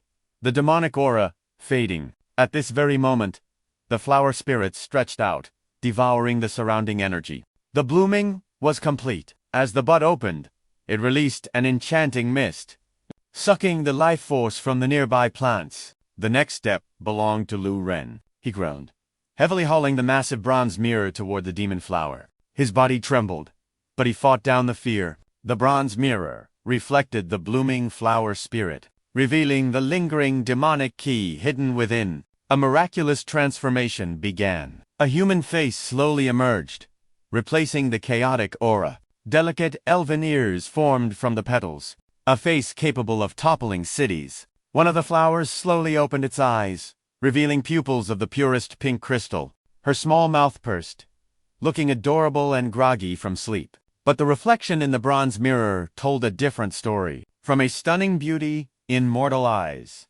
The reflection revealed a stranger, a massive, muscular body with a rugged, masculine jawline. It was a deceptive illusion. But seeing its true form reflected, the flower demon actually felt shy. Its mouth twisted, unable to believe the rugged man in the mirror was itself. Lu Ren, struggling under the mirror's weight.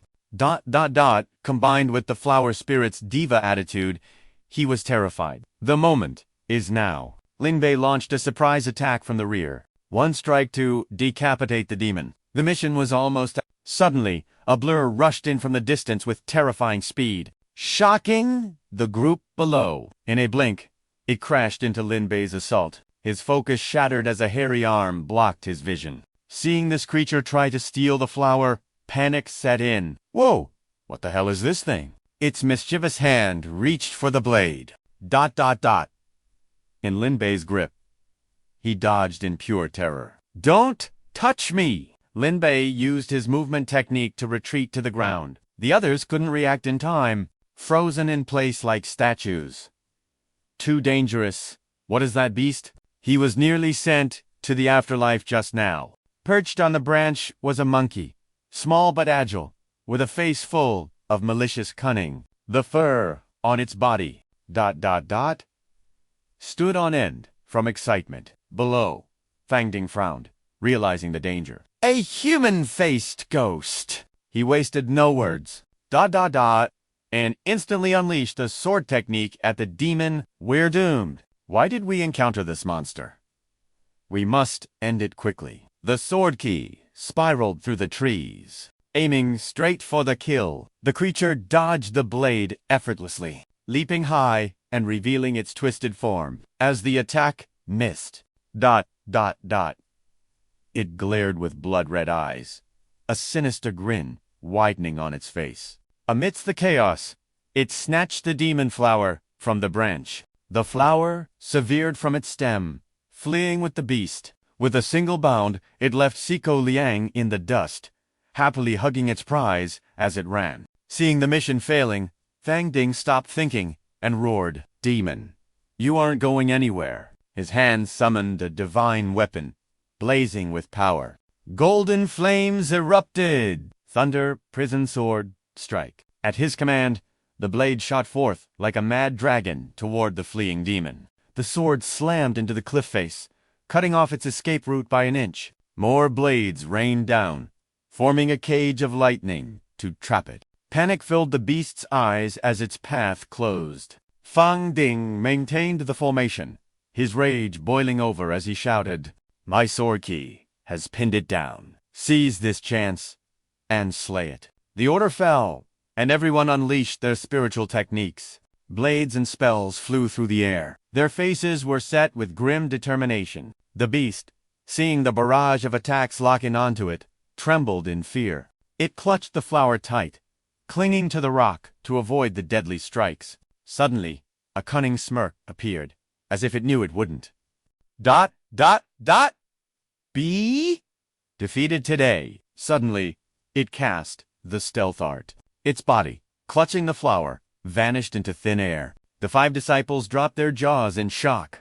Chu Liang thought to himself, how did it turn transparent? That's too bizarre. Zai Qing, witnessing this for the first time, was equally lost. He just went completely invisible. As the 4 of them stood paralyzed, Fangding's voice snapped them back to reality. Demon, don't you dare leave. Ignoring the creature's wretched screeches, the demon shattered the formation right before the entire sect's eyes. But Fuangdin's fighting spirit refused to be extinguished.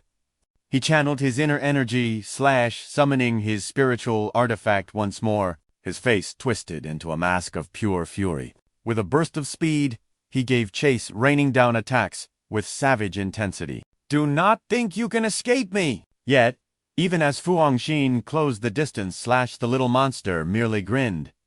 Its face, a portrait of arrogance and mockery. Fu Hongxin snapped. He could no longer stomach the creature's insolence. He unleashed his flying sword, the blade humming with the same rage as its master. Chanting a mantra atop the steel, his aura shifted from a simple swordsman. Because of the beast's unnatural speed, Fu Hongxin transformed his stance completely. He manifested the avatar of a majestic, courageous dragon. The dragon's entire body burned with the flames of his wrath, surging forward like a meteor. Fuang Din's voice boomed back to his juniors.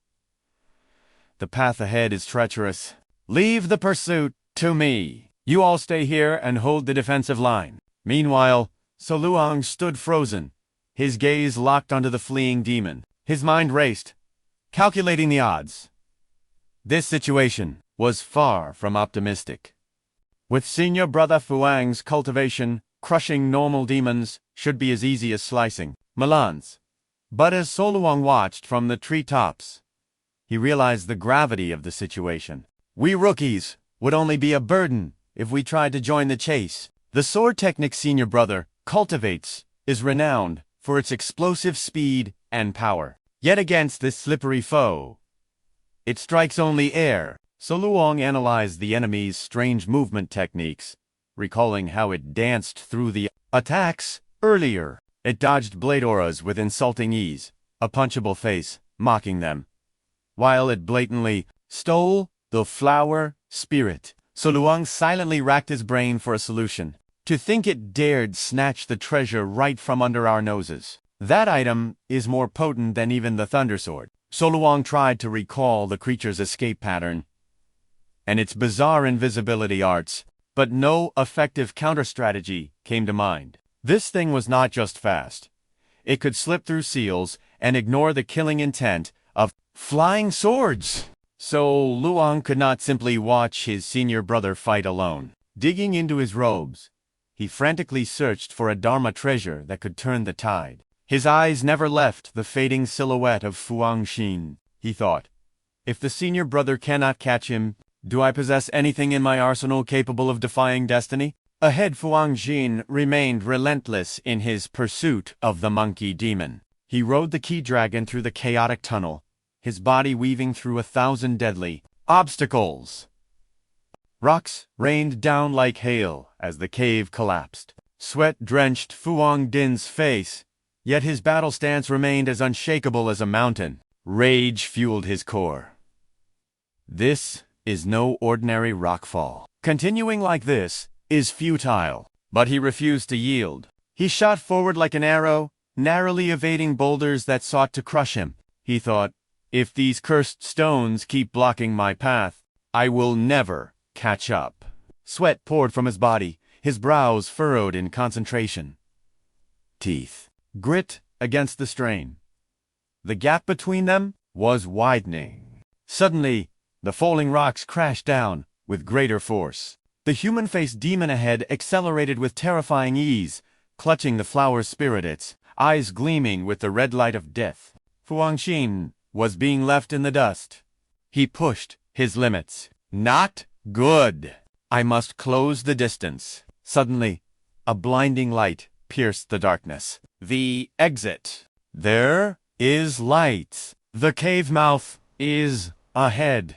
The human-faced demon launched itself upward, shattering the stone barrier, sending a cascade of debris flying backward. The ruble slammed into Fu Din's dragon form, breaking free into the open air. The demon had gained a significant lead, deep within the forest. A flash of light erupted from the dragon's aura. Fu Jin burned his essence to boost his speed, clinging to the trail. He roared to the heavens. Monster, where do you think you are going? Hearing the roar, the human-faced demon turned. Fu Hongxin exploded with killing intent, immediately summoning his ultimate technique. Face radiating a terrifying pressure, golden key gathered in his palm. Taste My blade! A beam of golden destruction tore through the sky, but the demon twisted its body in mid-air, ... dodging the blast by a hair's breadth. It should have been incinerated to ash. Seeing his prey escape again, Fu Hongdin's face turned green with fury. Damnable beast! The hunt continued. Fu Hongxin lunged forward, cursing the creature with every breath. Vile spawn! You will not escape me. The human-faced demon, realizing the swordsman would not give up, scrambled to evade the slash. Seeing an opening, Fu Hongxin commanded his blade. Strike it down. The flying sword obeyed the kill order, wrapped in spiritual energy. It was his signature weapon. Yet, he still could not seize the target. Fury consumed him like wildfire. Slippery wretch! If we were in the open sky, I would not be this passive. Suddenly, a shadow loomed from nowhere. A massive vine, ancient and covered in moss, shot out like a viper. Fu Hongdin's eyes flashed with warning, reflecting the incoming danger. The vine slammed down, blocking his path. Fu Hongxin braked hard, nearly losing his grip on his sword. From the ancient tree trunk, a terrifying demonic face emerged, eyes glowing with ghostly light. Thousands of vines erupted from below, dancing wildly in the air. Fu Hongxin stared in shock, analyzing the threat. Which demon king rules this domain? The vines successfully cut off the pursuit. The human-faced demon used the distraction to leap away, disappearing into the canopy. Fu Hongdin cursed internally.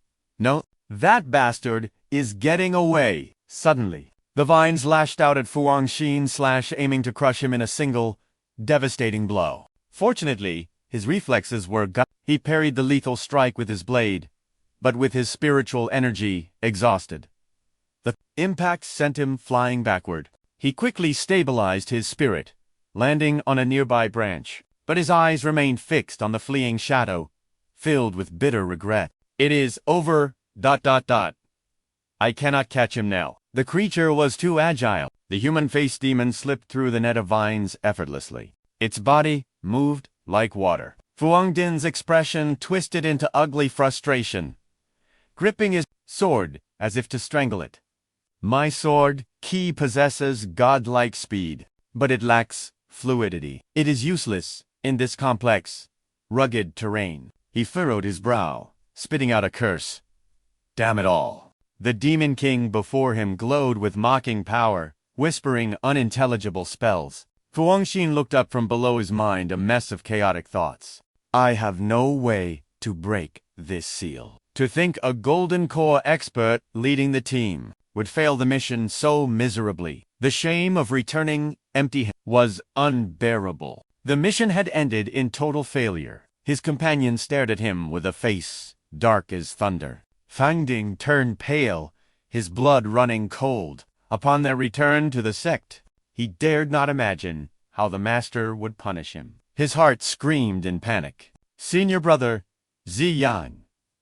Junior sister, Zi Qing. Suddenly, a black shadow tore through the air, blasting past him with the force of a gale. He snapped out of his daze instantly. That thing moved even faster than the human-faced demon from before. Fangding raised his sword, instincts sharpening. Killing intent flared in his eyes. What is that creature? Yet, the silhouette felt strangely familiar. Its hands moved with the grace of a feline, its aura shifting into that of a nimble cat. It weaved through the vines and vanished in a blur. Fangding stood frozen in shock. Too fast.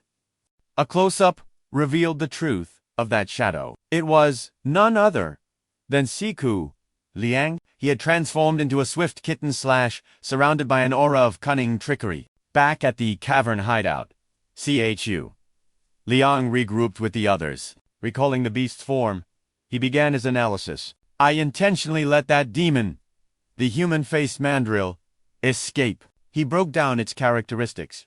It is a rare spiritual beast born of the mountains. At the precise moment the jade essence flower matured, this monster snatched it away. By consuming it, the beast can forge a new body. That is, the human-faced mandrill. Its defining trait is speed. Absolute, unrivaled agility. From the demon's perspective, it is currently stalking us from the shadows, waiting for the perfect moment to strike. Chu Liang continued, his voice serious. It has been guarding this valley for ages. The human-faced demon revealed eyes burning with hatred, gritting its razor-sharp teeth. Two trespassers like us who dare covet the jade essence flower.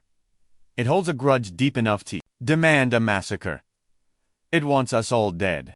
Flashback to the confrontation. Fang Ding unleashed a torrent of attacks. The pressure was enough to terrify any normal beast. Chu Liang commented on Fang Ding's strength. Senior brother Fang's cultivation base is profound. Against ordinary monsters in this region, he is a powerhouse. In a split second, any lesser beast trying to steal the flower would have been obliterated. But this creature snatched the demon flower and dodged the lethal strike instantly. Chu Liang knew its plan from the start. It would steal the jade essence flower and flee immediately. Chu Liang's expression remained calm as he spoke. If we allow it to return to its lair and refine that flower, he imagined the catastrophic outcome. If its cultivation succeeds, it evolves into a high-tier human-faced demon. It will be surrounded by servants, breathing poison and hidden weapons. Chu Liang warned them darkly. Its power will multiply exponentially. By then, it wouldn't even need to fight for the title of Demon King. The memory of the chase was still vivid. Fang Ding's blade technique had been right on its heels. He roared in fury. You filth, don't run. The human-faced demon turned, feigning fear. Before shooting him a look of utter contempt, it sighed deeply, mocking the foolish humans. Without a word, it climbed higher, turned its backside, and released a cloud of gas right in Fang Ding's face. Fang Ding froze like a statue, speechless, forced to inhale the demon's disrespect. When Fang Ding finally regained his senses, he exploded with rage. You bastard. You absolute animal. The demon found his anger delightful and raised a middle finger in response. Bursting with adrenaline, it easily outran Fang Ding's wrath. It kicked boulders down to seal the cave entrance, its face twisted in arrogance. The demon visualized Fang Ding's frustration. Trapped behind a wall of heavy stones, unable to climb out. The rocks are hard. The path is blocked. You can't catch me. It let out a bizarre, creepy laugh. Hee hee. Seizing the chance, it leaped high into the air, flashing its backside one last time. With a single powerful bound, it escaped the cave completely. The human-faced demon soared through the wilderness, wearing the victor's grin on its lips. Fang Ding was seething, cursing the beast's 80 generations in his heart. He stretched his sword out in desperation.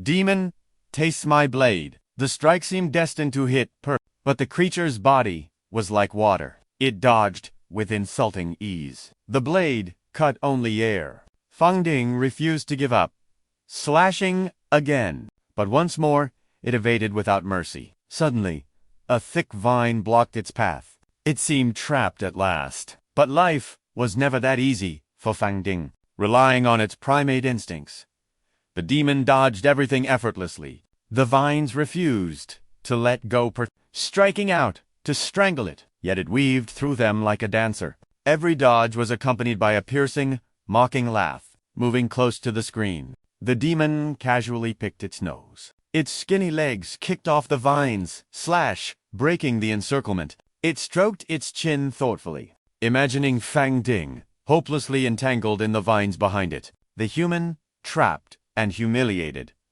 It gloated internally. Stupid human, beaten to a pulp. So satisfying. I want to watch. Suddenly, the demon spun around, flashing sharp white teeth and eyes squinting with joy. But then, pure horror struck. Its eyes bulged out of its sockets. The world turned black in its vision. Its jaw dropped, unhinged with terror. Something was charging from the distance. Something, Faster than itself. The demon felt the presence approaching. Its fur stood on end, body trembling. Question marks popped up over its head. The pursuer looked like a wild cat, with eyes glowing like high beams. It was moving so fast, its form was a blur. The human-faced demon scrambled, running for its life on all fours, still clutching the flower. But Chu Liang pulled up right beside it. The demon screamed silently, landing smoothly next to it. The demon slipped, glancing sideways in disbelief. He caught up. How? Looking at Seek, the figure was a shadow, a void of darkness. The demon thought it had met a ghost. An impossible. Its brain short-circuited. Wait, ... No. It pointed at itself in confusion. I am the ghost. In this moment, its pride shattered. I am the supreme demon. Nothing should be able to catch me. Why? The thought was cut short as Chu Liang turned his head, flashing a demonic, terrifying smile. He leaned in, closer. The human-faced demon jumped out of its skin. Why is he so scary? What is he? The shadowy form was indistinct. Only glowing eyes and a mouth visible in the gloom. The demon burst into tears of absolute fear. It finally understood true terror. This guy is a monster. He is the real demon. Chu Liang refused to let up, sticking to it like a phantom. The demon sweated bullets its eyes, bloodshot, with pure panic. Chu Liang revealed his true form. Predatory instinct burned in his gaze. He licked his hand with the grace of a feline apex predator. The human-faced demon couldn't believe its eyes. Its terrifying aura vanished instantly. Now, it was just a shivering monkey fleeing for its life. Pervert! Get away from me! Tears and snot streamed down its face as it screamed in horror. Above Chu Liang's head, the cat talisman glowed ominously. With the deceptive cuteness of a kitten, he lunged. Help! There's a pervert. But to understand this madness, we must rewind time by the duration of 1 cup of tea. We decided not to interfere with Senior Brother Fang's battle. However, we still had to shadow Chu Liang's group through the dense forest. The moment Fang Ding departed, we pursued on our flying blades. Suddenly, Lin Bei's expression darkened. Damn it. We're finished. Senior Brother Fang. From a distance, we witnessed the catastrophe. The vines lashed out, sealing his path completely. Though we gripped our swords, fear froze our feet. We could only watch in silence as he wrestled against the strangling vegetation. Lin Bei sighed, it's over. Even Senior Brother Fang couldn't catch it. The mission is a total failure. Chu Liang slumped, his energy drained. He rummaged through his robes, desperate for a solution. Just as I thought, he mused bitterly. Destiny is dragging us toward the worst possible outcome. Suddenly, he gripped Lin Bei's arm. Senior Brother Fang has fallen, he declared. I have no choice but to intervene. Lin Bei stood frozen. Asterisk. If Fang couldn't do it, how could Chu Liang... But before he could voice his doubt, Chu Liang revealed a hidden artifact. I didn't want to waste this treasure, he thought. But the situation leaves me no other option. The loot from the 100 Towers dungeon. The spirit cat, agility, talisman, spiritual energy, surged as the paper began to glow. If the legends are true, my speed will skyrocket. Activate / Chu Liang roared, pointing a finger toward the heavens. He formed the hand seals with blinding speed. A vortex of ki erupted around him. Spiritual energy coalesced into a feline form.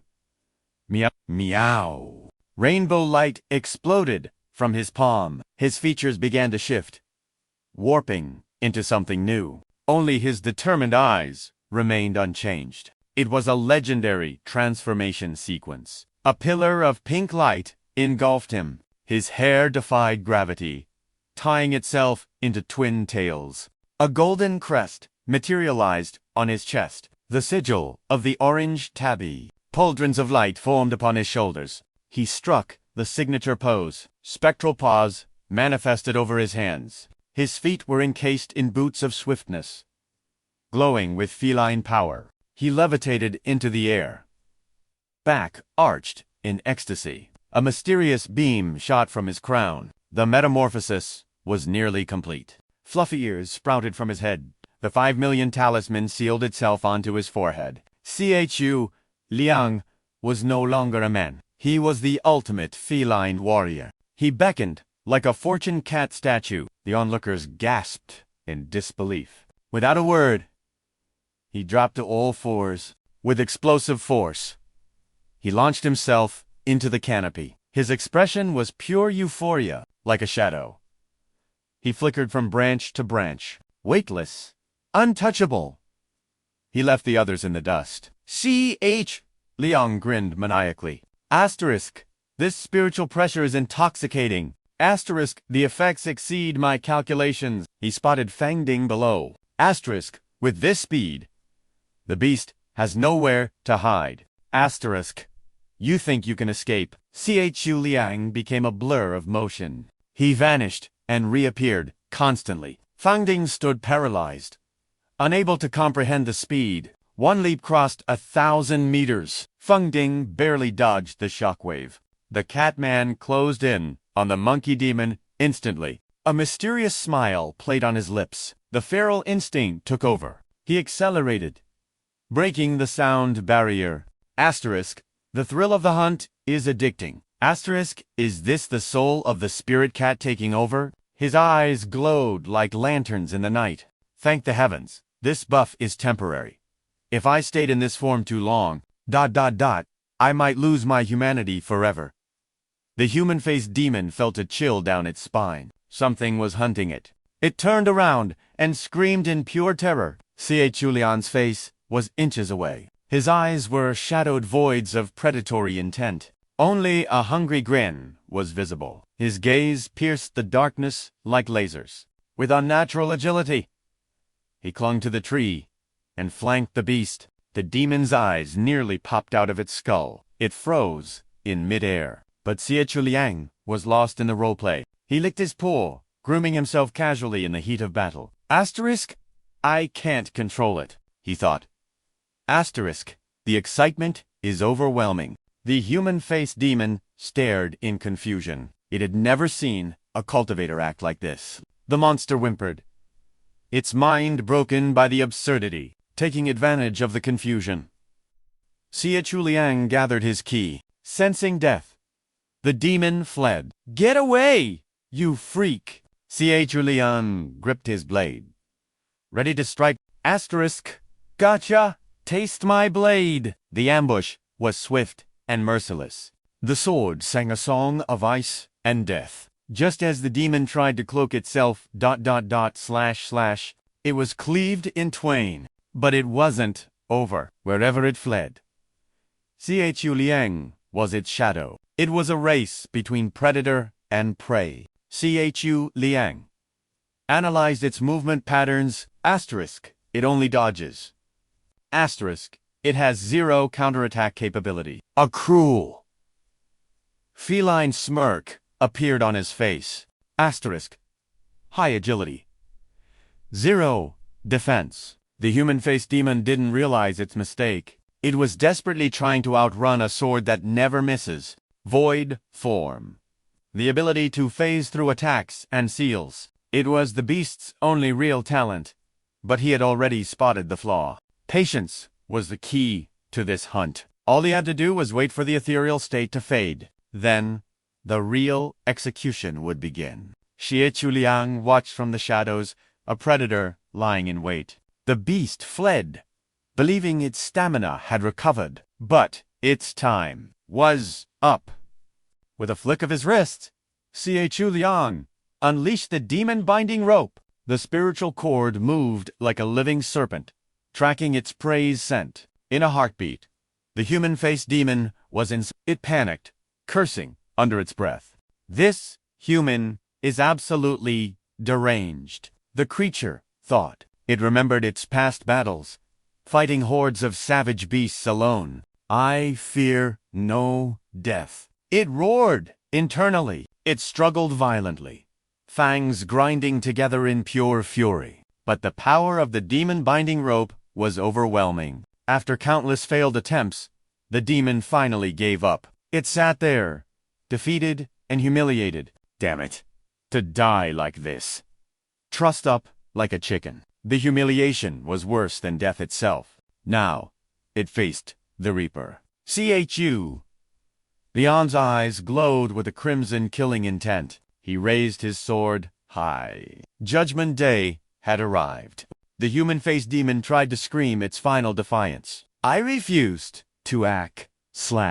One clean stroke, and the creature was cleaved in two. In the brutal world of cultivation, there is an unwritten rule. Never ask another cultivator about their trump cards, be it artifacts, talismans, pills, or divine arts. Imagine a scene. A traveler is stopped on the road. Hey, stop right there. The logic is simple. Cultivation realms are usually visible.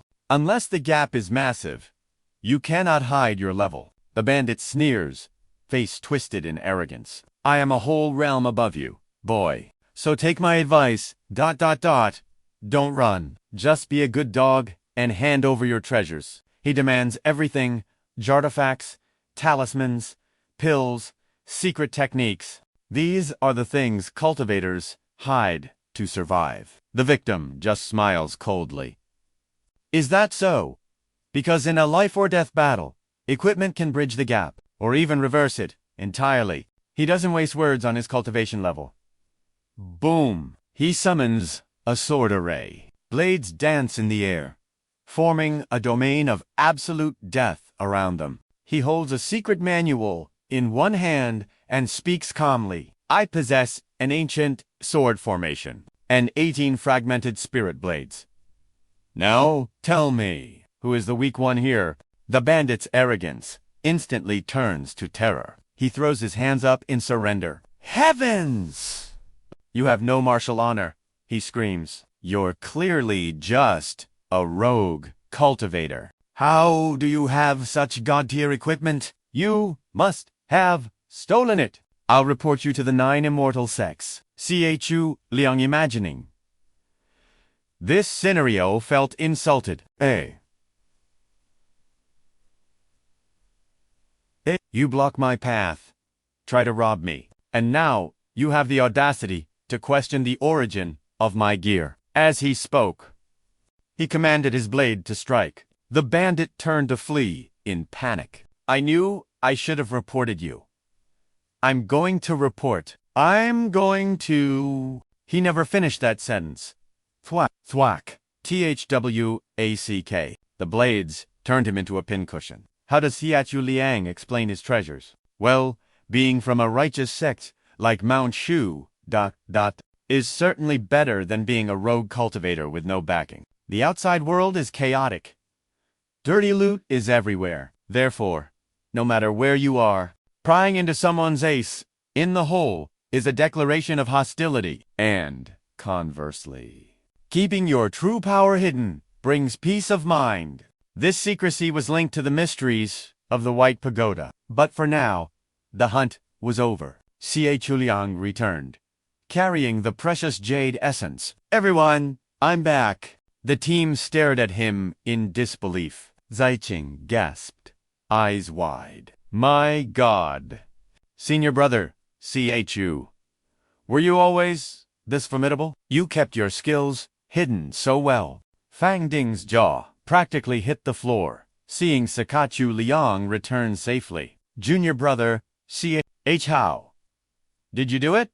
Lin Bei wrapped an arm around Chu Liang's neck. Remembering the epic scene he just witnessed, he grinned mischievously. That move? Earlier. Your technique was incredibly professional. Can you teach me? Hearing the word technique, Zaiqing's interest piqued. What technique? Chu Liang had to think fast to explain it to them. Lin Bei realized he might have said too much and panicked. Movement technique. Yes, footwork.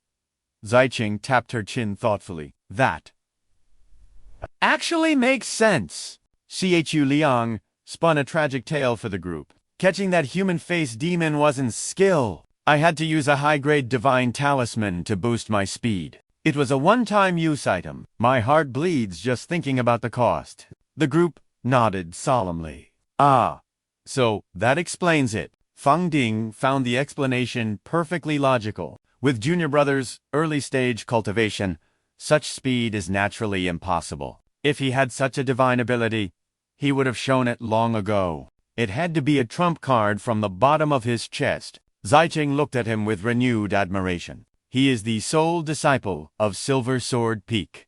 After all his master's resources belong to him alone. It makes sense. He'd be gifted powerful life-saving treasures. Lin Bei was still reeling from the thought of such a powerful item. To make a third realm rookie outrun a fourth realm expert like Brother Fang... Just how expensive was that talisman? Lin Bei felt a pang of pity for that might have been his ultimate life-saving charm. The sword coins from this mission won't even cover a fraction of that cost. The three of them looked at Chu Liang with profound respect and sympathy. Even the stoic Fang Ding was moved to speak. I never expected this. Just when we thought the mission had failed, Junior Brother Su stepped up and saved us all. Tears welled up in their eyes as they gazed at their savior. Fang Ding continued, his voice trembling. Junior Brother, you sacrificed such a precious treasure, just to help us complete the mission. A halo of righteousness seemed to appear behind Chu Liang's head. Seeing their overwhelming passion, he scratched his cheek awkwardly. Why are you all looking at me like that? He had no idea. But in their eyes, his character had ascended to sainthood. He was now one of the 5 most exemplary disciples of Mount Shu. Zaicheng made a firm decision. Senior, Brother Shu, since you used such a costly item, I will give you all my share of the reward. Let us compensate for your loss. Chu Liang feigned hesitation. Oh no, I couldn't possibly. But Fang Ding stepped in. He insisted, grabbing Chu Liang's hand. You paid a heavy price for the team. We cannot let you suffer a loss. Take my share too. Chu Liang wasn't used to being spoiled like this. It was honestly a bit overwhelming. Wait, just a second. But seeing the hesitation, Lin Bei's generosity only flared brighter. With a wide grin, he pushed, Junior Brother, Chu, don't you dare refuse. Everyone saw what you did. You paid the heavy price. You are the hero of this battle. How could we let you suffer a loss? Then, proving his point, he made a grand gesture. I'll even throw in Lu Ren's share for you. Refusing would be an insult to our brotherhood. Chu Liang felt a bead of sweat drop. He stammered, trying to be polite. This is really too embarrassing. Standing to the side. Lu Ren's face turned the color of charcoal as he stomped his foot in silent rage. The scene cut to the next day, high atop Silver Sword Peak. The sky was a brilliant, cloudless azure. The atmosphere was the picture of tranquility. Wildflowers danced along the mountain paths, stretching their petals to the breeze. Peace reigned supreme outside Chu Liang's door. He threw his arms wide, basking in the sunlight, eyes crinkled in pure joy.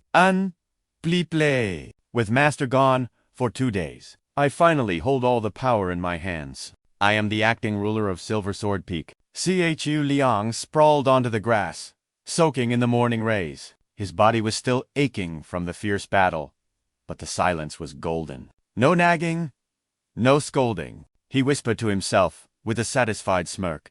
Even when Master returns, I'm still the Vice Peak Master, aren't I? Just as he was drowning in the softness of the grass, Chu Liang bolted upright. A bolt of lightning struck his memory. He had forgotten something crucial. He scrambled up and dashed back to his room, closing the door with obsessive care. Safe inside, a look of pure greed washed over his face. He had returned so late last night, and with all the chaos of splitting the loot, the other disciples of Jade Sword Peak had gone straight to sleep, and in his exhaustion, he had forgotten to claim his own reward. Without wasting a second, He threw himself onto his beloved chair. Sitting cross-legged, he focused his mind and plunged his consciousness into the white tower. His spiritual avatar descended softly onto the floor, right in front of the iron cage he had recently filled. The soul of the human-faced ghost sat quietly inside. It pulsed with a seductive golden glow. Chu Liang couldn't wait. Another heartbeat. He slammed the button to extract his prize. A beam of golden light erupted, materializing before his eyes. Chu Liang rubbed his chin, intrigued, and reached out to touch the floating treasure. A strange sensation rippled through his fingertips. This one felt ... different. Special! He laid his hand on the glowing orb. It began to shift, expanding from a simple sphere into a massive, imposing figure. The universal puppet. A mystical Bagua symbol shimmered on its forehead. Chu Liang gasped, looking up at the giant. Whoa! ... It's huge! The system voice echoed, explaining the item. The universal puppet, an artifact designed to assist in cultivation cycles. Feed it 1 key gathering pill by day and 2 by night, and it will train relentlessly for 24 hours. All cultivation gains acquired by the puppet are transferred 100% to the host. Chu Liang's eyes narrowed as a devious plan formed. He imagined reading books while the puppet did the work. Maybe the puppet could give massages, cook, stir, clean the house. But the system seemed to read his lazy mind. A warning flashed. Alert! This puppet is strictly for cultivation support. Using it for unspeakable or immoral acts may result in catastrophic danger. Ignoring the warning, Chu Liang stared at the construct with starry eyes. This was useful. Extremely useful. His expression shifted to a scheming grin. A divine tool for 365 days of non-stop gains. The universal puppet stood motionless, wrapped in a faint green aura, waiting for its master's command. In Chu Liang's imagination, the puppet was already a blur of motion, running at light speed to boost agility, lifting heavy weights for endurance, smashing boulders with its bare hands. His cultivation base would skyrocket. Meanwhile, the real Chu Liang would be sipping tea and eating snacks. It looked like the ultimate life of leisure, he thought. With a cheat like this, my cultivation speed won't just double, it'll go exponential. Chu Liang knelt beside the metal giant. He patted its cold head affectionately, eyes blazing with ambition. This universal puppet defies the laws of heaven. But then, a realization hit him. His eyes widened. No, ...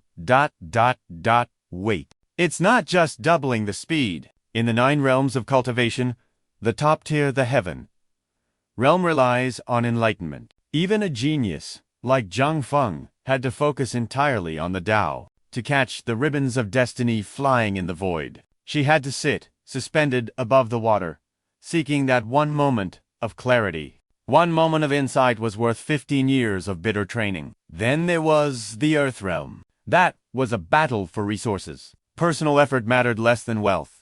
If you had the money, the talismans, pills, and artifacts would pave the way. Your aura would naturally suppress others. Chu Liang pictured himself drowning in resources, practicing swordplay with casual grace. But down here, ... in the human realm, the lowest 3 tiers, hard work was God. A mid-level disciple had to grind constantly, cultivating energy while tempering the physical body. In the human realm, the body refining stage is about torture and sweat. The key condensation stage is about expanding the sea of ki. Chu Liang followed the orthodox path, tempering the spirit, forging the body. He closed his eyes, summoning his soul power. Currently, he was focusing on the spiritual intention stage. Progress here relied entirely on meditation and cycling energy, running the universal cycles through his meridian. But Chu Liang had to wash up, eat meals, sleep, and then train his spirit technique. On top of that, he had to practice sword, aura. He groaned in frustration. There were only so many hours in a day. Subtracting eating, hygiene, and the necessities of life. The maximum time he could actually cultivate was only 8 hours. And he couldn't just sit there gathering ki. He needed time for divine arts and sword forms too. Furthermore, disciples of Mount Shu had mandatory missions. Chu Liang, like everyone else, had to fly out and solve problems. Some days, he was stuck out in the field. Others had finished their tasks, trading merit points for pills to speed things up. Chu Liang mentally listed his schedule. He covered his mouth in shock. Put it that way. If I can guarantee 4 to 5 hours of pure cultivation a day over a year, that's already considered insanely disciplined.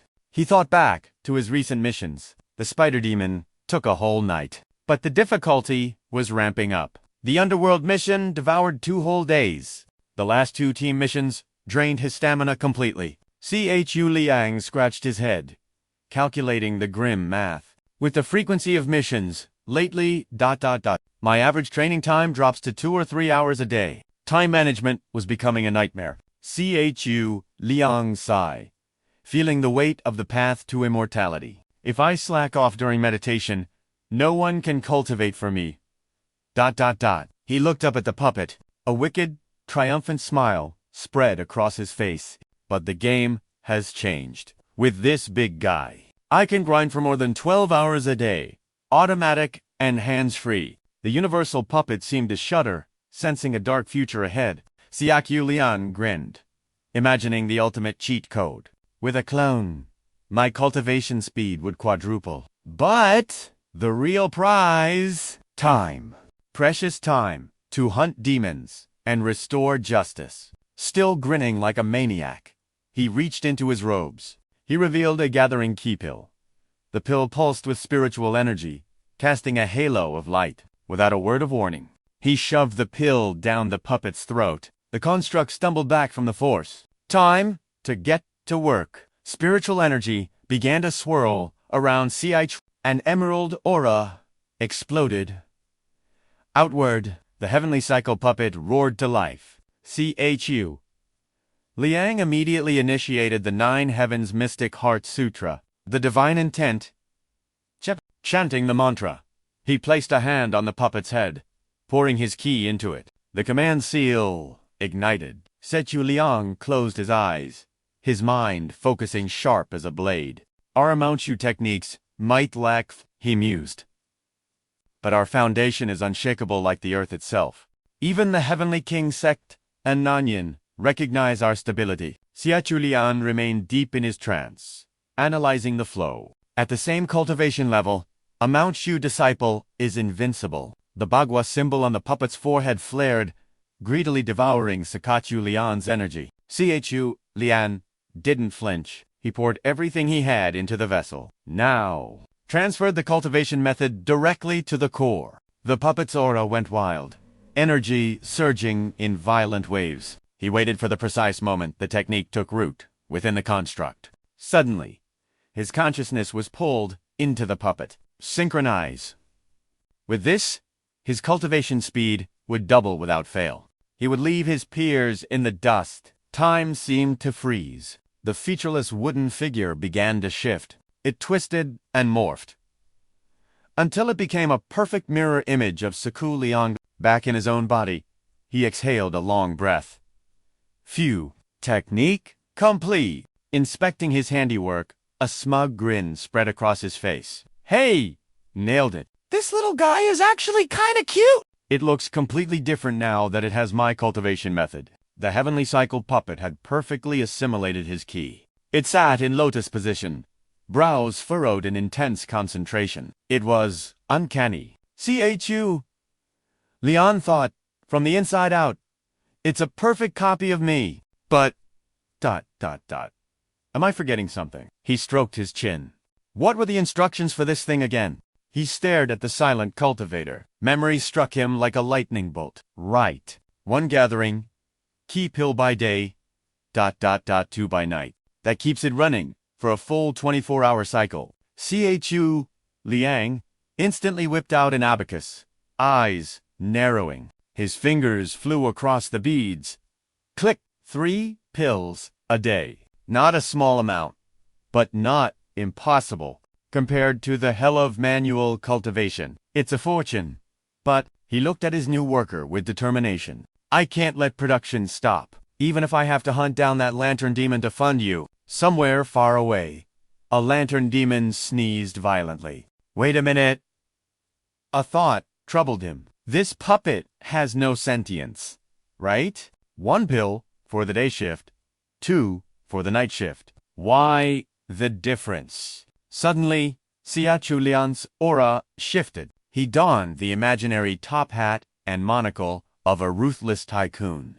Does it demand double pay for overtime? He scratched his head, recalculating the margins. How can a soulless drone dictate its own wages? There is no justice in this world. A devilish idea sparked in his eyes. If it were a real person, I could just set impossible KP. The meditating puppet seemed to shudder, sensing the malice. In his mind's eye, the puppet was trapped. Boss, Chu Liang leaned in. Listen, little the company needs you to hit the Golden Core realm in 3 days. Fail to meet the quota, and we dock your pill rations. The devil on his shoulder grinned, siding with the oppressor. The angel slammed the table in protest. Boss, this is unethical. That's a labor violation. You'll cause a hot demon with that pressure. But the devil waved a dismissive hand. Relax, Mr. CEO. Let me break it down for you. The imaginary puppet was weeping tears of blood. The devil saw Chu Liang wavering and whispered seductively. Little Chu wants to work. He's doing it for exposure. For the glory of the company. It's voluntary overtime. If he volunteers, it's not exploitation, it's passion. The angel watched in horror as the devil's logic took hold. And best of all, the devil sneered. No overtime pay required. The poor puppet had no voice to scream. The debate was over. The ruthless capitalist had made his choice. Chu Liang pointed a finger sharply. Red is right, little Chu. Here is the new contract. For every day you miss the deadline, you compensate the company 1 pill. If you're broke, then you owe us 2. Compound interest. Even the devil looked shocked at that level of cruelty. The imaginary puppet was crushed under the weight of capitalism. It can only cry while working to maximize efficiency. Chu Liang snapped back to reality and sighed. A beautiful dream, but impossible. He shook off the delusion and strode toward the exit. I'll leave it here in the White Pagoda to farm. I can't let anyone see this wealth. A treasure like this would paint a target on my back. Better to keep it hidden. His consciousness faded from the pagoda, and his eyes snapped open in the real world. Back in his chair, he stared into space. The White Pagoda, truly a realm of infinite mysteries. I've barely scratched the surface. The secrets concealed within were bound by the ancient laws of the White Tower. Chu Liang, knowing his limits, decided to turn his back on the mystery. Why overthink it? It was time to leave. Soaring atop his flying sword, the heavens themselves seemed to smile down on him today. Heel-tattooed winds tugged at his robes, but his spirit was light. The mission in the Zannan domain was finally complete. The disciples of Jade Sword Peak had nothing but praise for him. A total victory, and the cost. The returns far outweighed the investment. Chu Liang's eyes gleamed with greed. Sure, the spirit cat vine talisman was rare, but he had acquired it for free anyway. In exchange, 100 flower powder to cure all poisons, and the incredibly versatile, heavenly puppet. This was practically highway robbery. The 4 disciples of Jade Sword Peak were feeling generous. They showered him with rewards. Only Lu Ren looked like he was swallowing a lemon, yet he still handed over the sword coins. Chu Liang accepted them with the grace of a saint.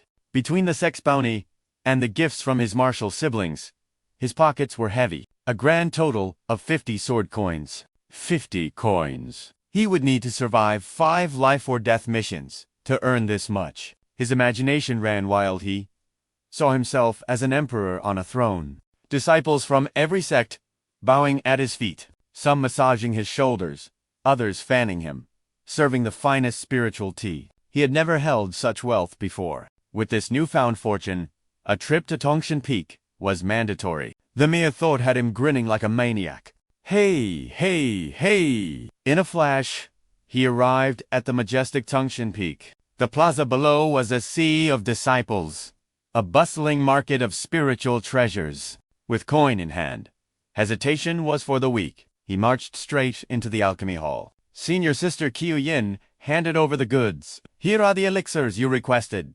Junior brother, you are still young, she chided gently. You should learn to be thrifty. Yet, beneath her scolding, her eyes shone with admiration for his capability. So impressive. Seeing the spread of goods, Chu Liang couldn't stop his hands from snatching them up. Thank you for your concern, senior sister. I am always open for business. His heart sang with triumph. With this many key-gathering pills, he could finally cultivate that little brat properly. He stepped out of the alchemy hall, feeling invincible. His next stop, the legendary sword transmission hall, the sanctuary of high-tier spiritual weapons. He paused before the massive gates. He hesitated for a heartbeat. This was his first time entering such hallowed grounds. But as he crossed the threshold, his chin lifted in arrogance. With heavy pockets, he belonged here. He was a distinguished disciple entering a high-end establishment. He strutted inside. Chu Liang's eyes darted around, suppressing his nerves. No disciple of Mount Shu could resist the call of 10,000 swords resonating in harmony. He froze, his gaze locked onto a blade in the display case, his eyes shining like high beam. Now that is a fine sword. I wonder what the price is. But then, his eyes drifted, and panic set in. Tiny Chu Liang stood dwarfed before a spiritual sword 10,000 feet tall. It radiated an aura of absolute dominance. The dust-severing sword, forged from the core of red stone steel, engraved with 12 exquisite magical formations, crafted by Master Xing Taoti. Price: 300 sword coins. He whipped his head to a golden blade, the iced mountain sword. Chu Liang clutched his money pouch for dear life, staring with longing. Forged from the essence of earth, Mother Crystal. 14 heavy-duty magical arrays. A masterpiece by Sword, Casta Juan, Chengzi. Price: 500 sword coins. His eyes slid to a mesmerizing jade-green blade, the Black Sun. Sword, smelted from 1,000-year cold iron. 36 formations, radiating a bone-chilling sharpness. Creator: unknown. Price: 800 sword coins. 800. It was exponentially more expensive. Chu Liang physically recoiled from the display. Chu Liang thought bitterly, they really know how to escalate the despair. He gripped his meager pouch, his face crumbling into a mask of sorrow. A lonely wind swept past, carrying fallen leaves. Even the wind mocks me today. He recalled the majestic figure of Fang Ding, carrying that massive greatsword on his back. His smile twisted into a grimace. He had never dared enter before, but after witnessing senior brother Fang's thundersword in action, he had desperately wanted a treasure sword of his own. Now, the color drained from his face. His eyes went dead. He instantly regretted stepping through that door. I thought I was a wealthy man ready to splurge. Turns out, I can't even afford the scabbard. Suddenly, a realization hit him. Actually, the standard issue Shushan flying sword bracelet is quite practical. He stared at the basic bracelet that summoned his sword. Chu Liang swallowed his tears. Yes, it will serve me well for another few years. He cast one last, lingering look at the 3 masterpieces inside. For a standard disciple at the divine consciousness realm, earning even 100 coins a month is a Herculean task. Deduct the cost of artifacts, elixirs, talismans, and divine arts, and now I have a puppet to maintain. At this rate, in which lifetime will I afford a sword? After standing like a statue, he swallowed his bitterness and turned to leave. The swords were divine, but his wallet was mortal. Shoulders slumped, Chu Liang turned away, but inside, The sharp-eyed proprietress was watching. Seeing a potential sale walking out, she shouted, Junior brother, please, hold your steps. Chu Liang, froze in his tracks. The woman practically flew over, brimming with enthusiasm. This junior brother is looking to purchase his very own flying sword, is he not? Overwhelmed by her energy, he nodded awkwardly. Yes, her eyes sparkled like coins. Did any blade catch your fancy? Chu Liang averted his gaze. I was just... looking. I cannot afford them. Hearing this, she didn't flinch. Instead, a compassionate aura, almost holy, radiated from her. She placed a hand over her heart. That is not a problem at all. Tell this senior sister your budget, and I shall find the perfect match. Chu Liang scratched his head. The picture of poverty. I have... less than 50 coins. But the cheapest trash here is 300. The young woman's smile froze. 50. That is, indeed, a significant gap. But in a split second, the customer service smile returned. She whipped out a token, glowing with golden text. However, it is not impossible. Ha ha! Your timing is divine. The Sword Transfer Hall has just unveiled a new installment plan. Chu Liang glanced at the token in front of him. His eyes widened. An installment plan. What a name. Even Mount Shu has microtransactions now. The salesgirl kept pushing, her fingers dancing as she babbled on. It works like this. Pay 50 sword coins up front. Then, just 10 coins every month until the cycle ends. 50 months total. Doesn't that sound incredibly tempting? Chu Liang sensed a trap. He quickly ran the numbers in his head. 50 down. 250 remaining. But 10 coins for 50 months equals 500. That means it is a 4-year debt with double the interest. Never mind the calculation. Just realizing the sheer robbery made Chu Liang break out in a cold sweat. What a scam. Seeing the girl look at him with sparkling, expectant eyes, he forced an awkward smile and replied, It does sound ... Heart-moving, she immediately stepped forward to seal the deal. Chu Liang recoiled instantly, raising his guard. He spoke politely but firmly. Perhaps not today. I will return next time. Seeing his refusal, her face twisted in theatrical agony. Don't be so cheap. Chu Liang, face void of emotion, walked away briskly. He thought to himself, forget it. I'd rather hunt a few monsters. Maybe I'll loot a sword for free. Seeing her prey escaping, the salesgirl shouted desperately after him. But think about it. A sword that belongs to you for a lifetime. It has great significance. A little expense is nothing. Chu Liang ignored the merchant's siren song and strode out the door. At that exact moment, a girl in a floral green dress stepped in. They nearly collided at the threshold. Chu Liang blinked in surprise. Junior Sister Su, hearing her name. Tuthan looked up. Her eyes lit up like stars the moment she saw him. Senior brother, realizing fate had brought them together, Tuthan chirped a happy greeting. To think I would meet you here. What? A destined encounter. Chu Liang, recognizing his comrade from the last mission, smiled back warmly. Indeed?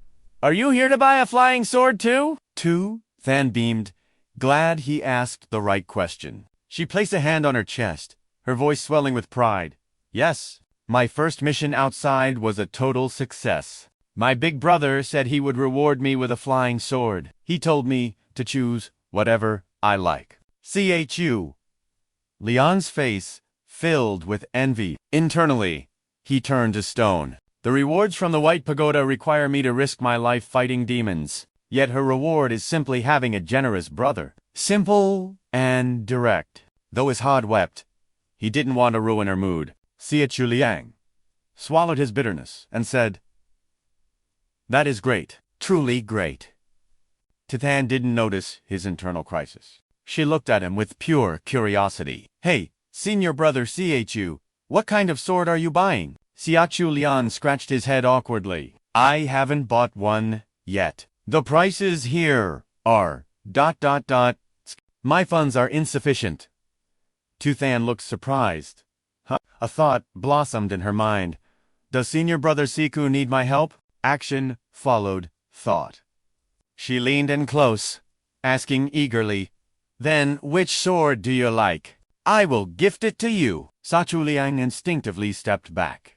Avoiding physical contact, he raised a hand to stop her, looking troubled. How could I possibly accept that? She continued to stare at him, waiting for an answer. Chu Liang continued.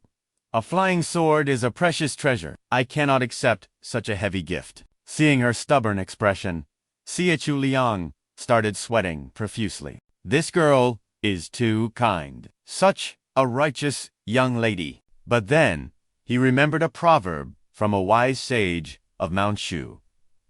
Chu Liang forced a smile. A sage named Lu once said, A woman only slows the speed at which I draw my sword, but a rich sugar mommy can buy me a better one. The ancients never lied to me. Tu Than disagreed, grabbing his hand tightly. What does it matter? We are good friends. Chu Liang, terrified of the debt of gratitude, pulled his hand away. His expression remained stoic. No, one does not accept rewards without merit. A small item like a key-gathering pill is fine, but something as valuable as a flying sword, I absolutely cannot accept it. Tu Than, seeing his resolve, reluctantly gave in. Fine. Okay, Chu Liang smiled, signaling his departure. Take your time choosing. Junior Sister Su, I will take my leave first. But Tu Than wasn't ready to let him go. She raised both hands, refusing to accept his. Rejection? You still call me Junior Sister Su? You said we were friends. At that moment, a shadowy hand slowly rose, right behind Chu Liang. Tu Than frowned and pouted. So, you are just like the rest of them. Call me Tu Than. Chu Liang scratched his head, cornered. All right, Tu.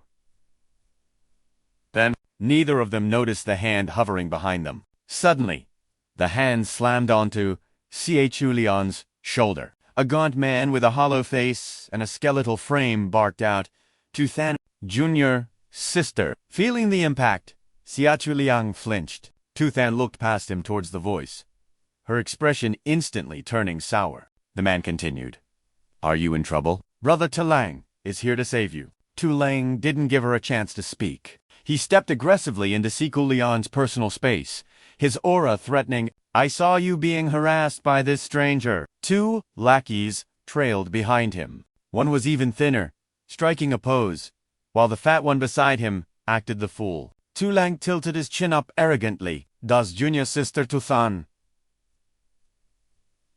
Nibi ... to dispose of this trash? Suddenly, Tu Than stepped in front of Chu Liang, shielding him from the three idiots. She explained, Senior brother, you misunderstand. This is a friend I made during my last mission. Hearing this, Tu Liang's face flipped from fierce to sickly sweet instantly. Trying to flatter her, he laughed. Is that so? I was too rash. But to meet Junior Sister Tu Than here, fate is truly on our side. Tu Than dodged as he tried to lean in. Correct. Are you here to buy a sword too? She asked the question he was dying to answer. He immediately puffed out his chest. Hey, I recently led the team to subdue the river monster. My father said he would reward me with a new sword. He let me come choose it myself. Tu Than had zero interest. Before he could finish bragging, she turned to leave. Oh, that is good for you. Unwilling to give up, seeing her walk away, he sprinted to block Tu Than's path. So, Junior Sister Tu Than, what sword do you want to buy? Tu Than flinched as he cut her off. Annoyed, her face darkened as she replied coldly, I haven't bought anything. I am still looking. Hearing this, his eyes lit up with opportunity. He clapped his hands, ready to show off. So, which blade catches your eye? Junior's sister, allow me to gift it to you. But Zaiqing immediately raised a hand to stop him, her expression serious. How could I possibly accept such a precious treasure? I would not dare let senior brother Shang waste his wealth on me. Yet Xi Liang failed to grasp the rejection hidden in her words. With skin as thick as a city wall, he stepped closer. What does it matter? Are we not close companions? Zaiqing refused to yield, her hand raised in a firm barrier. Her voice left no room for argument. Absolutely not. One should never accept a reward without merit. Seeing his offer flatly denied, Xi Liang simply swept a hand through his hair. His tone dripped with unearned confidence as he scoffed. Very well, then. Then, junior sister Zaiqing, do you have time today? Let us meet tonight to light a bonfire. Realizing he had no intention of letting her go, Zaiqing did not wait for him to finish. She grabbed Chu Liang and dragged him away in a blur of motion. Senior brother Shang, I have urgent matters. I must take my leave. Xi Liang was left standing there, petrified before the word Oki could leave his lips. She was already a distant figure. Yet, his persistence knew no bounds. Leaning his body forward, he shouted across the distance. You still call me senior brother Shang. Such formality hurts. We are friends. Just call me big brother Xi Liang. Zaiqing suppressed her rising irritation and shouted back without looking. Understood, senior brother Shang. As her silhouette vanished, Xi Liang whipped around, fuming with rage. He let out a heavy sigh, turning to the two lackeys who had been watching the drama. Hey, tell me, ... He smoothed his hair, chin raised in arrogance. I am a peerless genius of this generation. Handsome, dashing, standing tall like a jade tree in the wind. Yet Sister Zaiqing ignores me completely. Does this make any sense? The two followers, one fat, one thin, immediately jumped to hype him up. The thin one raised a hand in affirmation. It makes no sense at all. The fat one nodded vigorously beside him. Absolutely illogical. Depressed and confused, he demanded an answer. Then why is this happening? The thin disciple, wearing a cunning expression, offered a theory. Boss, tell me, is it possible that junior sister Zaiqing already holds someone else in her heart? That would explain her coldness towards you. Hearing this, realization dawned on Xi Liang. His expression shifted as if struck by lightning. Oop, could that be it? The fat disciple recalled the man who had just left with Zaiqing and added his piece. Look, that guy who was just with her. He is extremely suspicious. Hearing his minions confirm his fears, Xi Liang's face twisted in ugly jealousy. The fat disciple continued pouring oil on the fire. The way she looked at that brat just now, it was not normal. And remember the last mission. After consuming the 100-flower powder, her entire body retained the scent of the heather flower. Recalling the lingering fragrance on both Zaiqing and Chu Liang just now, the thin disciple concluded. It wasn't just the eyes. I smelled a strange, mingling scent on the two of them. He stammered, afraid to voice the forbidden thought. It smells just like, forgive me, ... a scent I cannot describe. Hearing this, Xi Liang felt his brain buzz with white noise. Refusing to believe the truth, his jaw dropped in a grotesque expression of shock. He ground his teeth so violently that spiderweb cracks appeared on his pristine enamel. Damn it all! Blood rushed to his face, turning it crimson with fury. He leaped into the air, barking orders. Investigate him. Find out that brat's name. Which peak is he from? I want to see who has the guts to steal my sister Zaiqing. Terrified by this rare explosion of rage, the two followers bowed frantically. Yes, boss. Understood, boss. We are on it. Elsewhere, Zaiqing continued dragging Chu Liang away. Finally, she vented her frustration. That Shang Liang is the son of Peak Master Shang of Cloud Flood Peak. The more she thought about him, the more her cheeks puffed out in anger. He always relies on his father's status to act high and mighty. I have never liked him. She continued walking, her voice filled with disdain. But he keeps buzzing around me like a fly. It is annoying to death. Chu Liang listened intently, his expression calm. So, that is the situation. He rubbed his chin, recalling the background of that individual. Peak Master Shang Shu, when is ranked on the Jiangnan Gentlemen's List, a renowned figure in the martial world. Yet, that senior brother Shang we just met, he seems to have inherited none of his father's grace. As he pondered this, a streak of light tearing through the sky caught his attention. Analyzing the trajectory, Chu Liang's eyes widened. That limited edition flight trail, it is Master, she has returned. Sensing the fiery rage of the imperial daughter Phoenix, Chu Liang turned to Ziqing. Junior sister Ziqing, my master has returned. I must head back immediately. Ziqing did not hold him back. The moment the words left his lips, Chu Liang mounted his sword and shot into the sky. She stood on the ground, watching his figure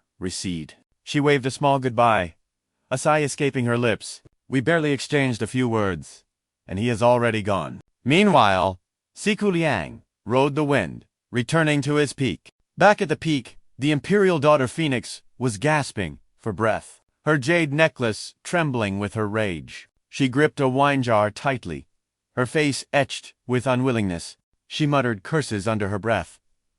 Hateful! Those Penglai bastards. Absolute grandsons. Such a nuisance! She had barely landed when Chu Liang appeared behind her. Entering the room, Chu Liang bowed respectfully. Master, this disciple saw you return and came to welcome you. Seeing him, she regained some composure. Her expression softened slightly as she asked through half-closed eyes, Emi, has anything happened in the last 2 days? Chu Liang replied cheerfully, nothing of note. This disciple completed another mission smoothly. Seeing her condition, he politely inquired about her trip. Master, did your journey go well? The question was like a spark to dry kindling. Her anger flared instantly. She waved her hand dismissively, face twisting. HMPH. Do not speak of it. She began to recount her misfortune. I traveled to the region where the Jade Sword Peak Lord established his merit. I was scouring the East Sea, looking for demons, causing chaos. Suddenly, just as I was searching, a group of people blocked my path and dared to lecture me. Those hypocrites from the Penglai Upper Sect accused me of destroying the East Sea's ecosystem. They kept trying to drive me away. As she spoke, her aura blazed with renewed intensity. In her mind, she had already transformed into a giant titan, stomping the ground in fury. Flames practically danced in the depths of her eyes. If I didn't have to consider the reputation of Mount Shu, I would have annihilated that useless sect first. Standing before such overwhelming pressure, Chu Liang shrank back, terrified. Chu Liang remained silent, watching his master rain curses upon her enemies. He dared not interrupt. With a stiff face and cold sweat dripping down his back, he thought to himself. Her actions unfolded exactly as I had predicted. Knowing her volatile nature, I wasn't the least bit surprised. However, the sheer scale of her explosive rage, that was something I hadn't quite prepared my heart for. She claimed she was just hunting demons. But let's be real. Wherever Master goes, the landscape gets rearranged by hellfire. I shivered at the thought. When demons are around, she cleans them up. But when the demons are gone, she becomes the calamity herself. Hearing that the Penglai sect had to forcibly stop her rampage, it all started to make sense. Her destructive aura in the East Sea must have terrified them. They had no choice but to intervene. I couldn't blame them. The Penglai Supreme Sect rules those waters. It's their backyard. After all, they couldn't just let a maniac burn down their property. Their reaction was completely justified. And yet, I found myself torn. Logic was on their side, but my need for sword coins was stronger. I gritted my teeth and made a choice. Time to be a sycophant.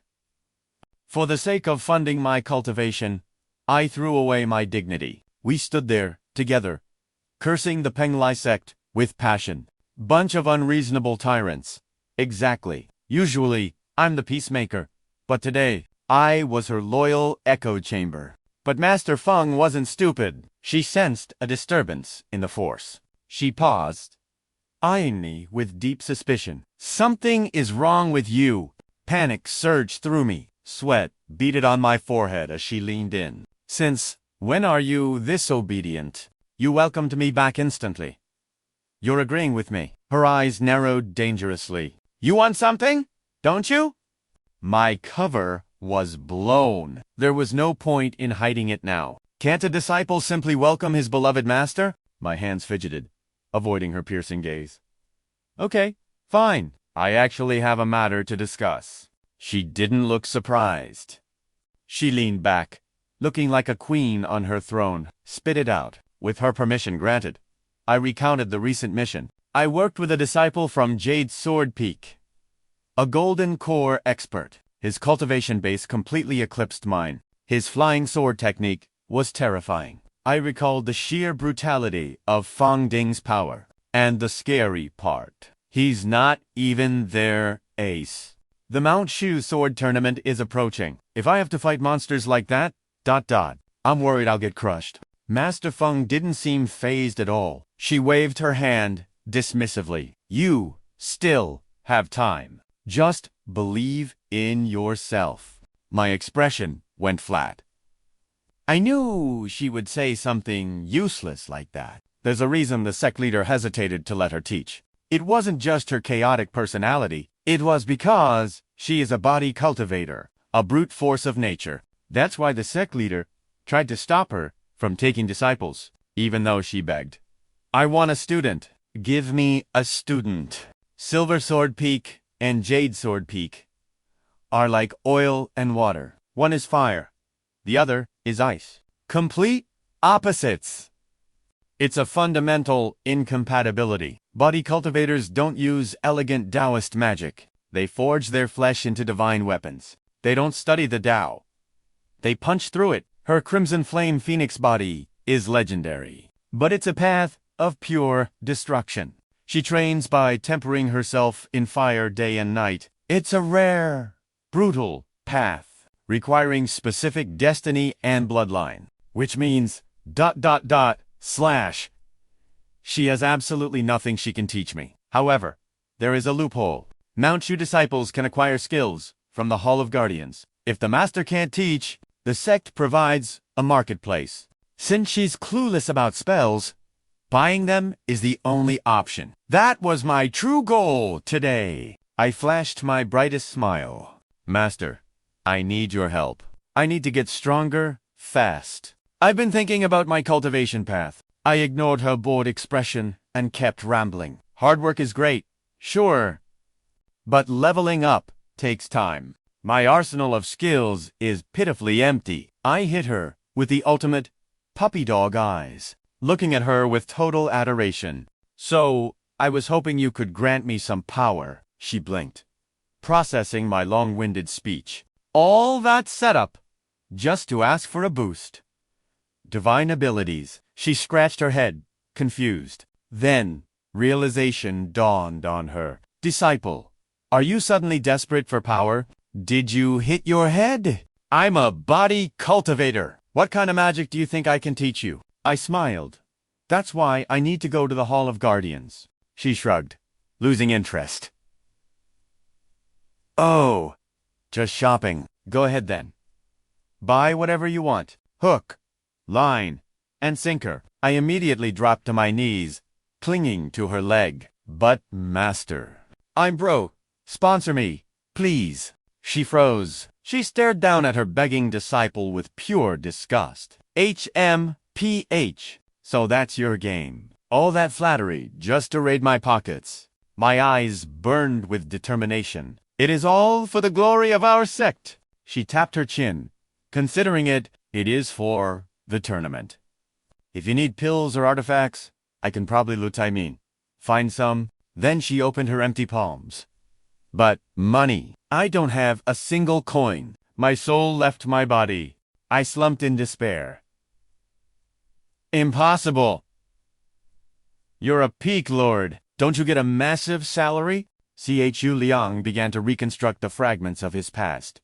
puzzling over a single, burning question. Why was Silver Sword Peak always so destitute? It turned out, his master had brainwashed him since childhood with a convenient philosophy. My dear disciple, we cultivators have no need for worldly possessions. Poverty is a virtue, she would say. The original host, young and naive, swallowed this lie whole, believing he just needed to train harder.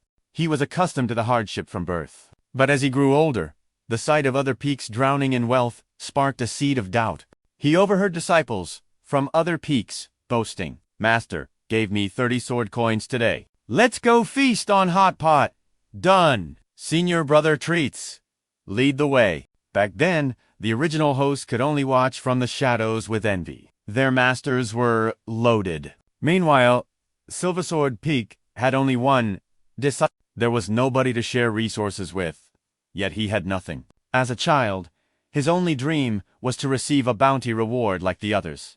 But reality was a cruel teacher. He could only hide under his tattered blanket and dream impossible dreams. Now, the current Chu Liang had only one thought. If Master Joss gave him a monthly allowance, he could save up enough for a flying sword. Empress Female Phoenix felt a pang of guilt, letting out a heavy, defeated sigh. She slammed her hands down, ready to explain her poverty. Why is my salary, plus the peak leader's bonus, never enough? My dear disciple, not only am I penniless, but I also owe a mountain of debt outside. The news struck Chu Liang like a lightning bolt. His eyes rolled back in shock. How is that even possible? She didn't make him wait, proudly producing a glowing jug of wine and patting it affectionately. Do you think ordinary coin can buy this level of intoxication? This is drunken, immortal brew. 500 sword coins for a single gourd. Chu Liang's brain short-circuited. He couldn't process the information. That jug in her hand was worth 500 sword coins. Empress Female Phoenix caressed the bottle like a lover, her face pure bliss. Chu Liang remained frozen in trauma. One gourd equaled one high grit sword. It was horrifying. Watching his master chug the wine, he no longer saw liquid. He saw a waterfall of sword coins pouring down her throat. She wasn't an alcoholic. Chu Liang looked up at her and realized the terrifying truth. She was literally swallowing their fortune. The alcohol hit her system, and her spirit instantly lifted. I speak the truth. Besides my debts, I don't have a copper coin to my name. She slumped back in her chair, confident and shameless. In all my years dominating the world, aside from the phoenix feather snow jade ... I never relied on weapons or treasures. I conquered everything with just this flesh and blood. Then, her mood dipped again. She showed her empty palms. Even if you need money, I have nothing to sell. Unless I sell this body of mine. Chu Liang stared at her blankly, his face void of emotion. Suddenly, a spark of realization hit him. He put on a charming, businesslike expression. Surrounded by an imaginary halo, he asked the forbidden question, "Master, is that actually an option?" She realized he wasn't backing down. Red lightning crackled in her eyes as rage erupted. She clenched her fists. Audacious! Your guts have grown too big. You dare scheme against me? Chu Liang panicked, waving his hands. Misunderstanding, Master. Let me explain. But she cut him off, pointing a finger at the door. SCRAM. Chu Liang was unceremoniously yeeted out of the building. He recalled her provocative expression. Fine. I'll ask again in a few hundred years. He kicked a pebble in frustration. Operation Beg for Money failed. Looks like I'm on my own. Chu Liang walked with his head down, ignoring the world. His mind raced. Flying swords, artifacts, pills, talismans if he wanted them. He had to earn them. Self-reliance was the only way.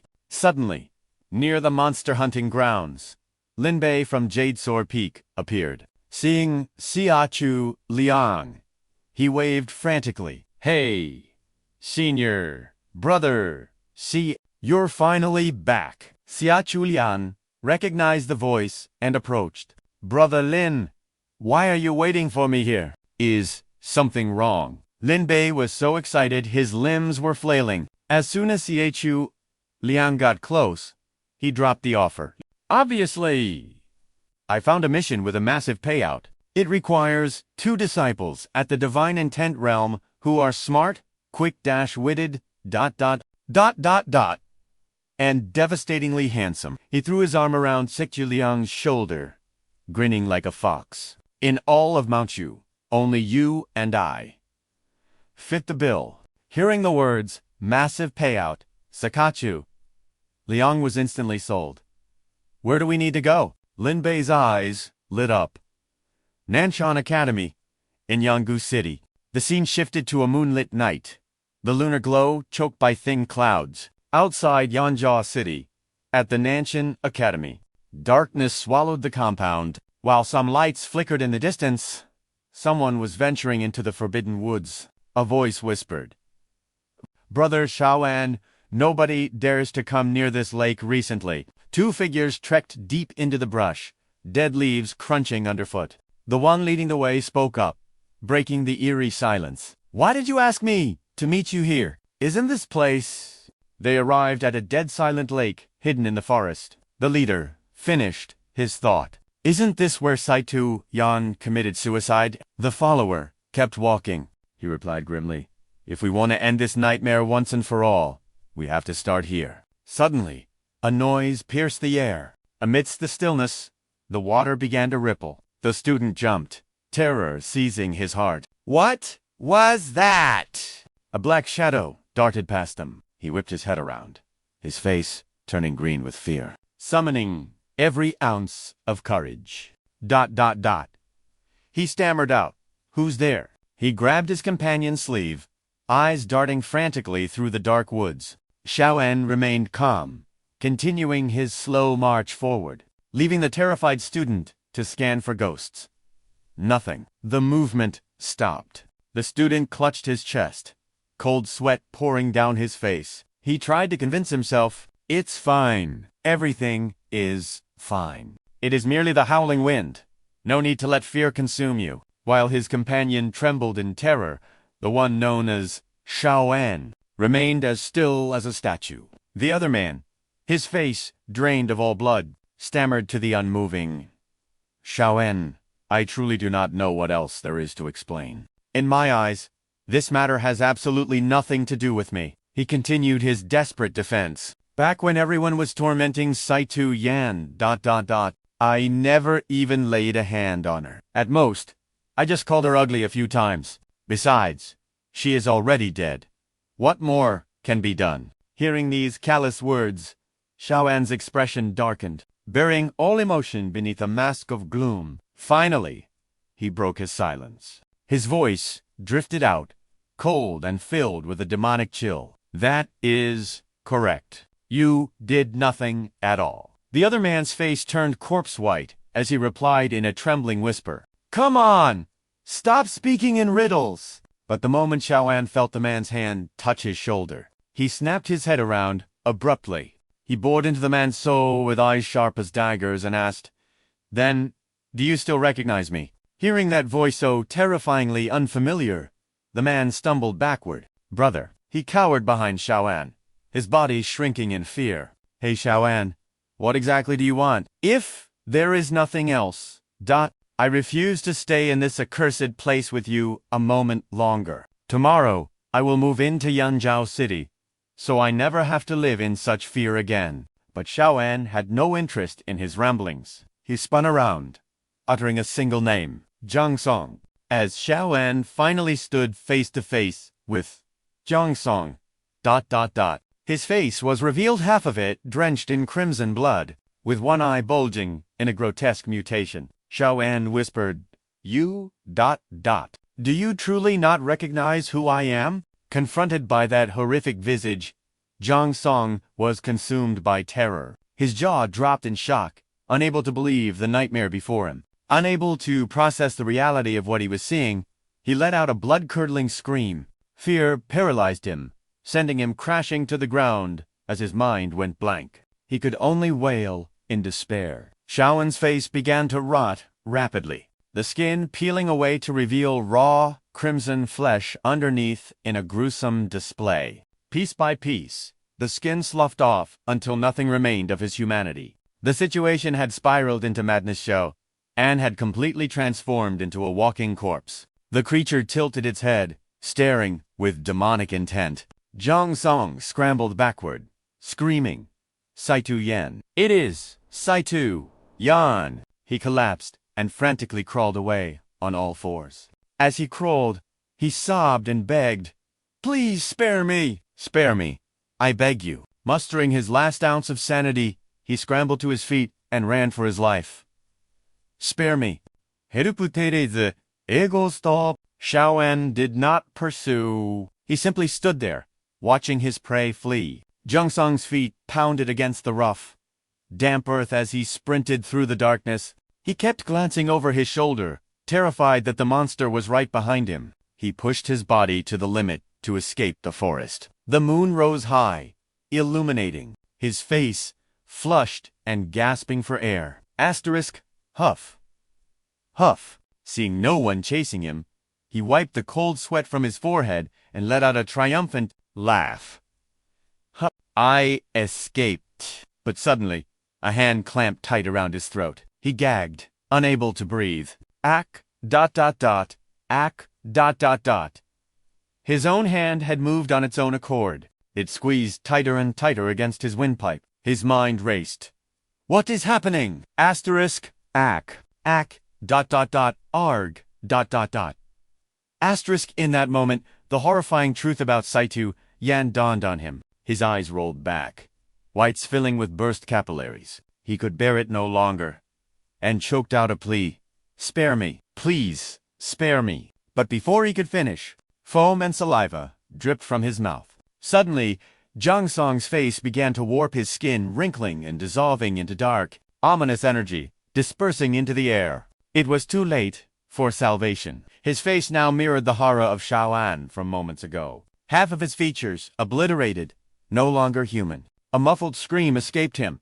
"Save me!" Meanwhile, within the bustling streets of Yanjiao City, Chu Liang was unexpectedly dragged into a mission. Walking through the crowd, he complained to his companion, "Senor Brother Lin, this mission is too sudden. I do not even know the details. If Nanshan Academy is haunted, why are we needed?" Chu Liang was full of questions. Although Yanjiao City was near Mount Shu, ordinary cases were typically handled by junior disciples of the sect. However, the balance of power between Confucianism, Buddhism, and Taoism was strict. Each sect had its own jurisdiction and responsibilities. Chu Liang frowned, perplexed.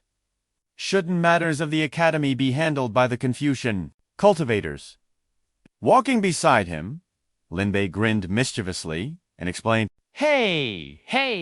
Trouble in temples is for the Buddhists, and academy affairs are for the Confucians. Naturally, we usually do not interfere. However, our responsibility this time is solely to protect a student of the academy." As they spoke, they arrived at their destination. Standing before a magnificent gate, Linbei pointed at the grand entrance. "Junior brother, Chu, we are here. This is the home of Master Li, the head of a powerful clan renowned throughout Yanzhou City. His only son, Li Ju, is currently a scholar studying at the Nanshan Academy." Linbei dragged Chu Liang inside. As always, his chatter was accompanied by a blindingly white grin. He gestured dramatically as he spoke. "Recently, a malicious spirit has haunted the academy, claiming the lives of 2 students. The Li family, fearing for their son, invited our Mount Shu Sect. They hired us to serve as bodyguards for a short while." Linbei stroked his chin, speaking breezily. "We just need to wait until the ghost case is solved and our mission is complete." Hearing it was mere protection duty, Chu Liang's face fell. Asterisk, private security, he thought. Asterisk, what a miscalculation. I only agreed because senior brother mentioned a high reward. Asterisk, Asterisk.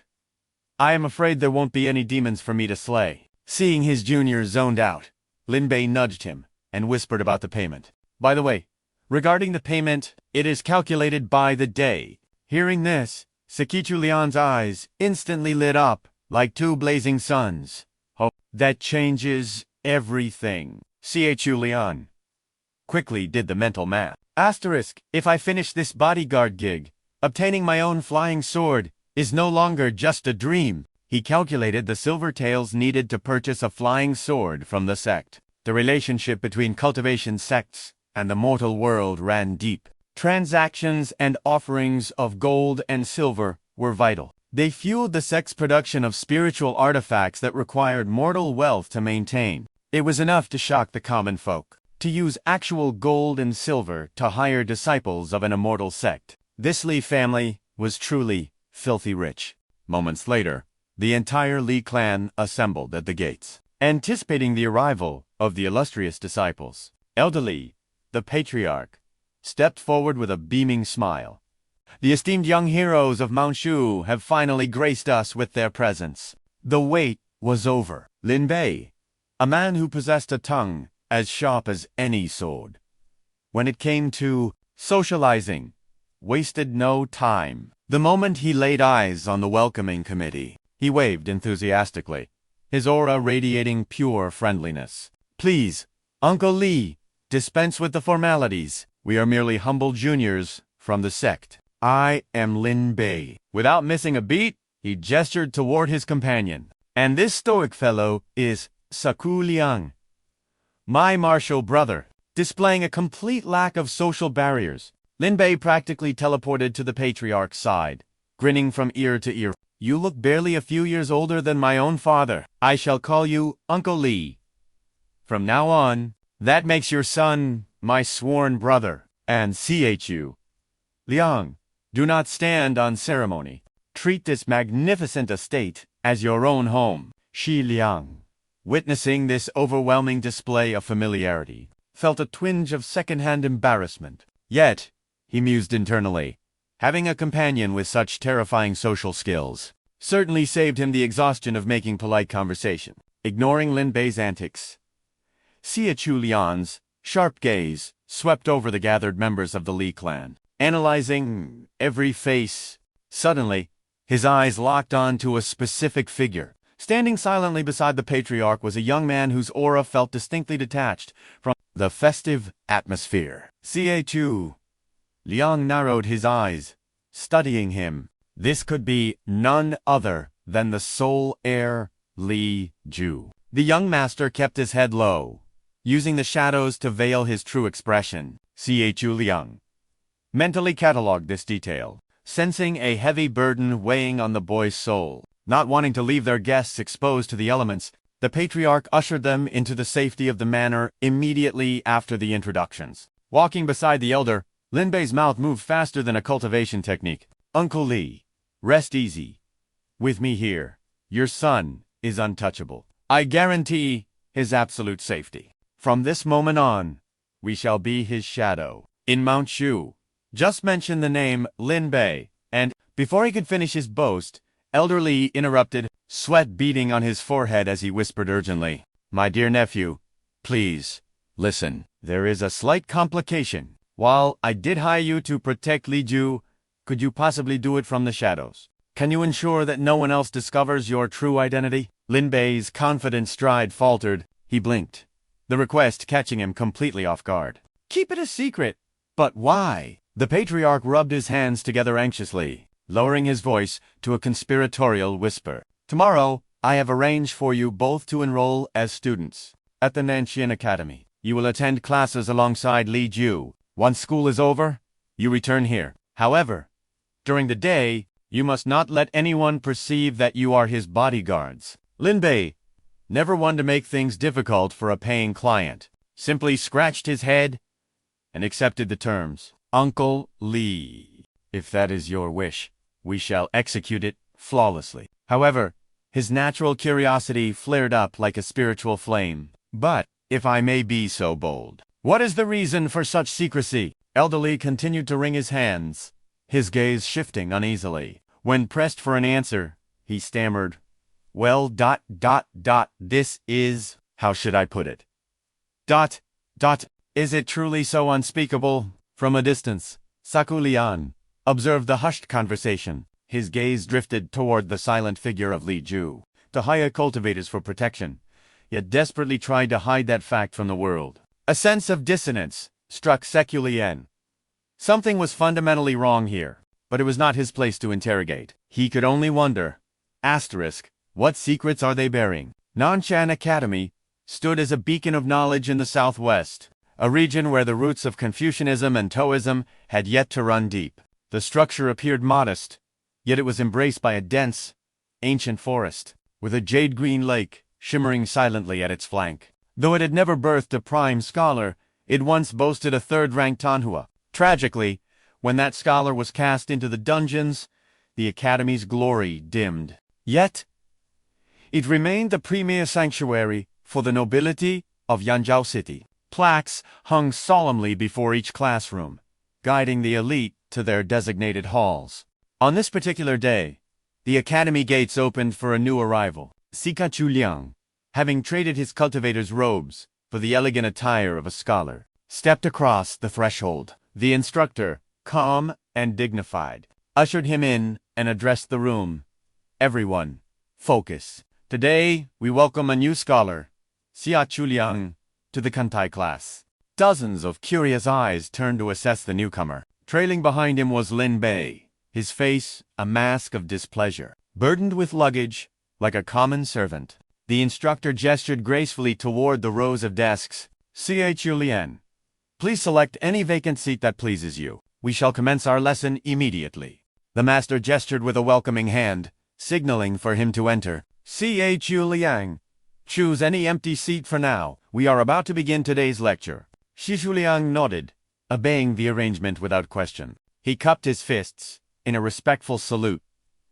"Understood." Chu Liang stepped briskly into the room, his sharp eyes scanning the area like a hawk hunting for prey. Fortunately, he spotted a vacancy. Coincidentally, it was right next to the target, Li Ju, at the head of the table. Lin Bei tried to follow his lead, but the master's stern voice cut through the air like a blade. "Book boys are forbidden from entering. You will remain outside. If you truly wish to learn, stand silently by the door and listen. Do not make a sound or cause a disturbance." Lin Bei's face twisted into a pout of pure dissatisfaction. Before retreating, he shot a lightning-fast glare at Feeling that gaze burning into his back, Chu Liang walked in. Feeling slightly awkward, Chu Liang glanced back past the doorframe. Seeing his companion still staring at him with unresigned eyes, inside Lin Bei's heart, a storm of complaints was brewing. "Why are we both at the academy?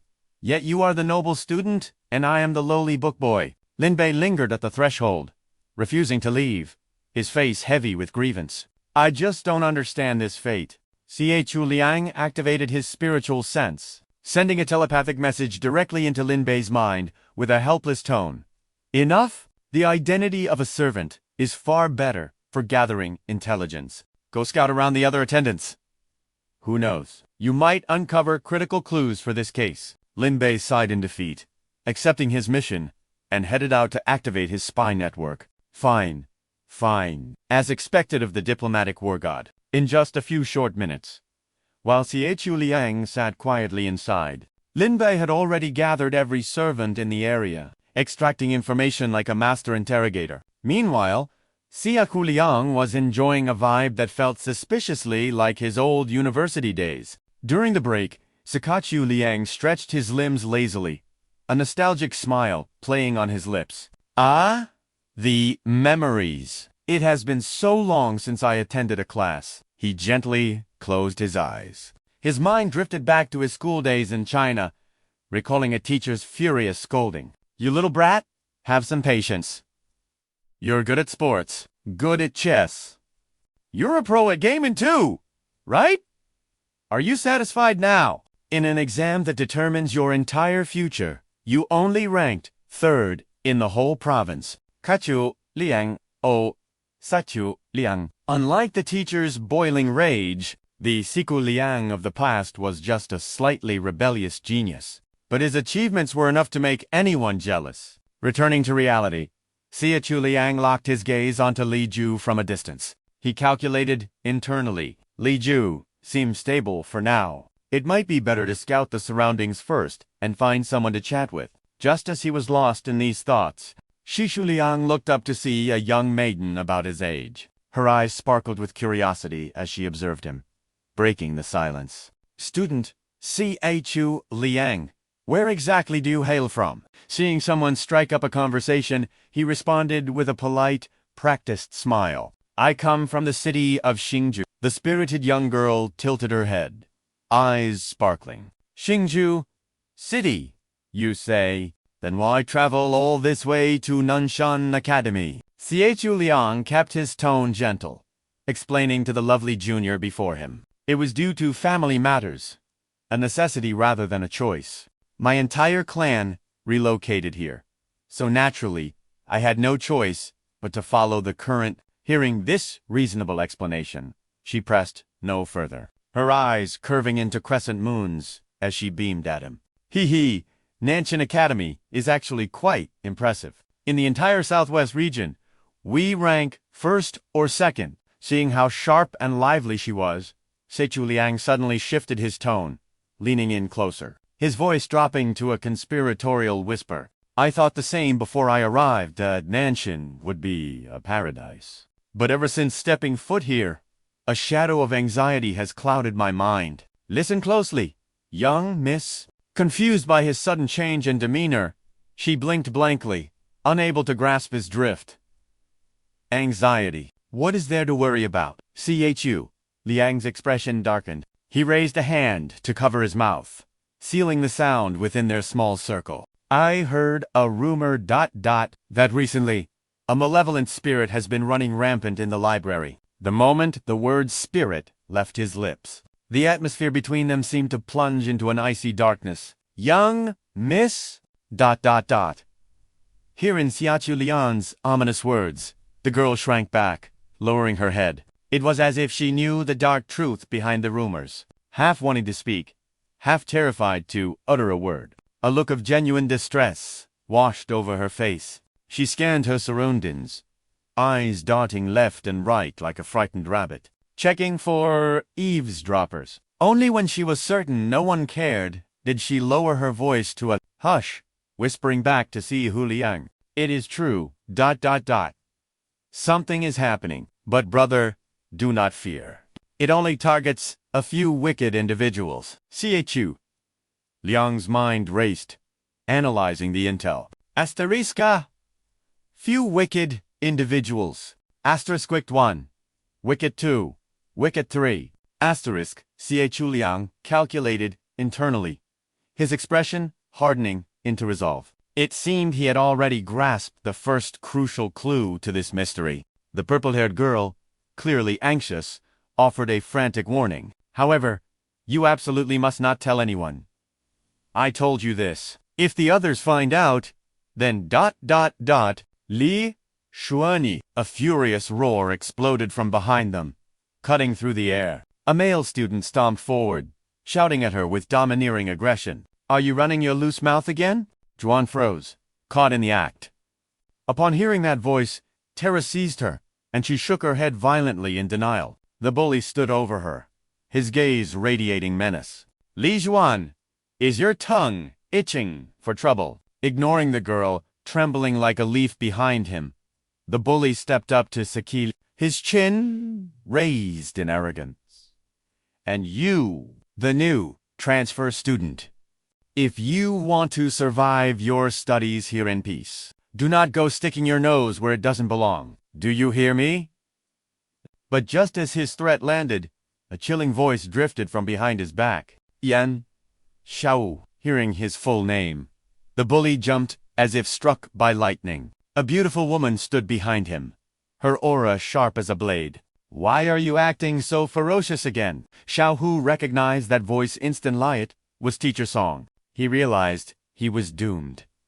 Cold sweat instantly beaded on his forehead. Juan quietly retreated to safety while Xiao Wu turned stiffly to face the source of his fear. Teacher Song. ... Chu Liang watched the new arrival, his eyes assessing her. She didn't need to say another word. A single, piercing glance from her was enough to crush the boy's spirit. The bully instantly became as obedient as a kitten, sitting upright at his desk, hands hanging limply in defeat. From the back, Chu Liang observed her calm, yet overwhelming pressure. As she disciplined Xiao Hu with mere presence, Chu Liang mused. Asteriscoso. This is an instructor of the academy. She appears deceptively young. Asterisk, but then, something unexpected happened. Ignoring Xiaohua's previous commotion, Teacher Song rushed over to another desk. She placed a hand on a sleeping student's face, her voice calling out to wake him. Li Ju, wake up. Li Ju sensed the shift in the air and snapped his eyes open. Seeing him awake, Teacher Song bent down, her voice a gentle whisper. Time to wake up.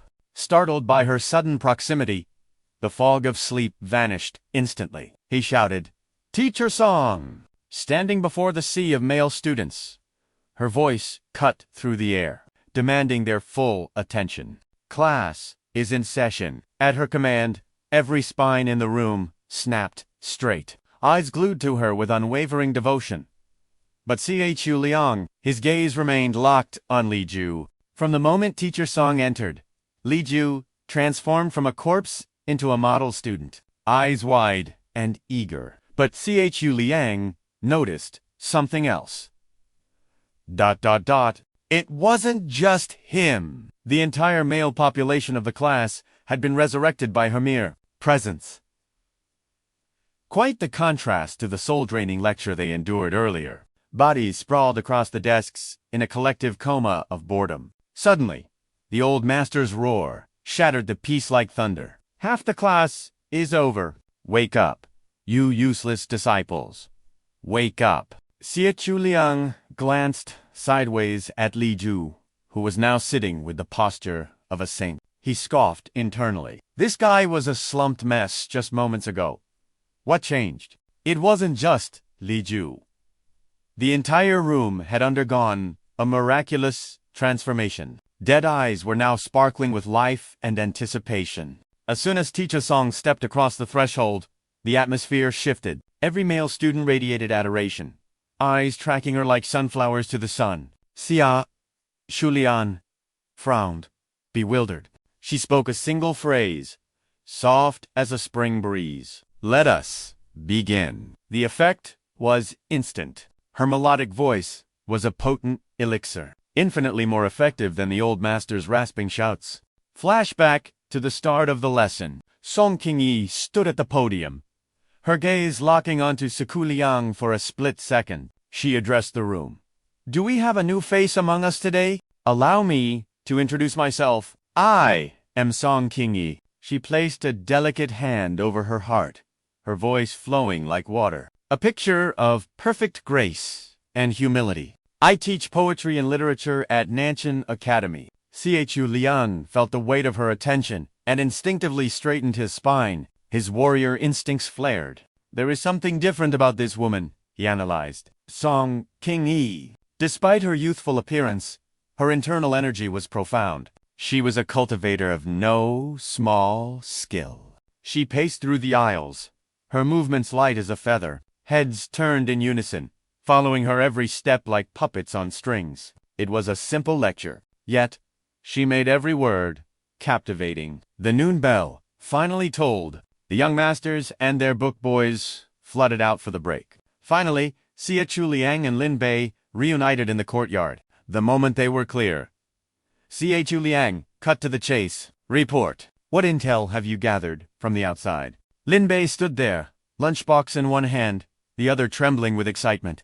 I've dug up everything, brother. Lin Bei's eyes lit up. That teacher is Song Qingyi, a beauty from the Jingnan region. He completely ignored the mission to gush about the maiden. This is top-tier information. She only arrived at Nanshan Academy a few years ago. Lin Bei leaned in, face flushed, whispering the most critical detail. 18 or 19 years old. Same generation as us. And the best part, no marriage contract. He placed hands on his hips, grinning like he had conquered the world. Chu Liang stood in stony silence, a storm of confusion brewing in his mind. What does her dating life have to do with our investigation? Lin Bei remained frozen in his triumphant pose. Siaku. Liang stared at him, his expression deadpan. The silence stretched until it became awkward. Lin Bei's grin faltered, realizing his error. He cleared his throat loudly, trying to salvage his dignity. Ahem, right. Of course, the case. I did ask about these supernatural events. Lin Bei finally switched gears to the matter of life and death. Chu. Lian's eyes sharpened. Took you long enough, he thought. Lin Bei frowned, his voice dropping to a grim whisper as he recounted the dark history of the academy. There is a haunting here. Rumors say it started with a girl named Saitu Yan. She was relentlessly bullied until her spirit broke. She took her own life in the lake behind the mountain. Chu Liang muttered the name. Saitu Yan. ... Lin Bei nodded gravely. 7 days after her death, the horror began. 2 more bodies were found behind that same mountain. Other students. And the cause of death, self-strangulation. They choked themselves until their last breath left their body. Their faces were twisted masks of pure terror. Eyes bulging, mouths torn open. It was a wretched, agonizing way to die. Now, fear grips the academy. They say Saito Yan has become a vengeful spirit, hunting down those who tormented her. Chu. Liang rubbed his chin, the detective within him awakening. If it is merely a vengeful spirit, we can handle it. He recalled the desperation of Master Li and the suspicious behavior of his son, Li Ju. Why act so secretive? Something doesn't add up. The fear in the Li family's eyes went deeper than a simple ghost story. There were layers of deception here. Why is Li Ju so terrified? Was he one of the bullies? Lin Bei waved his hand dismissively. Look at that guy, him! A bully! He looks like he's afraid of his own shadow. It's more likely he's the one getting kicked around. As if on cue, a commotion ahead proved Lin Bei right. Li Ju was cornered. A thug named Zhao, who blocked his path. Li Ju. The bully sneered. You know the routine. Don't make me ask twice. 2 lackeys flanked him, closing off any escape. The power dynamic was clear. Li Ju's spirit crumbled instantly. His face darkened with shame as he lowered his head in submission. With practiced speed, he fished a silver ingot from his robes. He didn't dare make eye contact. He simply held out the tribute like a trained dog. Zhao, who snatched the money, his hostility vanishing instantly. He stepped aside, opening a path. Pleasure doing business.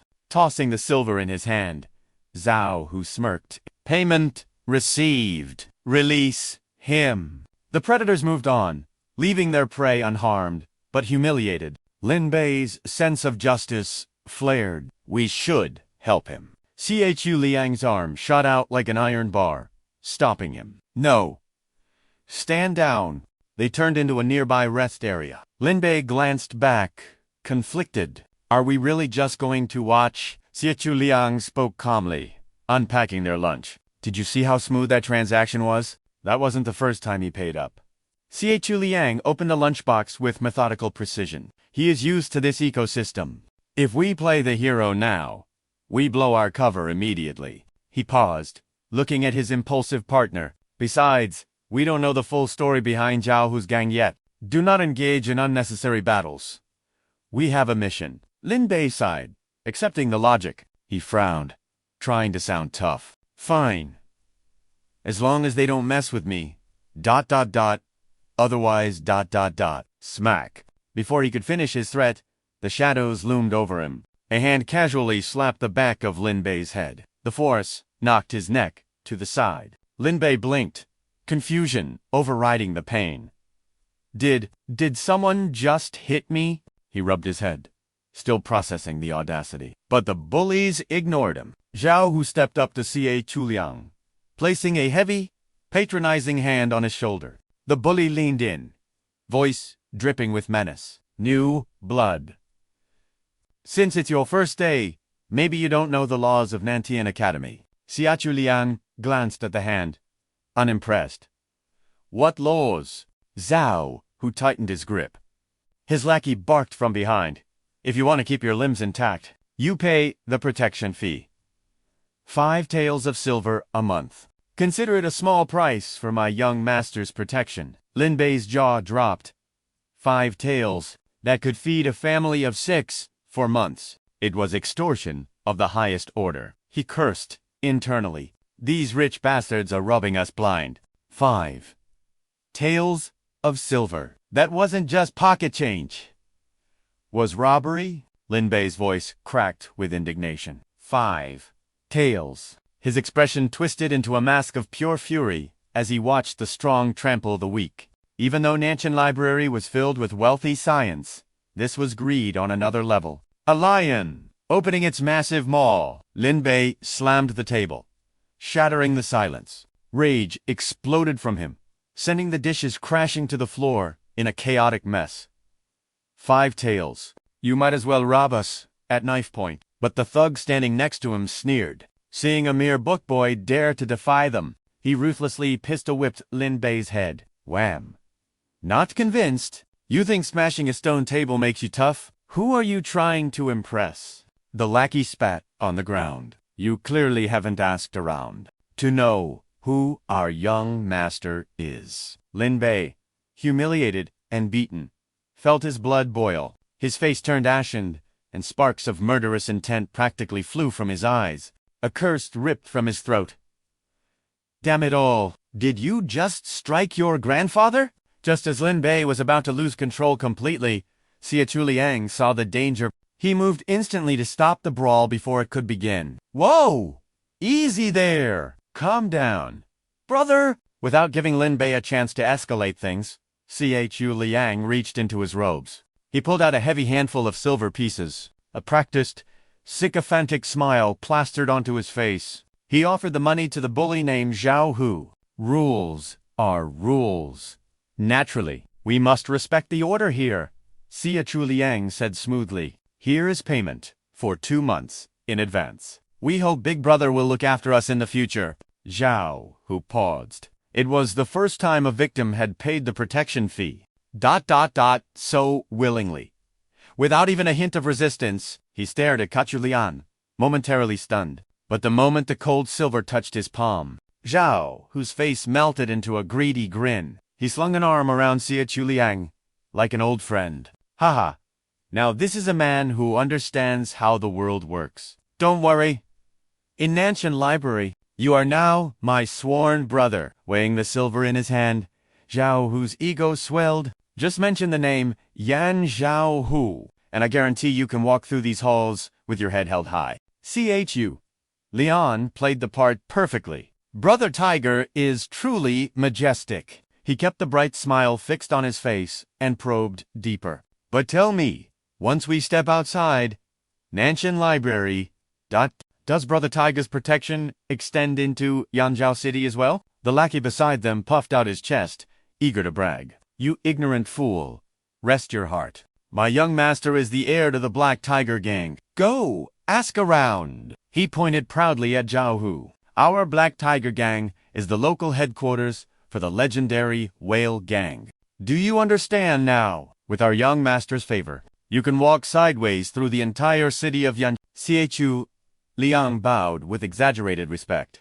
The young master of the Black Tiger Gang. I had eyes but failed to see Mount Tai. Forgive me. Zhao, who soaked up the praise like a sponge. You're a smart kid. I like that. His greed satisfied. He didn't waste another word, turning to leave with his entourage. After strutting a fair distance away, he waved back dismissively. See you around.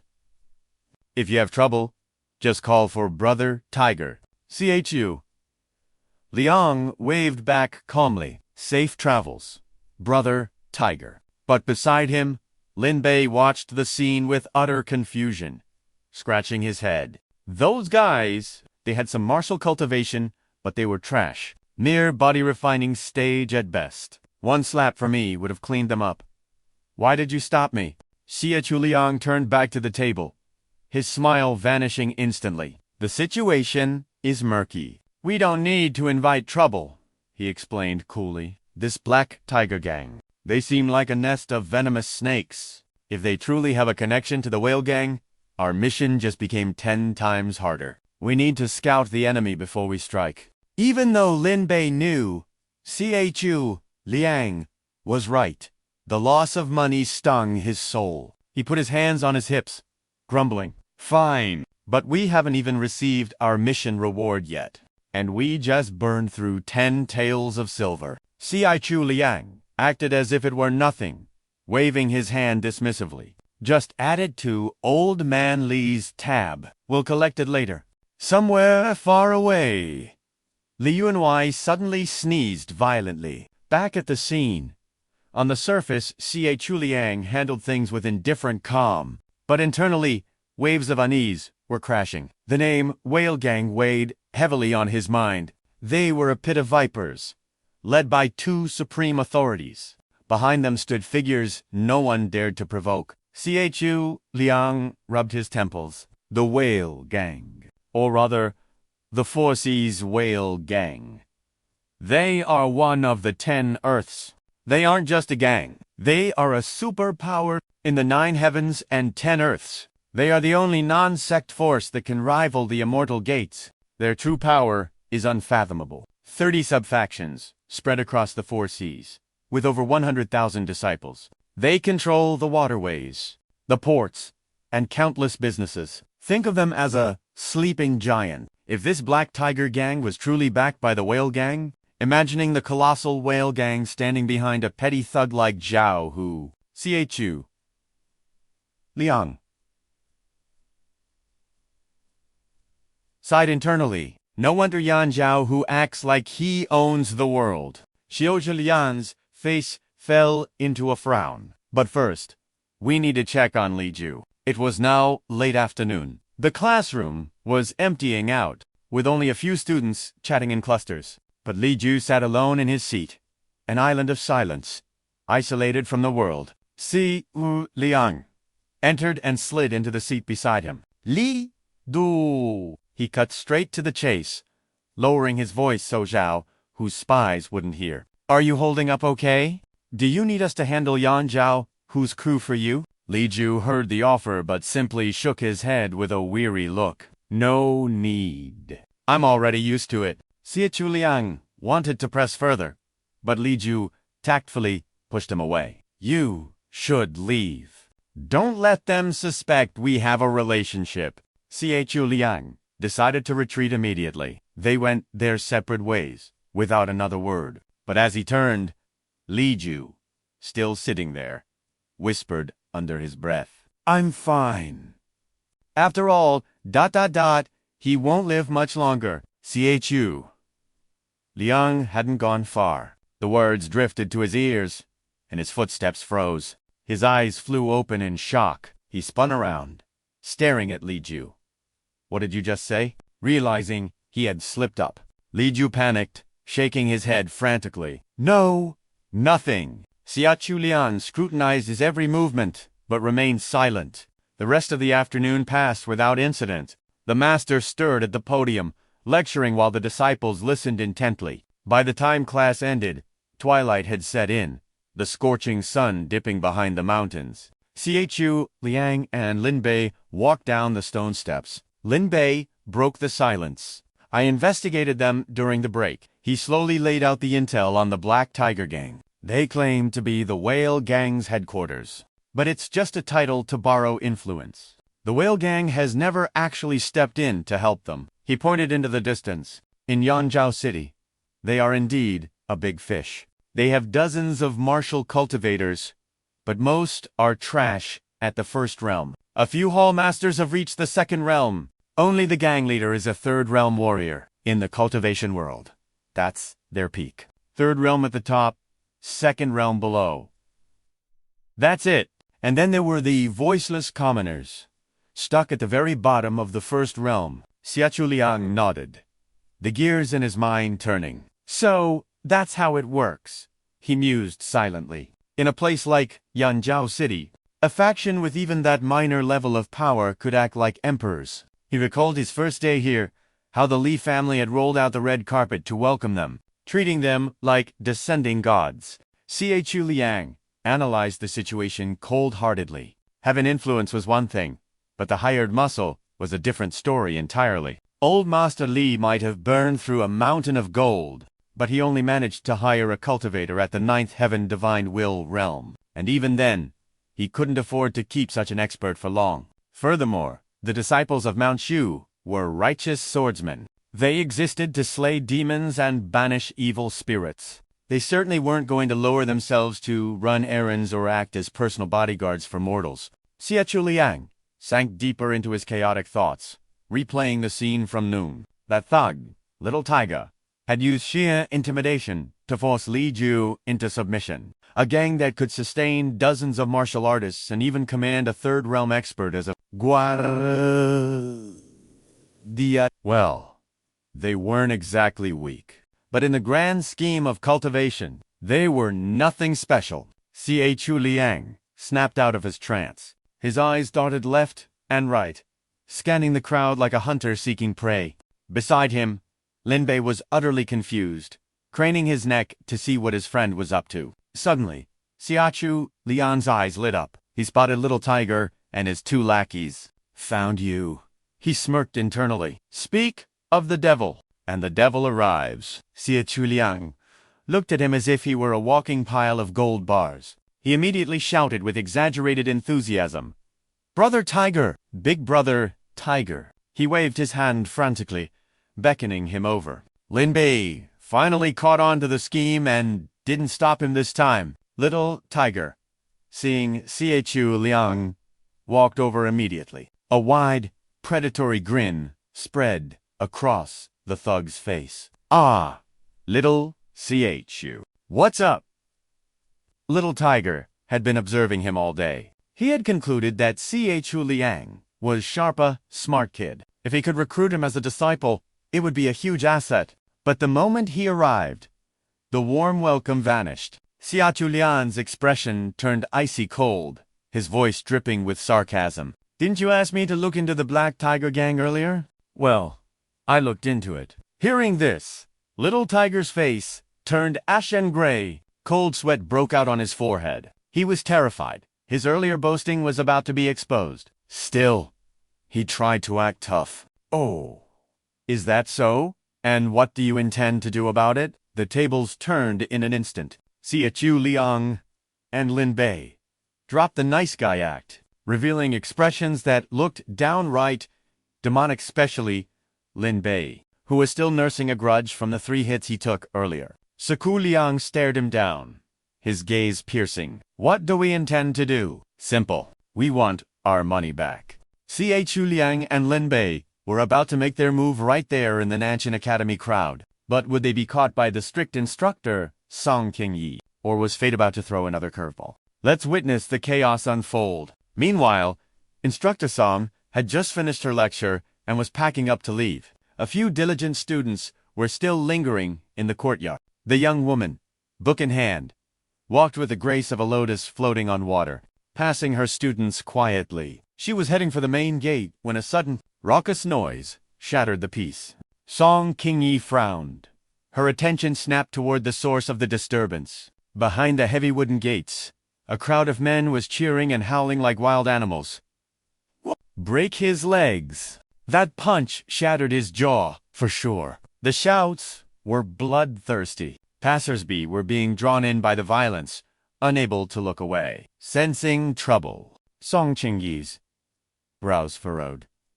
Her instincts screamed, "Danger!" A student fight. She sprinted toward the commotion. Hidden behind the large gate was a circle of students, their fists pumping in the air as they cheered on the brutality within. Seeing the situation spiral out of control, she roared, "What is going on here?" Song Qingyi, charge into the fray. "Whoever is fighting inside, stop this instant." 2 students on the periphery, seeing her approach, quickly bowed in fear. "Instructor Song!" The nearby spectators heard her voice and turned, terrified. Song Qingyi struggled to push through the wall of bodies. Realizing she couldn't physically shove them aside, She projected her voice with authority, commanding the students blocking her path. "You students, in the front! Make way! What on earth is happening inside?" A male student beside her answered honestly, his voice trembling. "It's Yan Xiaohu, and a new student." Song Qingji's eyes narrowed sharply.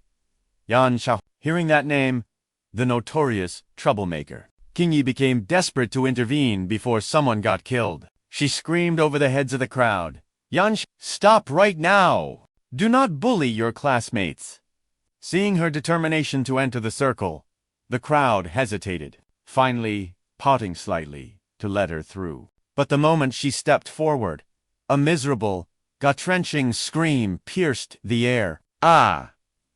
Ah! Ah!" The sickening sound of flesh hitting flesh echoed. Asterisk, smack, thud, crack, bam. Seeing people still craning their necks to watch the violence, Qingyi yelled again, "Move! Get out of the way!" The sounds of the beating were getting louder, more brutal. The scene was chaotic. Everyone wanted to see the bloodbath. Nobody cared about Song Qingji's orders. The flames of rage ignited in her heart. Her face turned dark as a thundercloud. Unable to contain her fury, Qingyi released a burst of killing intent and shouted coldly, "I am warning you for the last time. Yan Xiaohu, if you don't stop, I will have the dean expel you personally." The terrifying aura she released sent shivers down everyone's spines. Song Qingyi's brows were locked tight, her eyes burning with righteous indignation as she marched forward. Wherever she stepped, the students scattered like frightened birds, creating a path for the angry instructor. Realizing it was Song Qingyi, their fear doubled. But when she finally reached the center of the circle, Song Qingyi froze. Her brain short-circuited at the sight before her. She had expected to see Yan Xiaohu beating a helpless victim. Instead, the person begging and pleading for mercy was none other than the tyrant himself, Little Tiger. He was sprawled on the ground, completely defenseless. His clothes were torn to shreds, covered in dust and footprints. His face was even worse. The arrogant bully who terrorized the school was gone. In his place was a swollen, bruised mess that barely resembled a human being. The moment he saw Song Qingyi, he tried to crawl towards her, whining injustice. "Instructor Song, I stopped ages ago. I swear, I didn't dare fight back even a little bit. I'm the one getting beaten to a pulp here, and you want to expel me?" Qingyi stood there, dumbfounded, unable to process reality. Usually, this guy and his henchmen were the ones walking around like kings, crushing anyone in their path. How did the script get flipped so violently? She thought she might be hallucinating. Yan Xiaohu was the little tyrant of Nanchan Academy, a specialized bully. When she heard he was fighting, it was only natural to assume he was the aggressor. But given his family's martial arts background and his gang support, who on earth had the power to reduce him to this pathetic state? Qingyi searched her memory, trying to find an answer, but worry etched her face. Wait a moment. She looked up, and there, kneeling on either side, were his two bruised and terrified lackeys. A storm of whispers swept through the crowd behind them, the students buzzing with the shock of this impossible news. Fanwai could hardly believe her eyes. Were those notorious bullies actually kneeling in total submission? She cupped a hand to her ear, listening to the wave of gossip as the students reveled in Yan Xiaohu's misfortune. Their hushed conversations filled the air, but Fanwai's expression darkened into a mask of seriousness. Where had the attackers gone? She closed her eyes, forcing down the flames of her rising anger. Not only did they dare to brawl outside the library, gathering a crowd, but they also had the audacity to flee the scene, ignoring the whispers and fingers pointing her way. Fanwai placed one hand on her hip and pointed the other at the battered Yan Xiaohu. Her voice rang out with authority. "Who beat you like this?" Meanwhile, Chu Liang and Linbei were still perfectly playing the role of innocent bystanders. They blended seamlessly into the gossiping crowd, oblivious that Fanwai's patience had snapped. Her eyes, sharp as daggers, swept across the area, locking on to the densest cluster of male students. With a voice dripping with terrifying killing intent, she commanded, "Step forward." Instantly, the students of Nanshan Library recoiled in fear, taking a collective step back. Chu Liang and Lin Bei, still deep in their act of casual conversation, failed to notice the murderous gaze boring into their skulls. Sensing the sudden shift in atmosphere, they both looked up in unison, only to realize they were the only two left standing in the open. The crowd had parted like the Red Sea, leaving them exposed under Thanwai's warning glare. Song Thanwai's voice was cold as steel. "So, it was you too." Chu Liang felt a bead of sweat drop. TSK. These Nanshan students really know how to throw people to the wolves. In a split second, Chu Liang's face transformed into a mask of radiant politeness. He bowed respectfully. "Teacher Song, my deepest apologies.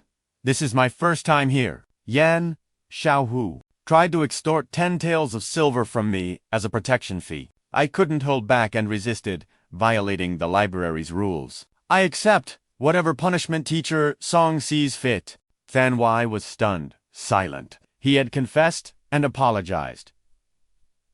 Before she could even scold him, she stood frozen, her lecture dying in her throat, completely disarmed by his preemptive strike. Unable to vent her anger, her face turned as red as a ripe tomato, her brows knitting together until deep furrows appeared on her forehead. She crossed her arms, standing before the crowd to deliver her judgment.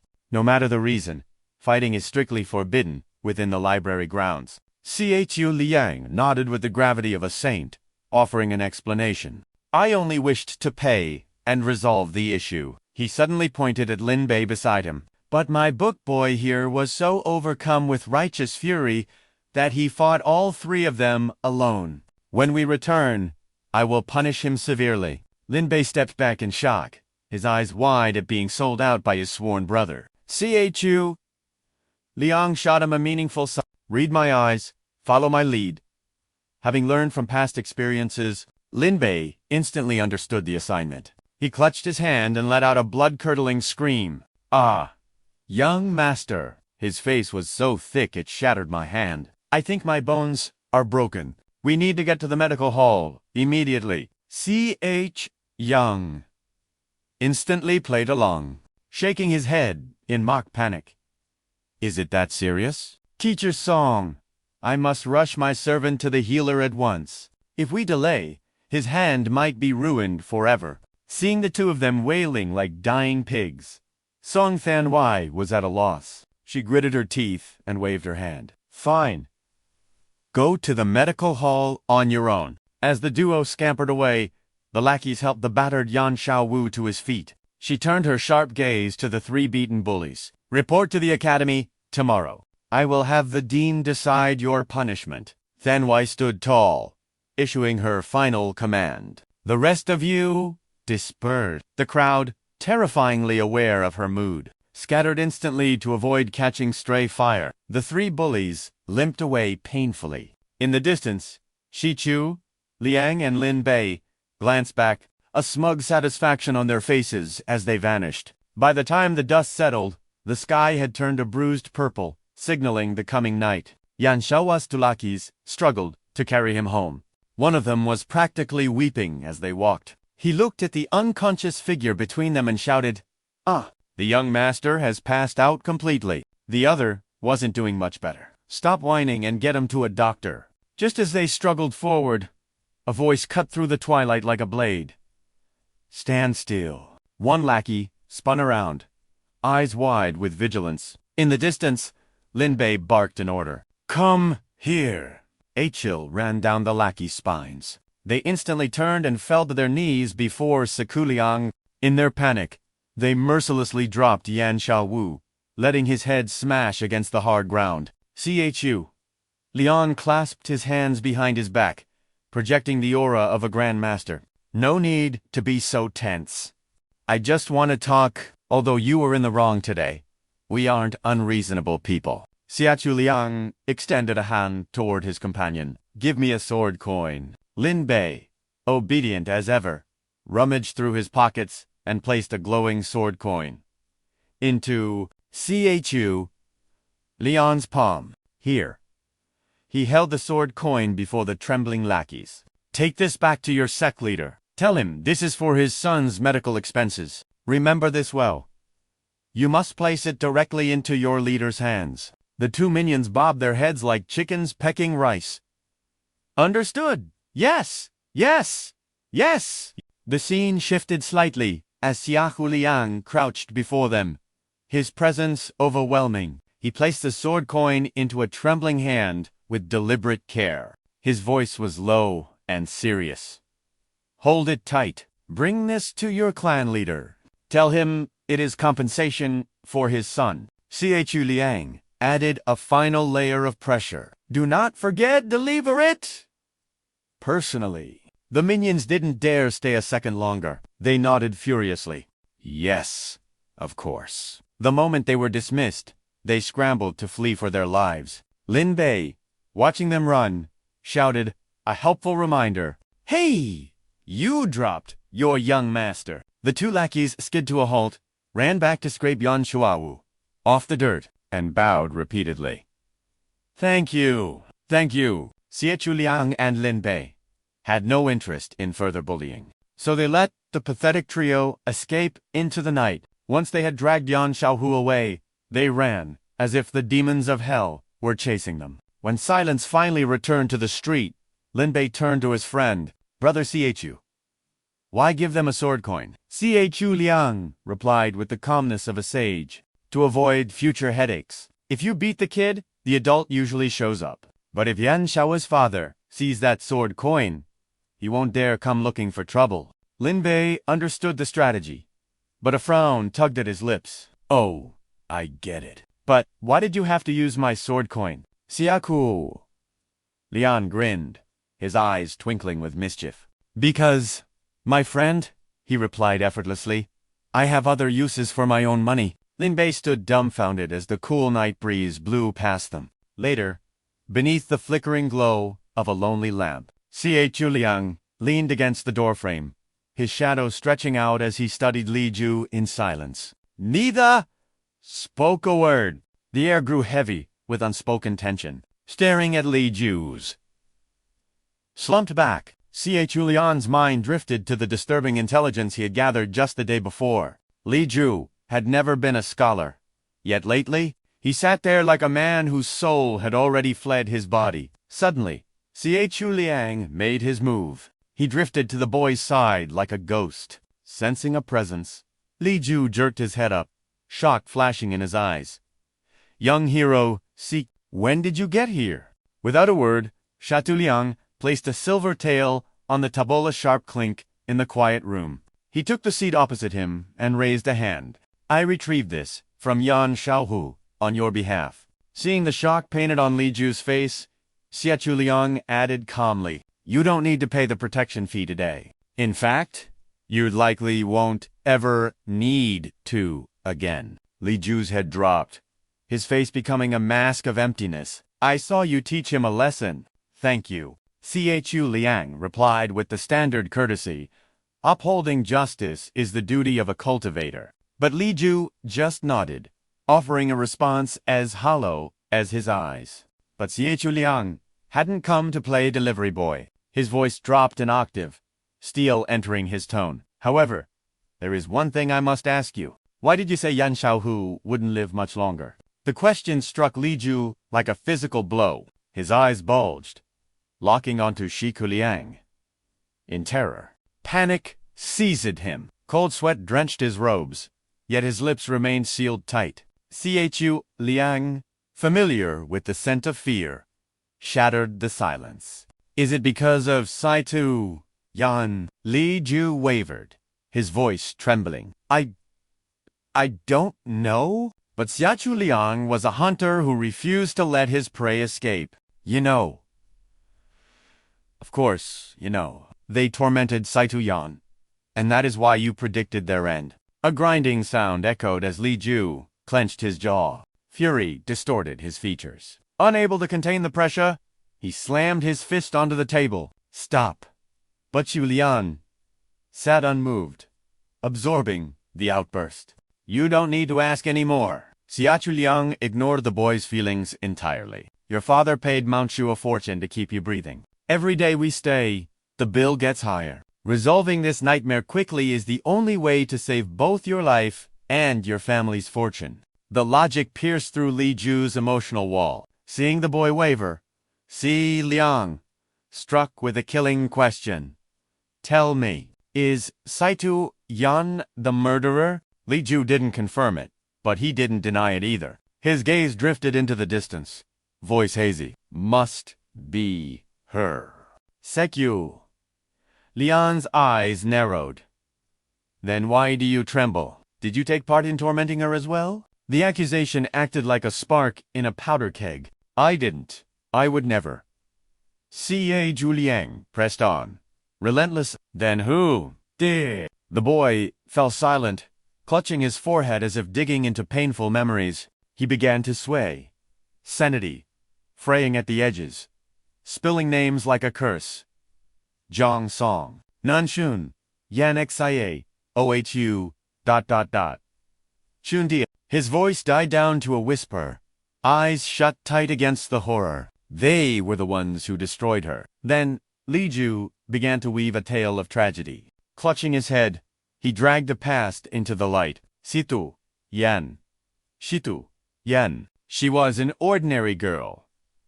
A beauty, but born into wealth and comfort. Silk robes, gourmet food, servants at her beck and call. She should have lived a life of bliss. But 2 years ago, the fire god claimed her home. She escaped the inferno with her life, but the flames took her face as payment. Half of her visage was consumed, leaving behind a road map of agony, a grotesque scar that no medicine could heal. When she returned, she wasn't Chu Yan anymore. She was a monster in the eyes of her classmates. She retreated into the shadows, sitting alone in the darkest corners. She wore thin veils and let her hair cascade down to mask the ruin of her face, but the scars refused to remain hidden. The boys nearby would stare with morbid curiosity, while the cruel ones decided she didn't belong in their world. They tried to drive her from the Nam Sun Library.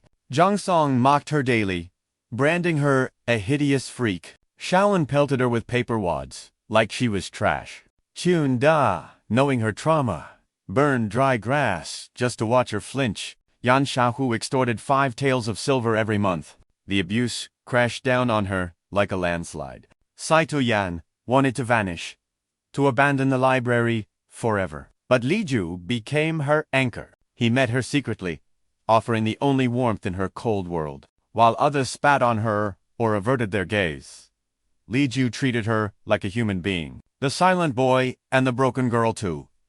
Jagged pieces fitting together, their shared misery created a bond. He urged her to be brave, helping her catch up on her studies, determined to keep her in the light. When the wolves came to circle her, he stood his ground. But in this world, courage often comes with a steep price. He became the new target. Yet, even with his face swollen and bruised, he stood like a shield before her, refusing to break. Their shallow acquaintance forged into steel through adversity. Every time Yan Xiaohua's gang beat him, her tears washed his wounds. Li Ju believed his sacrifice was saving her, helping her rise from the ashes. He never saw the darkness growing in her heart until it was too late. One peaceful afternoon by the lake, exhaustion claimed him. When he awoke, the peace was gone. He was bound tight.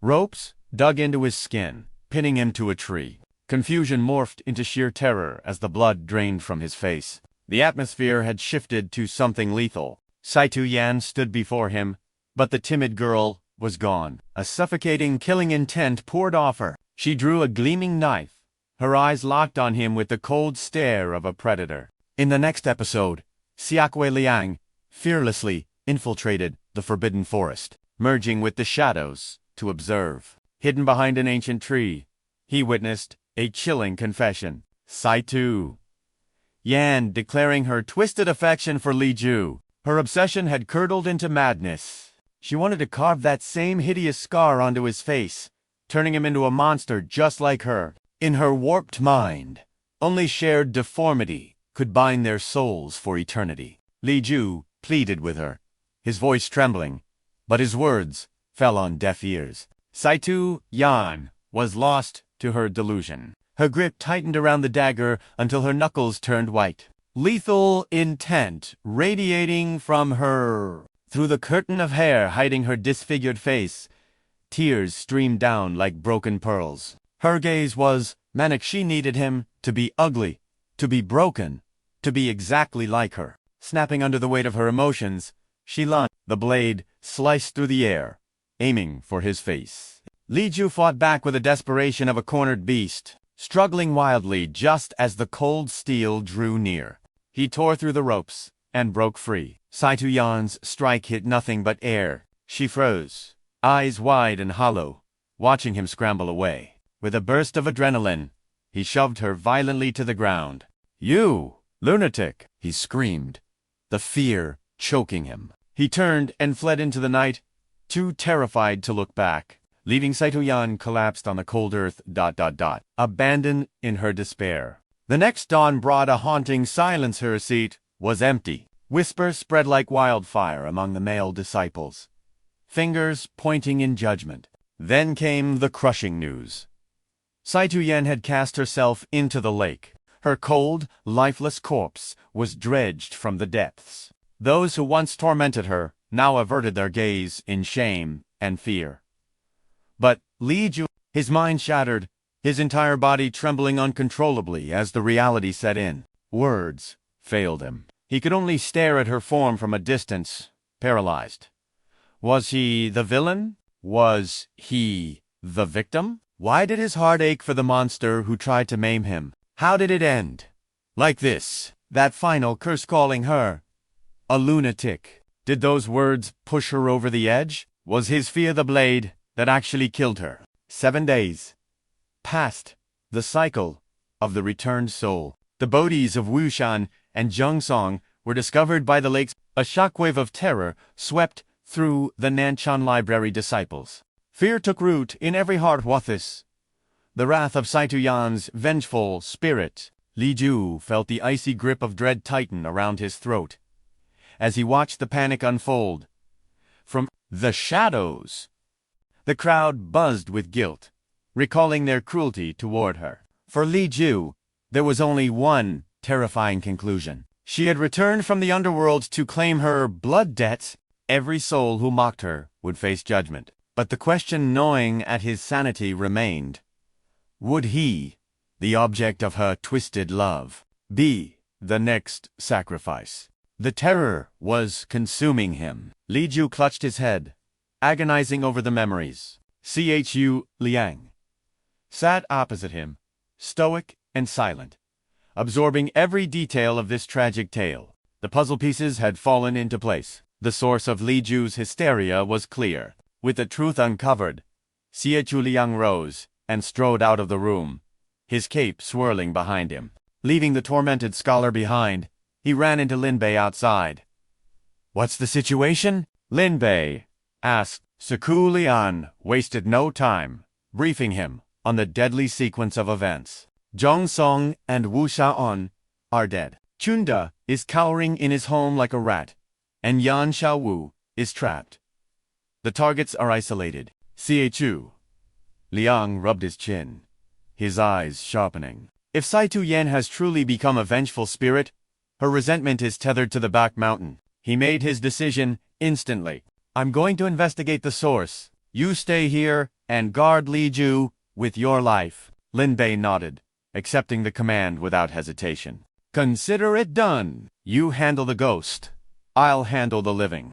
Be careful out there, brother." Chu Liang turned, his aura flaring as he prepared for combat. He performed a hand seal, summoning his flying sword. Gale winds whipped around him, lifting his body into the air. "Don't worry," he called back, exuding absolute confidence. Chu Liang was immortal, with 0 cultivation. Even as a vengeful spirit, her power has limits. Glancing at the darkening sky, urgency seized him. "Time is of the essence. I'm moving out." He shot into the sky like a meteor, he mused. Riding a sword is a bit flashy for a stealth mission. ...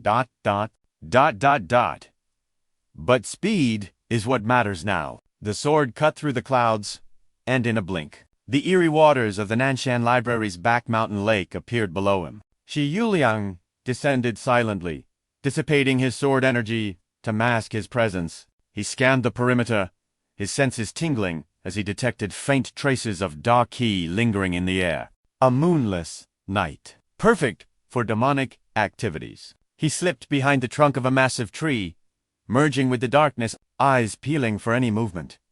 He suppressed his spiritual signature completely. Now, I just wait for the snake to leave its hole. Suddenly, a shadow flickered across his vision. His ears twitched. Movement. He peered around the bark. There! Skimming across the water's surface, the silhouette of a young woman. Leaving nothing to chance, Chu Liang activated his divine sense. A complex grid of azure light erupted beneath his feet, scanning the entire forest in a heartbeat. The scan confirmed Ita female figure. I won't let you escape. Xia! Chu Liang decided to drop the stealth and end this haunting right now. He surged forward, spiritual energy gathering in his palm for a lethal strike. You showed up earlier than expected, but as he landed at the target location, his brow furrowed. The lake was dead silent. The surface was glass. The spot where the woman had just been standing was completely empty. He scratched his head, annoyed. What the hell? Even a ghost can't teleport without leaving a trace. And there's no lingering yin energy, ... He rubbed his chin, perplexed. Asterisk, snap. A sound from the canopy above. His gaze shot upward instantly. An ambush. Someone descended from the treetops, unleashing a wave of pressure to pin him down. Chu Liang's reflexes were gatire, drew his sword, and parried in a split second. In the next breathless moment, the attacker landed, and Chu Liang's face went blank with shock. He gripped his sword, ready for a second clash. He hadn't realized that high up in the branches, a predator had been stalking him the entire time. He felt the intent, now. A beam of energy slashed down from the heavens, the density of the qi on that blade. This wasn't a ghost. This was a cultivator. Clang, Shi, Chu Liang deflected the blow with a surge of power. As the sparks faded, he recognized the weapon attacking Hima, long emerald green ruler. Ah, Jaji. Ruler. With a flick of his wrist, he unleashed a shockwave, blasting the weapon and its wielder backward. He analyzed the opponent in a heartbeat. Asterisk, their cultivation base rivals mine, but that jade ruler is trash compared to my flying sword. Asterisk, and that aura, ... Pure yang energy. This isn't a spirit. As the figure stepped into the moonlight, Chu Liang's eyes widened in disbelief. The young woman froze, her composure shattering as she recognized him. The jade ruler clattered to the ground. They stared at each other, stunned, until Chu Liang finally gasped, Wait, it's you. Song Qingyi froze, the familiar voice shattering her battle focus. Chu Liang, realizing his opponent's identity, awkwardly retracted his surging spiritual pressure. His jaw practically hit the floor as his mind raced. It was actually the demure female instructor from the academy, Song Qingyi. But as he compared this fierce warrior to the gentle, scholarly woman who lectured on literature by day, the discrepancy was massive. And it wasn't just her personality. Chu Liang's analytical gaze drifted downward. By day, her assets seemed modest, yet under the moonlight, her curves were ... magnificent. Truly, a profound mystery of the universe. Silence stretched between them, as Chu Liang stared shamelessly at her chest. Song Qingyi silently withdrew her jade ruler, her eyes locking onto his with suspicion. They spoke in perfect unison, shattering the tension. You are a cultivator. Shock washed over them both as the realization hit. Before the echo faded, they synchronized again. What are you doing here? Song Qingyi flustered, her cheeks burning crimson as she furrowed her brows at him. Before Chu Liang could explain, she snapped, pointing an accusatory finger. Stop repeating my words. It is incredibly disrespectful. Chu Liang extended a hand, with gentlemanly grace. Then, ladies first. Please, enlighten me. Song Qingyi puffed out her cheeks, glaring at him with a mix of grievance and authority. Her tone softened, though the frown remained etched on her forehead. She crossed her arms, accentuating her figure. Earlier, I sensed your aura was ...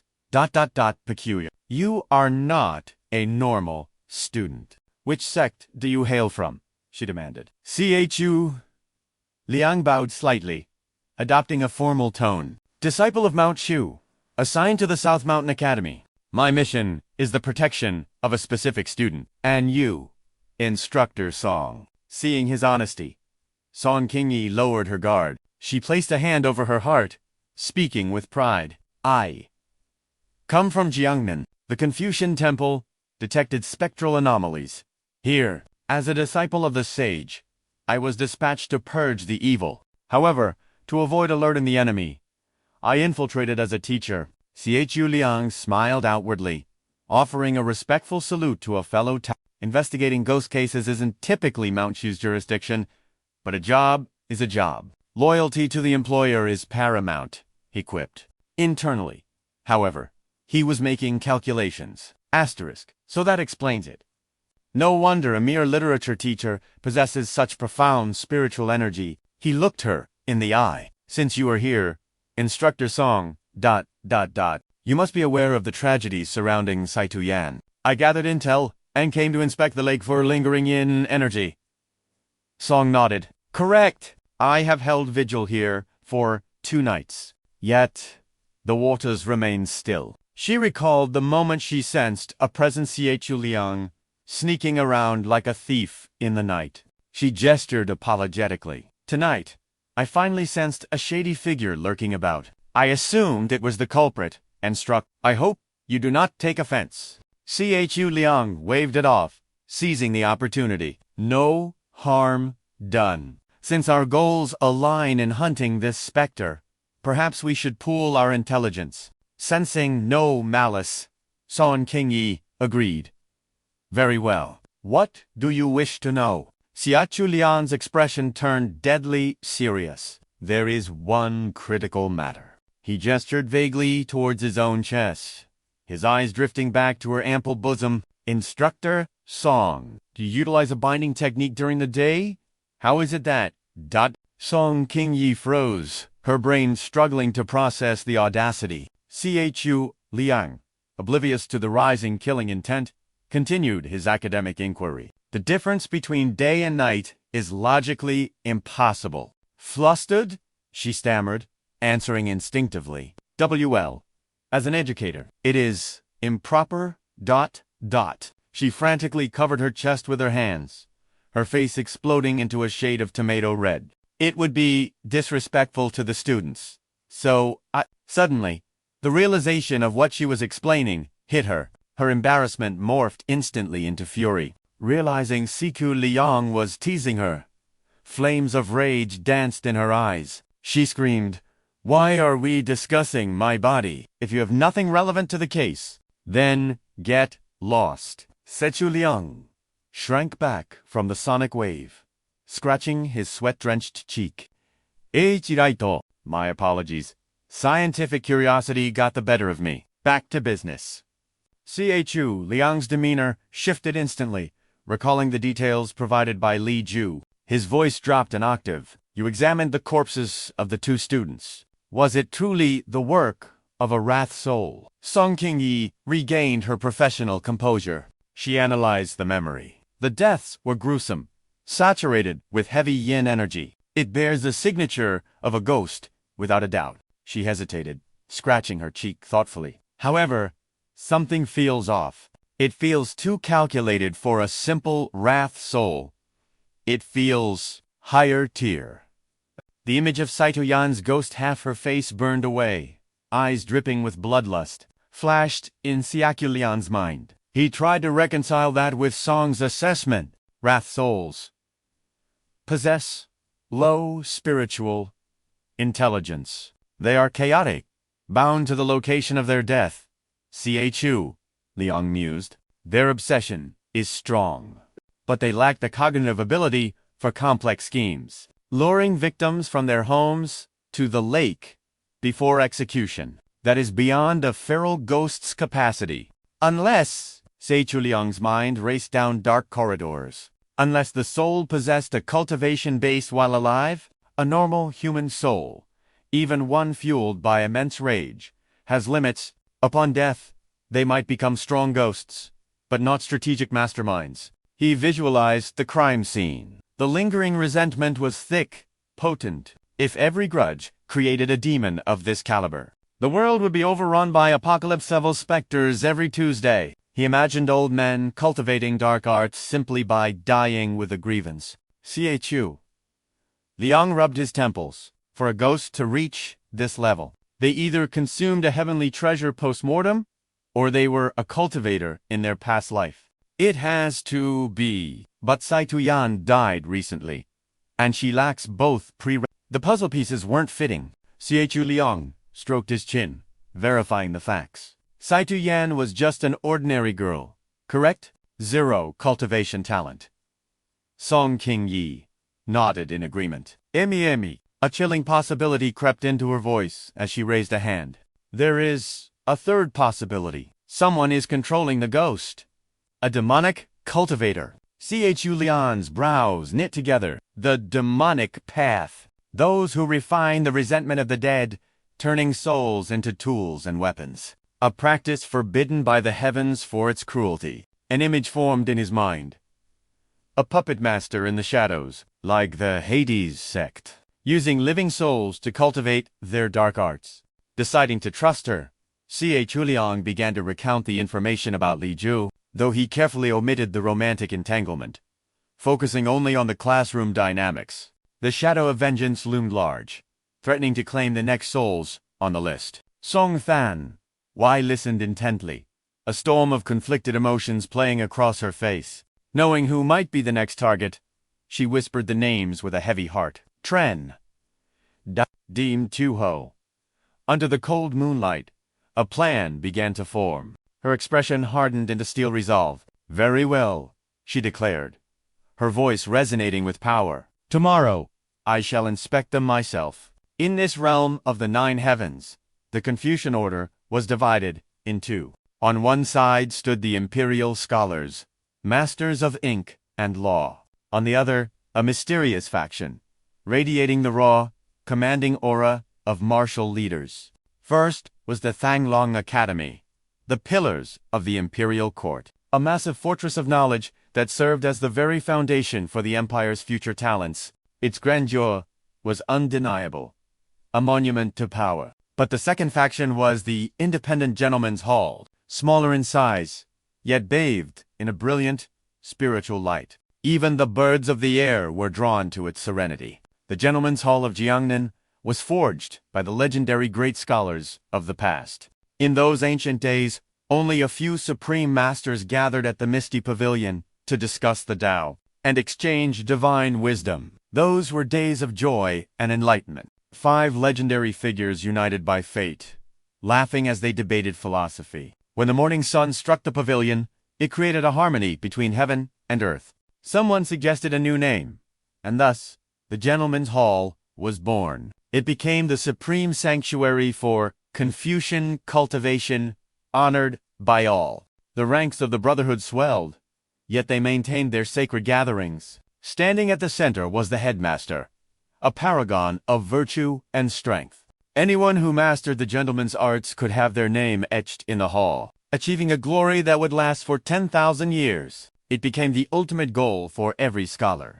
They dedicated their entire lives to the scriptures, cultivating day and night. Over time, the Gentleman's Hall evolved into something far greater. Their successors became one of the 10 great sects. These were beings who had reached perfection on the path of wisdom. Their aura was unmatched, transcending the mortal coil. When Lin Bak heard this revelation, his jaw dropped. To think Teacher Song belonged to such a legendary lineage. Back at their quarters, So Luang held nothing back, laying out every clue he had gathered. Seeing his friend's shock, he simply nodded. Indeed, the academy has the Confucians handling it, so we need not interfere. Lin Bak, however, was no longer listening to reason. Confucianism.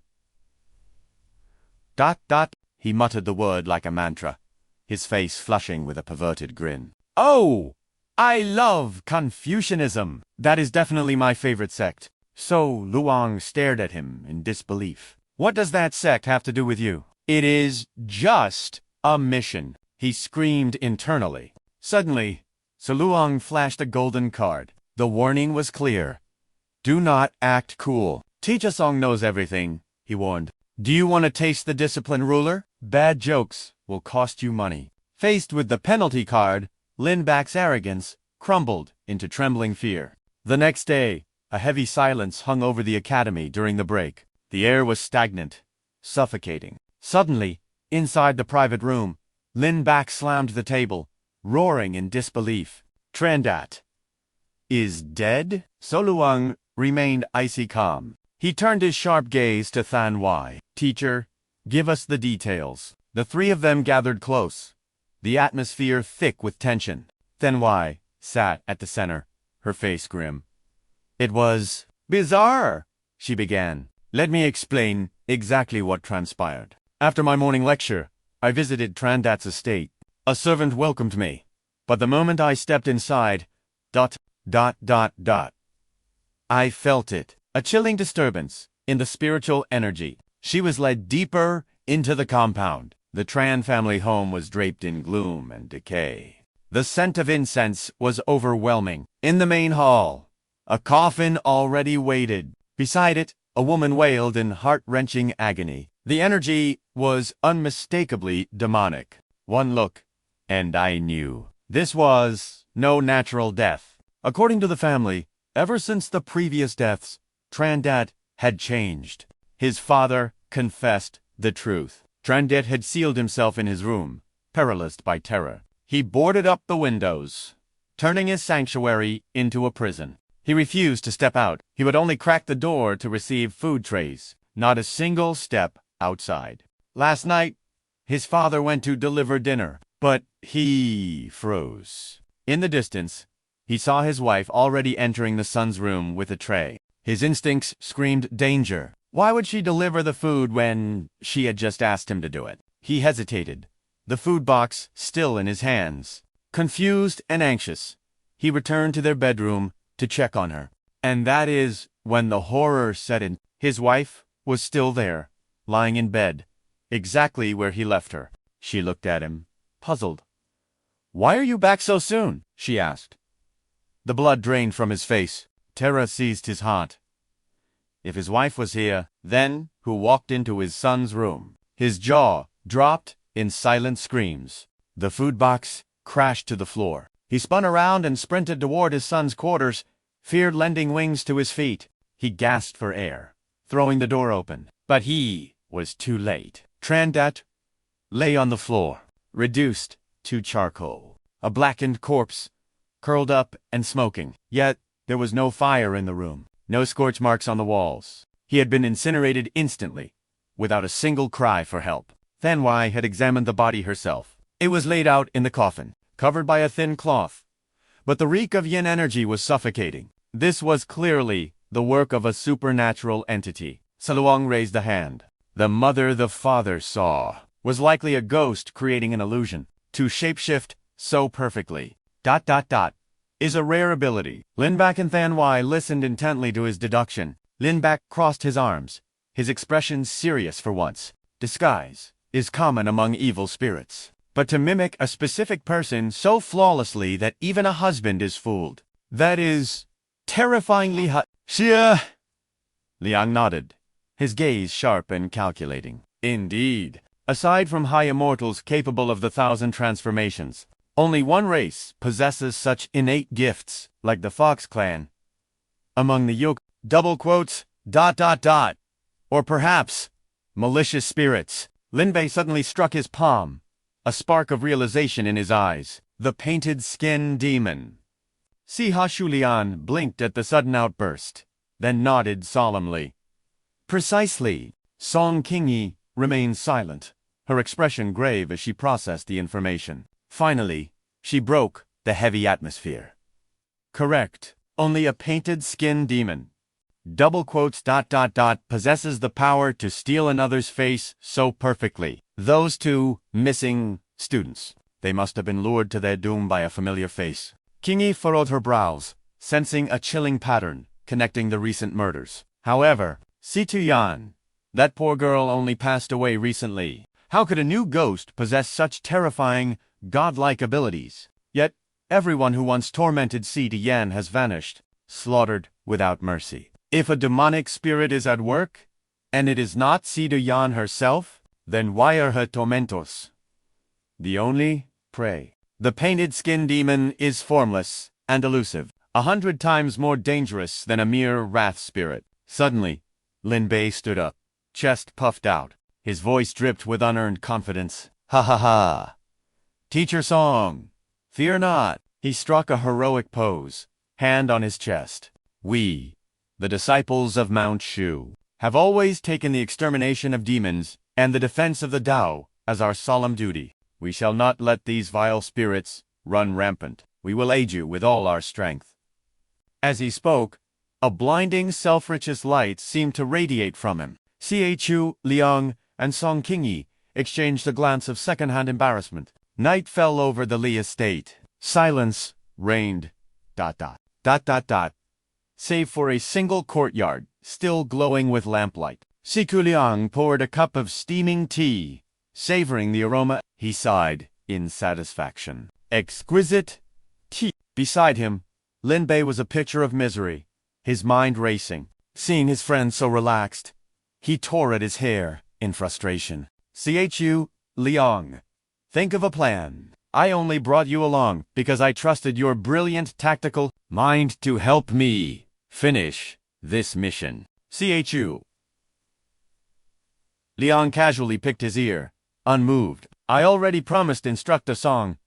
Why ask me? Isn't our mission simply to guard Li Ju? The image of Song Qingyi smiling gently flashed through Lin Bei's mind. His face exploded into a blush as he shouted, Don't you want to see that beautiful smile again? But Chu Liang remained indifferent to his friend's lovesick woes. I'm only interested in slaying evil, Chu Liang replied flatly. Then, his expression sharpened. However, the painted skin demon is a catastrophe waiting to happen. We must eradicate it before it grows stronger. He looked at Lin Bei, eyes cold. Regardless of its identity, its kills follow Si Tuyan's path of vengeance. Therefore, we simply guard the next target, and the prey will come to us. Suddenly, Chu Liang slammed the table and stood up. Lin Bei jumped, his heart nearly stopping at the noise. You stay and guard Li Ju, Chu Liang commanded. I'm going to find Yan Zhao who... As Chu Liang moved to leave, Lin Bei grabbed his sleeve. Hold on. Why do you get to go out? He raised a hand in protest, his voice whining. Last night, you went out and met Instructor Song. I refuse to sit here, he protested like a child. Tonight, it's my turn to patrol. Xilian silenced him with a single, brutal question. I have a method to track the demon's aura. Do you? Lin Bei froze, defeated. Knowing he couldn't argue, Lin Bei slumped back into his chair, pouting. Fine. Just bring me back some late-night snacks. Chu Liang sighed at the absurdity. Midnight. The moon hung high like a silver blade. The estate was silent. Chu Liang stood before a grand gate. Ignoring the etiquette, he pounded on the wood. Open up! Help me out here! A servant stormed out, fury written across his face. Who dares? The servant roared. If you have no business, get lost. Unfazed, Chu Liang produced a gleaming silver tael from his sleeve. Smiling, he pressed the silver into the man's hand. Is your young master in? I am a concerned friend, here to check on his injuries. The servant's eyes sparkled at the sight of money. His scowl instantly melted into a fawning smile. Oh, why didn't you say so? Young master's friend, quickly pocketing the bribe, he whispered. Please forgive my rudeness. What a coincidence! My young master just went out to enjoy himself. Chu Liang recalled how thoroughly he had thrashed the guy yesterday. He was crying for his mother then. Yet now, He was out partying. I beat him, black and blue. Chu Liang thought I assumed he would be bedridden, recovering. Instead, he's out on the town. His constitution is surprisingly robust. Chu Liang flashed a charming smile to gather more intel. So, where might he have gone? The servant leaned in close, conspiring. You must not be very close to him. He went to the Tai Nuyet Tower, of course. Tai Nuyet Tower, the premier entertainment pavilion of Yanjia City, a haven for scholars and poets. Even at this hour, it was bustling with life. Unlike the seedy dens from his previous demon hunt, this place was different. The low-tier brothels were purely for the flesh trade. Small, dirty, and hidden in the shadows. Like that time. When he captured the spider spirit in that rundown shack. But this was a grand establishment of arts and culture. Here, the maidens were companions in wine and song. Men flocked here to admire their artistic talents as much as their beauty. Of course, should a patron desire more intimacy and the lady consents, such arrangements were not impossible. However, the top-tier courtesans were elusive. Every great pavilion boasted a star goddess of unmatched beauty. She was the prize every man dreamed of claiming. Yet, no matter how much gold one threw, it might only buy a simple meal in her presence. To touch her was a fantasy. Most could only worship her from afar, like a moon in the water. The protagonist was stalled by mere lackeys, unable to lift a finger. Inside the Tai Yu Tower, the first floor was a sea of silk and melody. Dancers swirled to the rhythm of spirit-soothing tunes. Below, guests gathered in clusters, drinking wine and indulging in the company of beauties. The second floor was a realm of elegance, separated by beaded curtains. Private chambers for two, where musicians performed solely to please their patrons. But the third floor, that was a den of vice. Only the exorbitantly wealthy or the morally bankrupt dared to tread there. It was a playground of debauchery for noble science, a lawless zone where anything went, even games of hunting blindfolded beauties. Yan Xiaohu was a man who possessed both boundless wealth and boundless shamelessness. Meanwhile, Chu Liang drifted inside with the calm of a still lake. If the exterior was lavish, the interior was a palace of absolute decadence. Everywhere he looked, wealthy patrons drowned themselves in wine and the embrace of seductive beauties. Suddenly, a heavily made-up madam sashayed into his path, blocking his way. Oh my! A fresh face. I can tell at a glance you're new to this playground, seeking a companion for the night. Chu Liang didn't flinch at her advances. His expression remained as tranquil as water. Greetings. I am here for someone. Young Master Yan Xiaohu is on the top floor, correct? Her eyes lit up instantly. She waved a silk handkerchief at a nearby server. A friend of the young master. Please, wait a moment. I shall have you escorted immediately. As she studied him, a flush rose to her cheeks. Asteriska possesses the elegance of a scholar and the beauty of fine jade. Truly a feast for the eyes. Asteriska clearly isn't here to cause trouble. What a tragedy. If only I were 20 years younger and still receiving guests, I wouldn't let such a prize escape. She reached out to brush against him, but Chu Liang shifted like smoke, causing her to stumble. Upstairs, two mountains of muscles stood guard before Yan Xiaohu's private chamber. The servant led Chu Liang to the VIP suite but hesitated, daring not to let a stranger barge in. Noble young master, please hold your steps here. I must announce your arrival first. Chu Liang placed a hand gently on the servant's shoulder, his voice carrying an undeniable weight. That will not be necessary. I shall see myself in. He stepped forward, his slender frame dwarfed by the two giants blocking the path. Greetings! I am here to see Yan Xiaohu. We are fellow classmates. Hearing the claim, the guards exchanged a knowing glance and crossed their arms, forming a wall of flesh. Their voices dripped with disdain. Classmate! The young master gave strict orders. No visitors. Now. Get lost. But Chu Liang did not retreat a single step. Sparks of azure lightning began to dance between his fingers. His expression darkened, shadows veiling his eyes. Is that so? Then I suppose I must choose the path of violence. Witnessing the terrifying arc of electricity, the color drained from the guards' faces, they dared not breathe. Inside the room, Yan Xiaohu was exploding with rage. Where is Lady Nu Wai? A trembling beauty beside him wiped cold sweat from her brow. A sister Nu Wai is currently attending to another guest. She will be here shortly. Young master, please quell your anger. This only added oil to the fire. Yan Xiaohu roared. I have spent thousands of silver taels on this establishment, and I still have to wait in line like a commoner. The two young courtesans shivered like leaves in a storm as his fury washed over them. His fists clenched until his knuckles turned white. After losing face so miserably at the Nanshan Academy yesterday, he had come here to drown his sorrows in pleasure. Yet even here, he was told to wait. Rage consumed his reason. Bang! He slammed his fist onto the table, shattering the atmosphere. My patience has run out. The girl covered her ears to block his screaming. Suddenly, boom. The heavy doors were blasted open, and two massive bodies flew into the room like broken kites. The crash instantly silenced his tantrum. The courtesans turned in horror as dust settled. But the fire in Yan Xiaohua's belly had not yet been extinguished. Seeing his men defeated, Yan Xiaohu leaped to his feet, eyes blazing.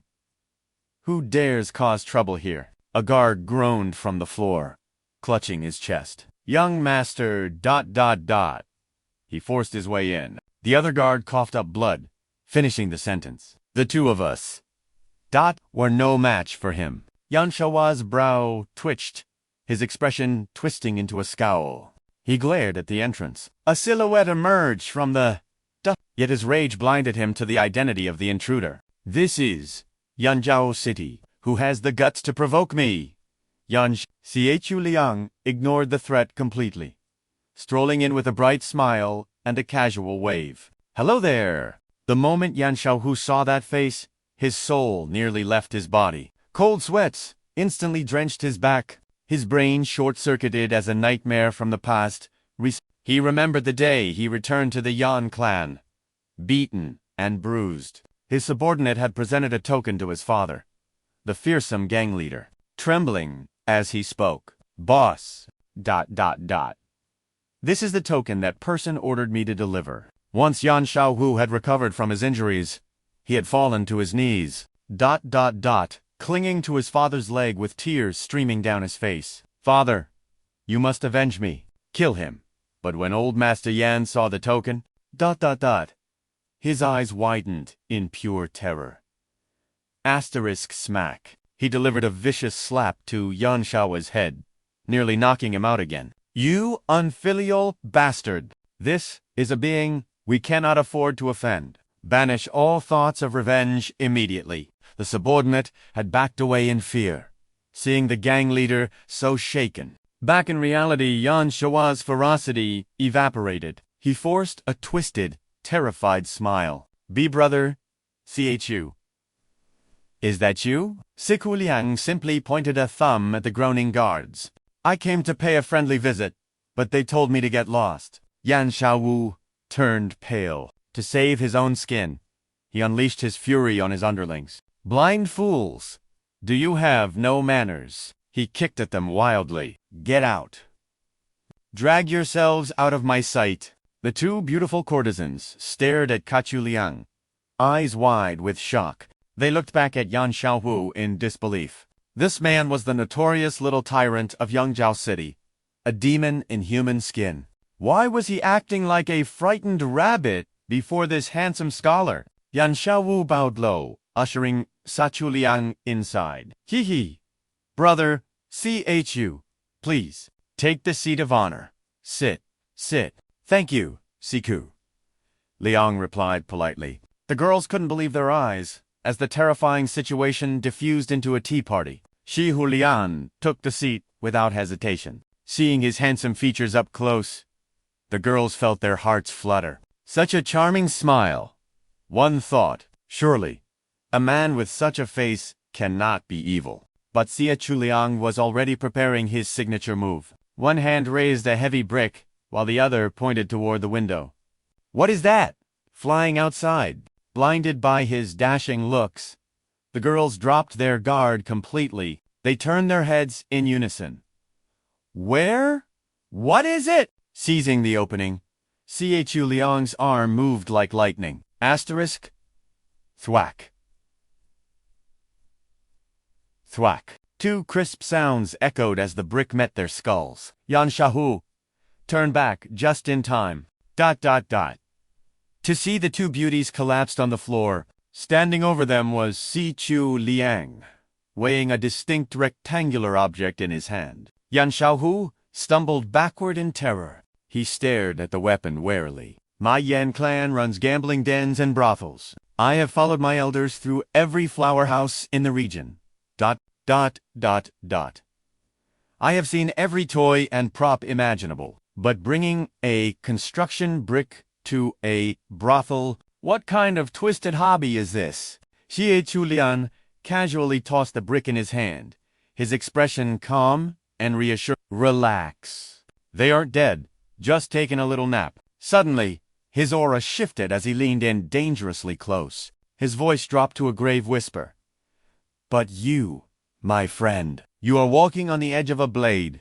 Do you realize that?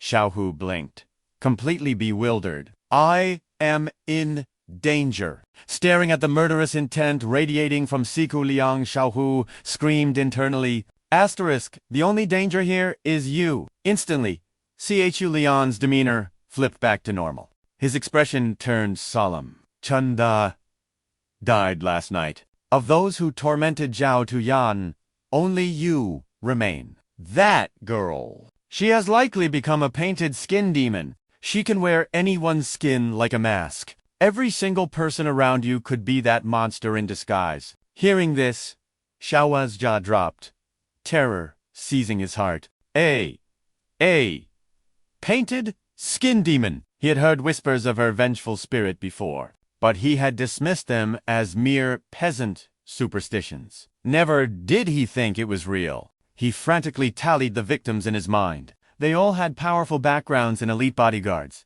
yet they were slaughtered all the same. A simple, vengeful spirit could never breach the Black Tiger Gang's defenses. But a legendary painted skin demon, killing a first-stage martial artist like him, would be as easy as crushing an ant. The realization hit him like a physical blow. Zhao Tuyan was no ordinary ghost. She had evolved into a nightmare from the oldest legends. He quickly weighed his options. Chu Liang might beat him black and blue, but the demon wanted his life. Terror overtook him as he threw himself at Chu Liang's feet, hugging his leg tight. Tears streamed down his face like a broken dam. Brother Big brother, please, you have to save me. Hearing his desperate plea, Chu Liang's voice turned steely and authoritative. Why do you think I am here?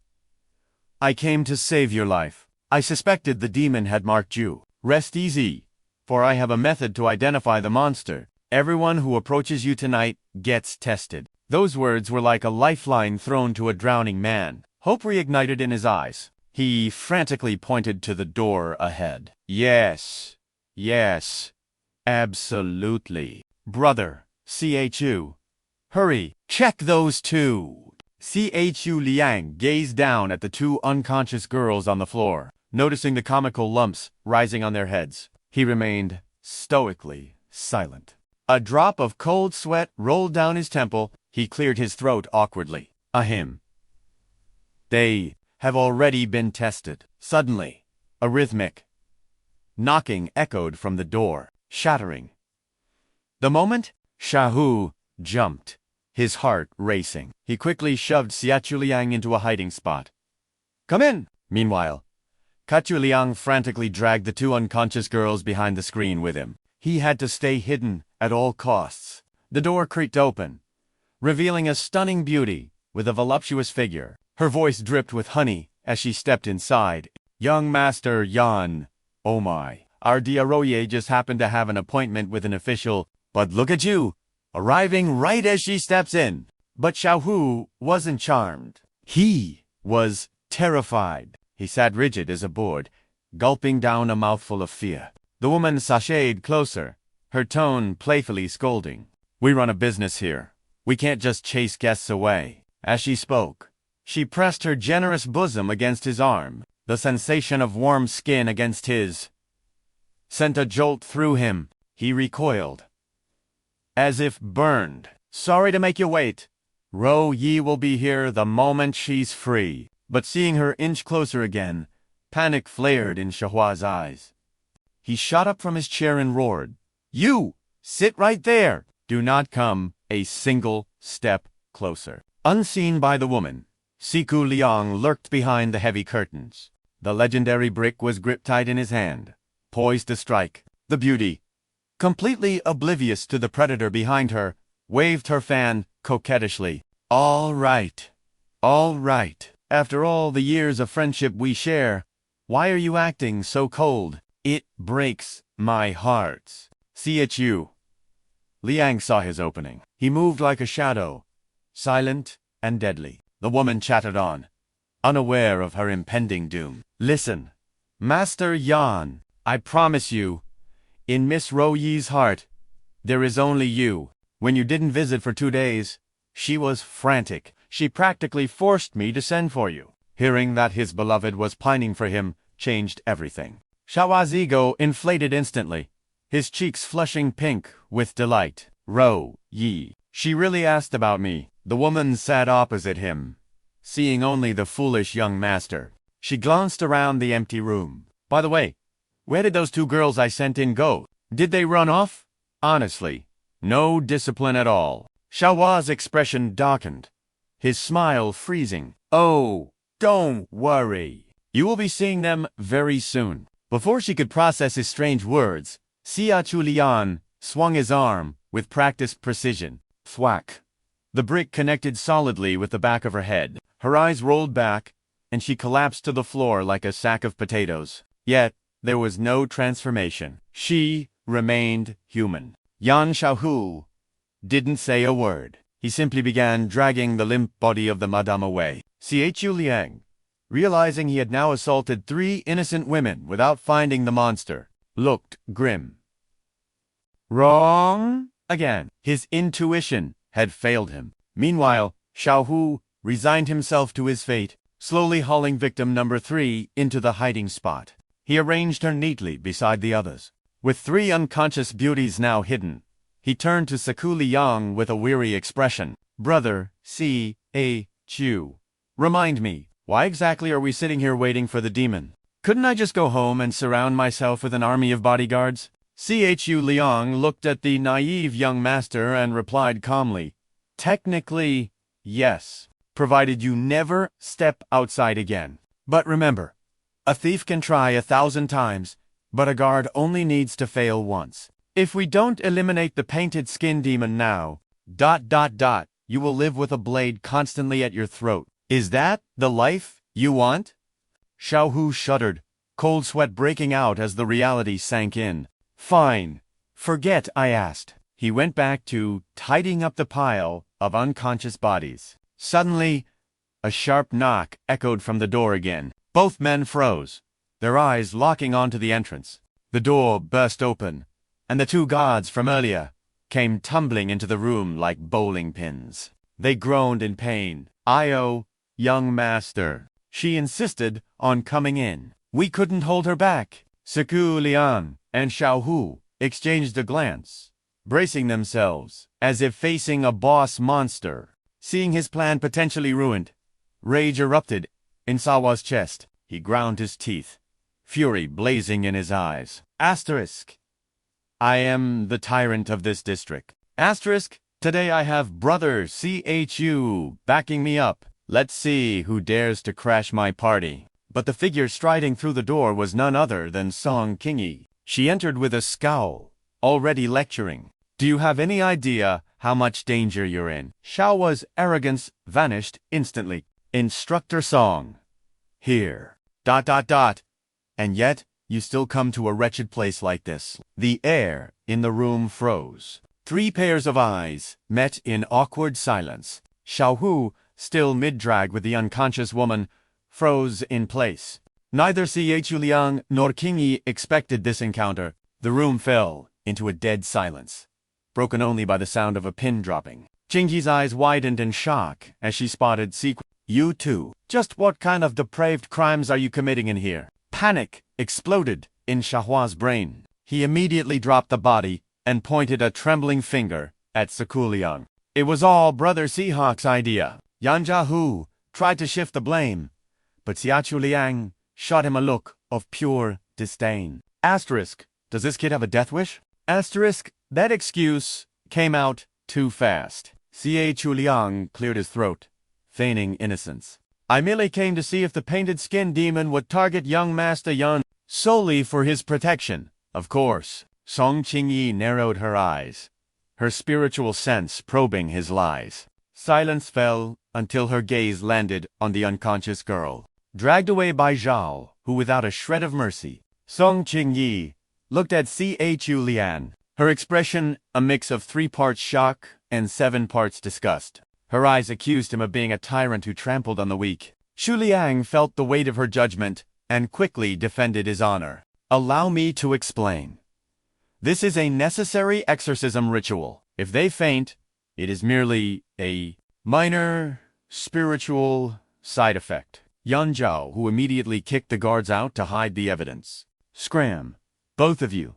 Get out of my sight. Song Qingyi peered inside, her composure cracking at the scene. The room was littered with unconscious bodies, victims of Chu Liang's inspection. She glared at the accomplice, Yan Zhao, who scratched his head nervously under her pressure. Teacher Song, what brings a jade-like beauty to this place? Hearing the question from the young master, Qingyi frowned, her aura sharpening. Like him, I came to ensure your survival. Then she turned her piercing gaze to Chu Liang, scolding him like a disappointed master. Is your method of demon detection to simply batter everyone unconscious and see if they transform? Caught red-handed, Chu Liang accepted the lecture, but internally he lamented his fate. Asterisk, forget it. Since descending the mountain, my heroic deeds are always mistaken for madness. Asterisk. Suddenly, a knock echoed against the door, shattering the awkward silence. The 3 cultivators instantly snapped their heads toward the entrance. Chu Liang and Song Qingyi vanished behind the screen, suppressing their presence. Nuai entered, a professional smile plastered on her face to charm her patron. Young Master Yan, surely you should be cultivating at the academy today. Hidden in the shadows, Chu Liang watched, waiting for the slip-up. Zhao, who dared not speak, carelessly. Seeing his silence, Nuai feared she had offended him. Recalling the earlier chaos, Zhao, who sweated profusely, simply lacked the mood. Unlike his coldness, Nuai remained as fluid as water, her eyes dripping with affection. Didn't you say that teacher Song at the library shares half my beauty? You claimed your heart races like a war drum whenever you see her. Why change your mind now? Men really are fickle creatures. Hearing her name, Song Qingyi shot a glare sharp enough to cut steel. Yan Zhao, who felt the killing intent, and trembled. His face turned pale as a sheet. Nonsense! I never uttered such blasphemy. Knew why. The courtesan was baffled by his intense denial. She wisely chose silence to avoid his wrath. Fine, fine. Then, feigning concern, she lunged forward dramatically. Oh, my heavens! You are injured, young master. Did you clash with a rival? Zhao Hu dared not reveal the truth. Humph, something like that. Inside, he was weeping tears of blood. Zhao Hu swallowed his pride. Asterisk fighting. Getting beaten. It all hurts the same. Knew why caressed his face, pouring honey into his ears. It breaks my heart to see this flawless face marred. She pointed at the bruise, unknowingly sealing her fate. Whoever did this is a villain. I shall curse him to 1,000 hells. Before she could finish, a shadow loomed. Chu Liang, emerged from the void, with a face radiating murderous energy. Seeing the Reaper approach, Zhao Hu panicked and clamped a hand over her mouth to stop her from digging their grave. He trembled. "Stop! Silence your lips, woman." "Knew why?" Complied, but her pout betrayed her annoyance. She sat up, acting the wronged maiden. "I was only speaking on your behalf." Seeing him relax, she continued, "I cannot bear to see the Yan clan humiliated." She babbled on, oblivious to the danger. "That attacker must be suffering now. Didn't your father say, ... that anyone who dares touch a hair on your head must either kowtow an apology or face total annihilation?" She clenched her fists dramatically. "Just thinking of it terrifies me." Behind the curtain, Chu Liang took every word personally. His aura flared, his expression darkening like a thundercloud as he stared daggers at Zhao Hu. The young master felt the pressure of a mountain crushing him. Tears threatened to fall. He waved his hands frantically, denying his own arrogance. "Slander. My ancestors were all virtuous saints." Knew why felt the shift in the air. Why was he acting so strange today? Chu Liang had heard enough. He moved like a phantom, preparing to end this farce with a single blow. Suddenly, Zhao Hu slammed the table. "This might sting a little. Bear with it." Mistaking his warning for a flirtatious game, she giggled, "You brute, teasing me again." Asterisk thud. While her guard was down, Chu Liang delivered a precise chop to the neck. As Song Qingyi caught the falling girl, she and Chu Liang turned their gaze to the young master. "Hey, so this is the arrogance of a wealthy clan." Qingyi's patience finally snapped. Channeling her inner demon, she unleashed a verbal assault. "Damn it all. Damn it all!" Back at the academy, was your heart pounding like this? Yan Xiaohu trembled, terrified he would be the next sacrifice to her wrath. Cold sweat poured like rain as he shook his head frantically. With a pitiful pout, he squeaked out a desperate defense. "I'm not. I didn't. It wasn't me." But before they could pull Ro Yi into the shadows, the chaotic sounds of a violent clash erupted from the corridor. 3 pairs of eyes locked onto the entrance, hearts racing in suspense. Suddenly, the door was blasted open. The 2 guards were sent flying, having absorbed the full impact. Of a flurry of devastating strikes. Wailing in agony, they cried out, "Young master!" He refused to stop. We couldn't hold him back. "This is the 3rd time he has kicked down the door." His voice thundered with arrogance, dripping with disdain. "You useless trash.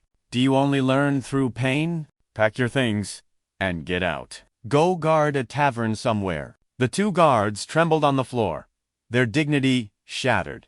They dared not utter a single word of protest. Suddenly, Lin Bei burst through the door, gasping for air. "Chu Liang, we have a crisis." He froze, surprised to see the whole group gathered. Chu Liang and Song Qingyi stared back, confused by his panic.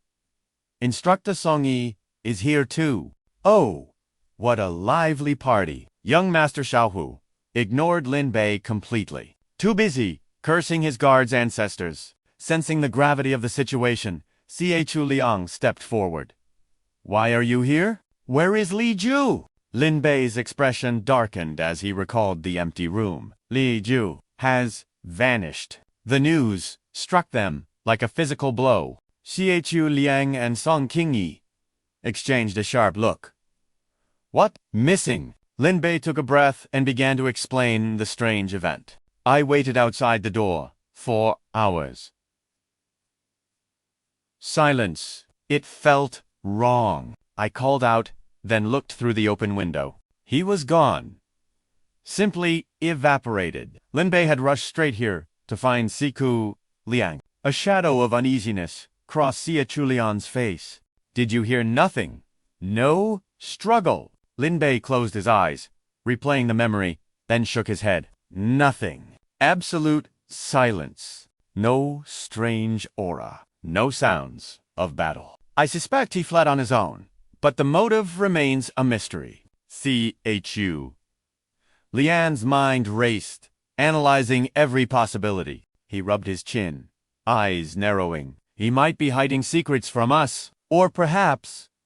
Tu Yan finally made his move. What is our next step? Song Qingyi, who had been silent as a statue, finally moved. I may have a solution. A spark of hope ignited in the room. Both men looked at her in shock. Instructor Song has a tracking method. She began to channel her energy. Allow me to demonstrate the arts of the Confucian sect. Pure, righteous ki swelled around her. A golden page materialized between her palms, glowing with divine light. She chanted a silent incantation, fingers dancing in the air. Golden particles swirled around her fingertips like fireflies. The wind of her power began to rise. Her robes fluttered in the spiritual gale. With total focus, she levitated the golden page. A powerful aura radiated from the ancient paper, commanding the very air. With slender, elegant fingers, she wrote upon the surface. The characters Li Ju burned into the paper. The spell was sealed. The talisman flared with blinding intensity. She commanded it to rise. Whispering the final mantra, the paper obeyed its master's will. It danced on the wind, seeking its target. All three watched with bated breath. After circling once, it shot out the window with incredible speed. Tracking its path, Song Qingyi issued a command. Follow it. Do not let it out of your sight. Chu Liang pointed at the oblivious young master. Wait. Someone must guard him. Lin Bei, sensing a chance to avoid danger, puffed out his chest. Leave it to me.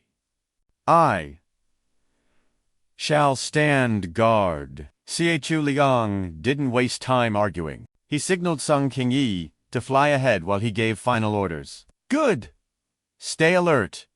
Chu Liang then vanished, chasing after the sword maiden. The room fell quiet. Only Lin Bei, the bratty young master, and the unconscious beauties remained. Lin Bei scratched his head, looking at the awkward scene. Young master Xiao Hu blinked, completely lost. So, what exactly do we do now? Lin Bei rubbed his chin, acting like a wise strategist. First, we order food. Xiao Wu looked at him as if he were insane. Before he could protest, Lin Bei sat down like a king. Then, wake the girls up. We shall continue to enjoy the music and dance. Xiao Hu stared at this unreliable bodyguard. He scratched his face nervously. Is that safe? The danger isn't over. Lin Bei slapped his shoulder with a grin. With me here, you are invincible. Relax. Xiao Hu felt a chill of terror at the heavy-handed reassurance. Lin Bei shrugged nonchalantly. The previous guard had an accident, but that was special circumstances. I'm sure I'll be luckier.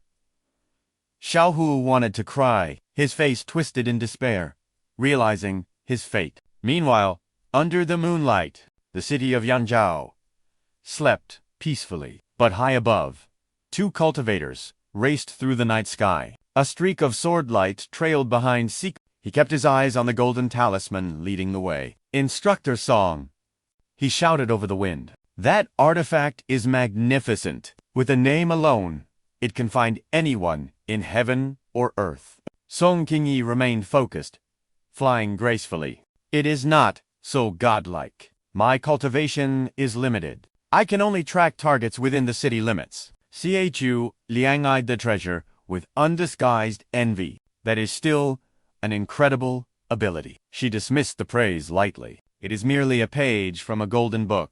My master gave it to me for... I have yet to master its full potential. Mentioning her master, Chu Liang felt a pang of bitterness. He stared at her, his heart weeping silently. Her master treats her so well. He thumped his own chest, trying to suppress the jealousy. Why does my heart ache so? He imagined other disciples receiving divine treasures from their elders. Some masters gifted legendary pills. Others bestowed ancient scrolls. One master even gifted a brand new flying sword. Chu Liang mentally cursed his own fate. Silver Sword Peak gives me nothing but headaches. Unless one performs a heaven-shaking deed, we get no artifacts. Other sects are generous. But my sect, we are destitute. For other immortals, such gifts were commonplace. He pictured Song Qingyi's sect throwing treasures at her. Meanwhile, he had to scrape for every single copper coin. Depression washed over him like a tidal wave. The Confucian sect values virtue and study above all else. That is the way of a gentleman whole. Even with average cultivation, Song Qingyi is treated like royalty. Her wisdom and character earn her these rewards. As the bitter thoughts faded, Chu Liang refocused. Chu Liang and Qingyi arrived at the forbidden grounds behind the library. Beneath the cold moonlight, a restless shadow flickered by the dark waters. Qingyi whispered, "It is Li Ju." Without hesitation, Chu Liang accelerated, blurring into motion. But before their feet could even touch the ground, a scream tore through the dead silence of the night. "Why?" Li Ju howled, clutching his head in agony as tears streamed down his face. "Why did you slaughter so many innocents?" Chu Liang and Qingyi concealed their presence in the shadows, silent as ghosts. The target was located, so Qingyi withdrew her artifact. Li Ju, unaware of the witnesses, continued to weep into his hands. "It was I who wronged you. Take my life if you must, but why involve others?" Chu Liang watched the trembling figure, his gaze sharp and calculating. "He is hiding something," Chu Liang deduced instantly, as if answering the unspoken thought. Li Ju confessed his dark secret. "That day, you bound me. You wanted to destroy my face." The memory of that cursed night played out in his broken voice. "I acted on instinct. I pushed Saito Yan away just to escape. I was terrified out of my mind. It was a violent struggle, and I accidentally knocked you into the lake. Fear consumed me completely.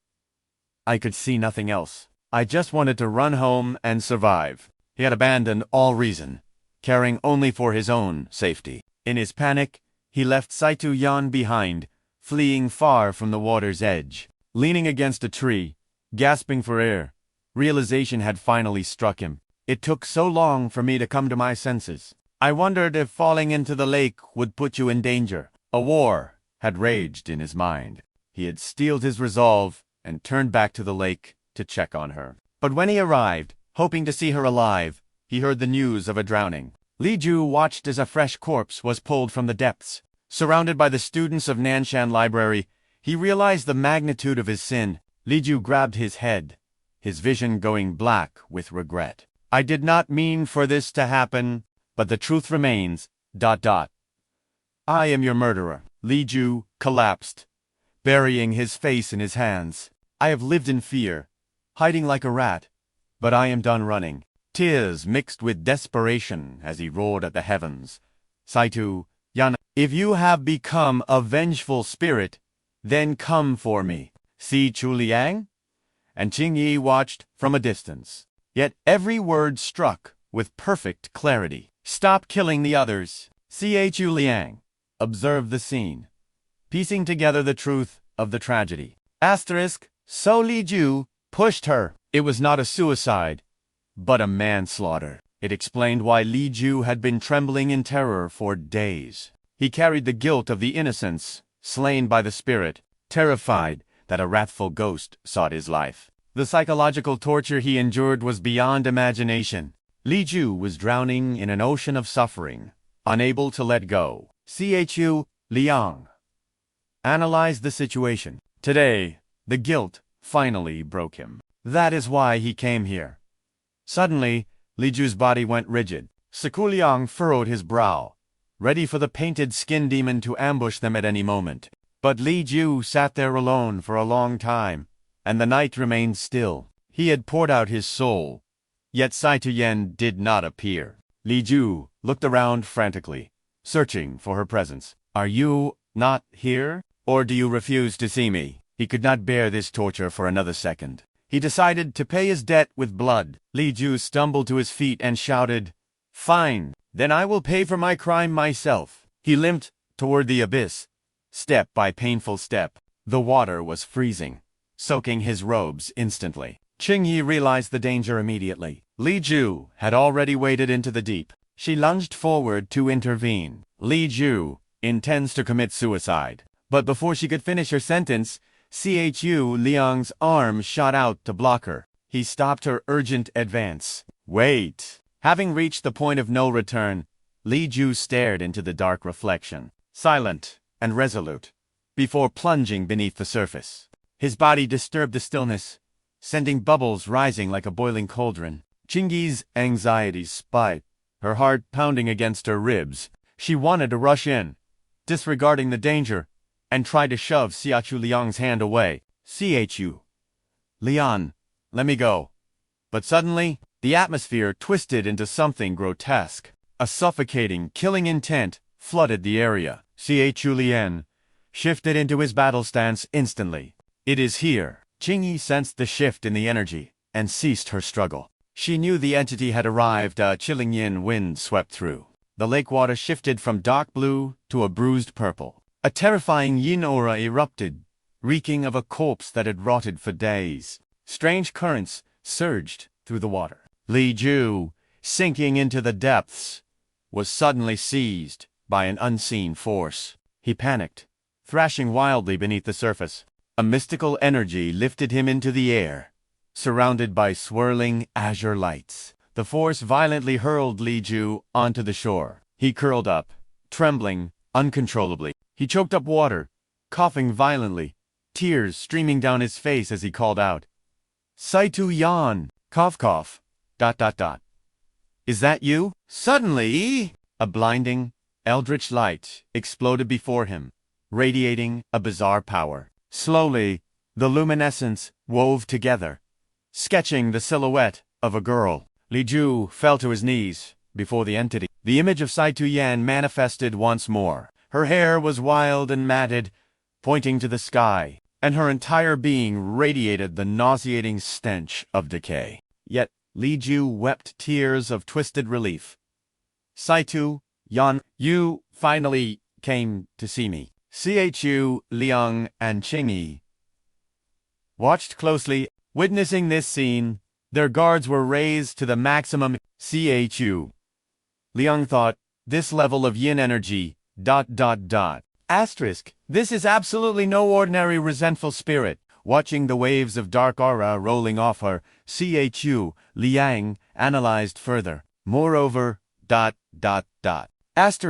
That distorted physical form speaks volumes. Although the cause of her monstrous cultivation remained a mystery, the cold, dead body told the story. Chu Liang was certain of his deduction.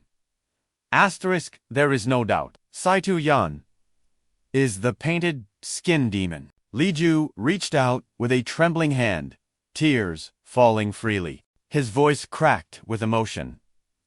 "You are finally here. Do what you want with me. End my suffering." Saitu Yan's face was partially obscured, but dark energy pulsed from her scars. Her voice trembled as she spoke. "I do not hate you, and I cannot kill you." Saitu Yan floated higher on the currents of yin energy. Li Ju refused to accept this mercy. He begged from his knees, "But I am the one who killed you." Seeing he would not leave, Saitu Yan screamed, her aura flaring violently with her voice. "Leave!" Now, Li Ju looked up, confused through his tears. "What is wrong with you?" Saitu Yan's entire body convulsed. The burn scars on her face twisted as she opened her mouth, struggling to speak. Suddenly, the yin energy spiraled out of control, becoming more aggressive. Waves of power surged like a tsunami. Li Ju was overwhelmed by her pressure, stumbling backward in shock. Saitu Yan clutched her head and shrieked, the dark energy exploding outward. "Run! You must leave this place." Saitu Yan's visage twisted into darkness, her eyes burning with an eerie, spectral glow. But then, it was Song Qingyi's turn to strike. Li Ju gazed up, paralyzed by vigilance. Battling the monster within to save him, she clutched her head in agony, screaming, "I said run!" The inhuman rasp in her voice sent shivers down his spine. He tried to deny the truth, but the bone-chilling coldness of her rejection froze him in disbelief. A terrifying wave of yin energy exploded outward, his face draining of color. Survival instinct finally kicked in, and he scrambled to escape. Saitu Yan was drowning in torment, unable to look back. Suddenly, a dark will seized control from the shadows. The anguish vanished from Saitu Yan's face, replaced by a terrifying calm. Her eyes snapped open, bulging with malice. The burned scars on her face glowed a blood-red hue. A new, sinister intent locked onto its prey. She reached out, a wicked compulsion in her voice. "Stay with me." Hearing that aliantome, Li Ju's heart stopped. He bolted with everything he had. She was no longer human. Heavy in aura, coated her claws like venom. Desperate to drag Li Ju down into the abyss, along with her, Song Qingyi realized chaos was breaking loose. She soared through the air, righteous fury in her eyes. "I will handle this evil." She summoned her Dharma treasure. Inchart ruler.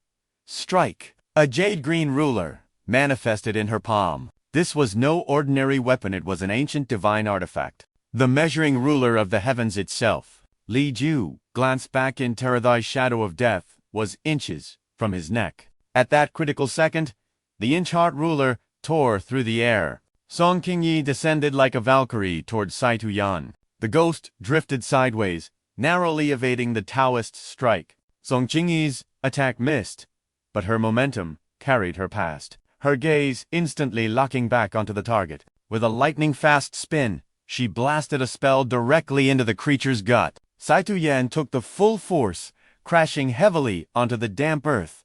Li Ju watched her collapse. Defenseless, the blow had shattered her resistance, leaking yin energy everywhere. "Wait!" Li Ju screamed, his voice breaking. Song Qingyi prepared the finishing blow, but Li Ju threw himself in the way. "Instructor Song, stay your hand.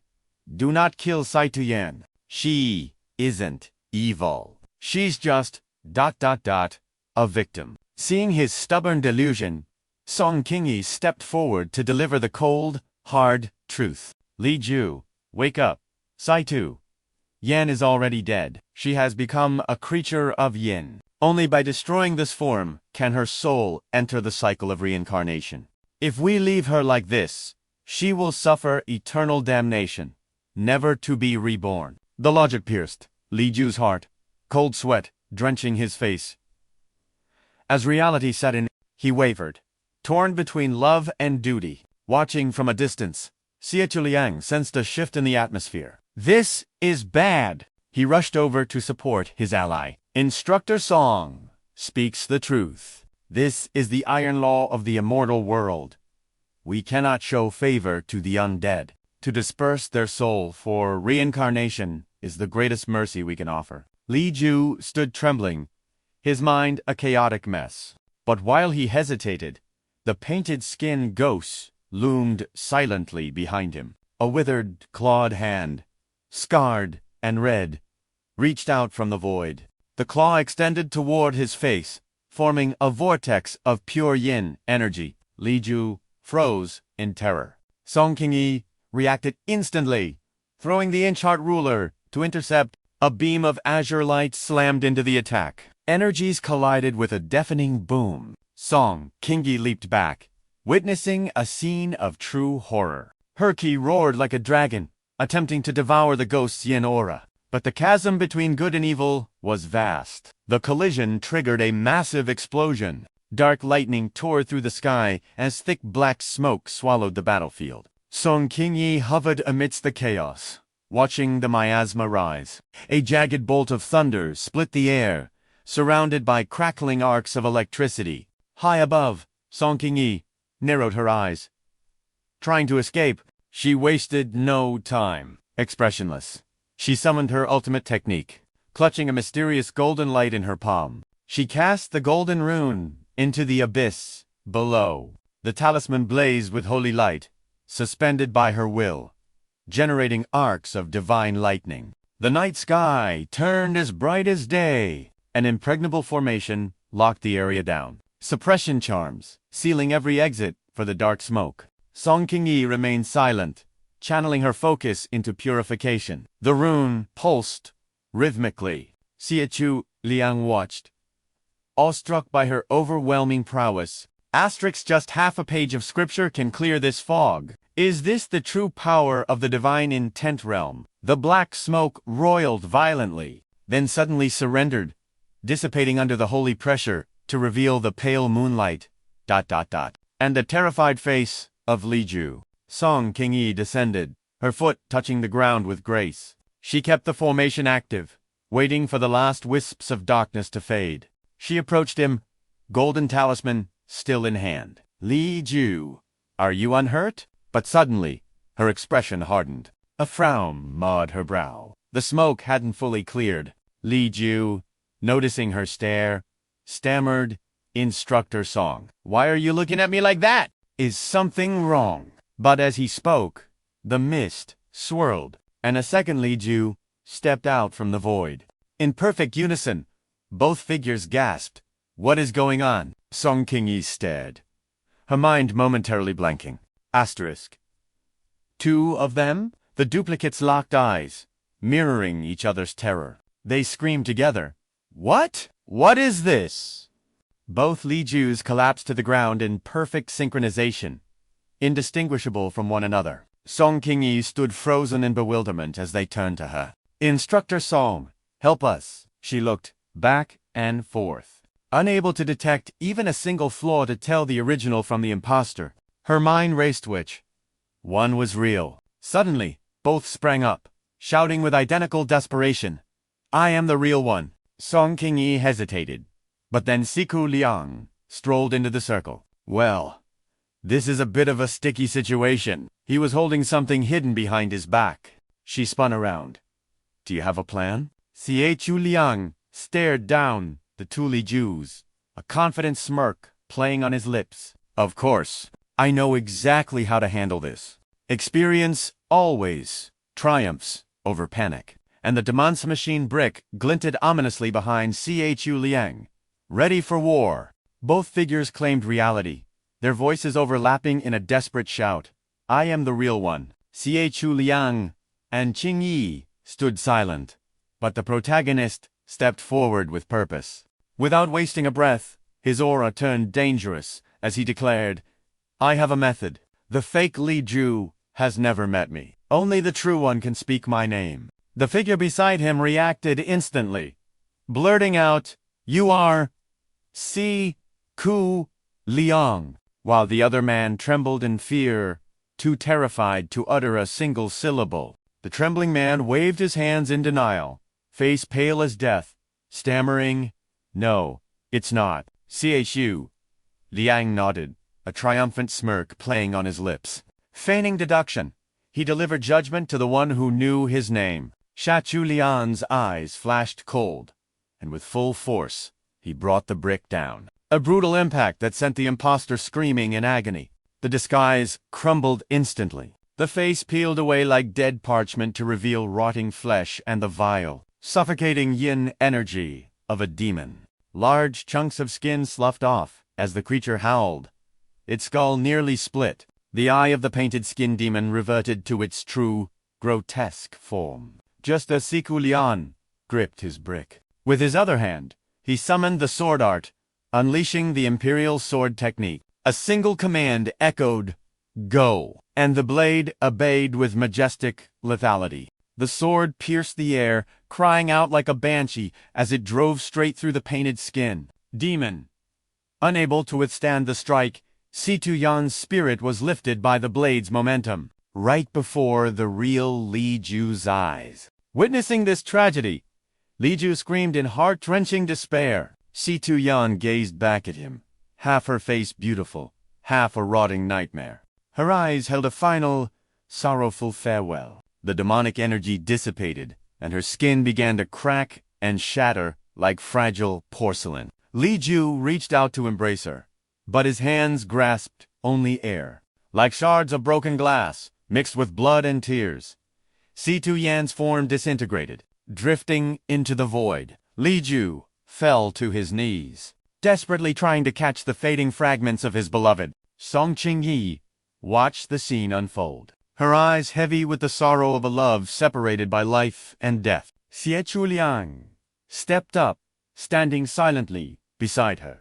Qingyi looked up, confusion mixing with grief. She clearly spoke your name. How did you know? She was the fake one.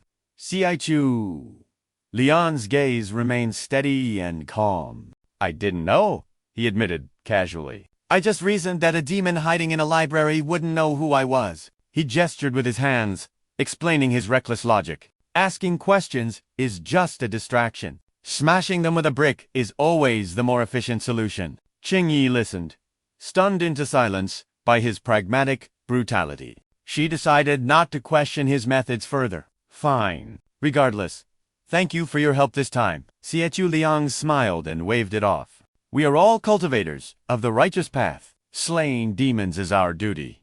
No need for thanks. But internally, he thought, thank goodness the demon revealed itself. Otherwise, interfering with the Confucian sect's business would have been messy. Stealing the kill and getting thanked for it. I'm almost embarrassed. Watching Li Ju's silhouette still reaching for the dissipating soul shards. A wave of discomfort rose in Chu Liang's heart. The moonlight casts a cold reflection on the lake. It illuminated Li Ju's back, which carried an indescribable weight of melancholy. Unable to watch any longer, Chu Liang approached and placed a hand on his shoulder. If you feel guilt, go to the magistrate and confess the accidental killing. Seeking death is an escape, not an atonement for what happened. Li Ju watched the last fragment vanish, wiped a tear, and whispered, N. Watching their backs, Song Qingyi felt a surge of emotion, wanting to speak, but she held her tongue. Flashbacks of Li Ju protecting Si Tu Yan flooded her mind. The moment he pushed her out of harm's way. The times he stood as a shield, begging for her life to be spared. The image of him gathering her shattered soul, even while screaming in agony, it was all etched into her memory. Song Qingyi remained silent, a rare, deep sadness swimming in her eyes. After a moment of contemplation, she decided to join them. Meanwhile, in a nameless, hidden location, a candle flickered in a room thick with terrifying, dark aura. The flame was snuffed out mercilessly. A figure in black robes, face hidden like an assassin in the night, swept the candlestick off the table in a rage. Damn it, he cursed. The metal clattered against the floor. The twin flames extinguished. The robed man clutched his head, trembling with fury. His voice was a low, guttural roar.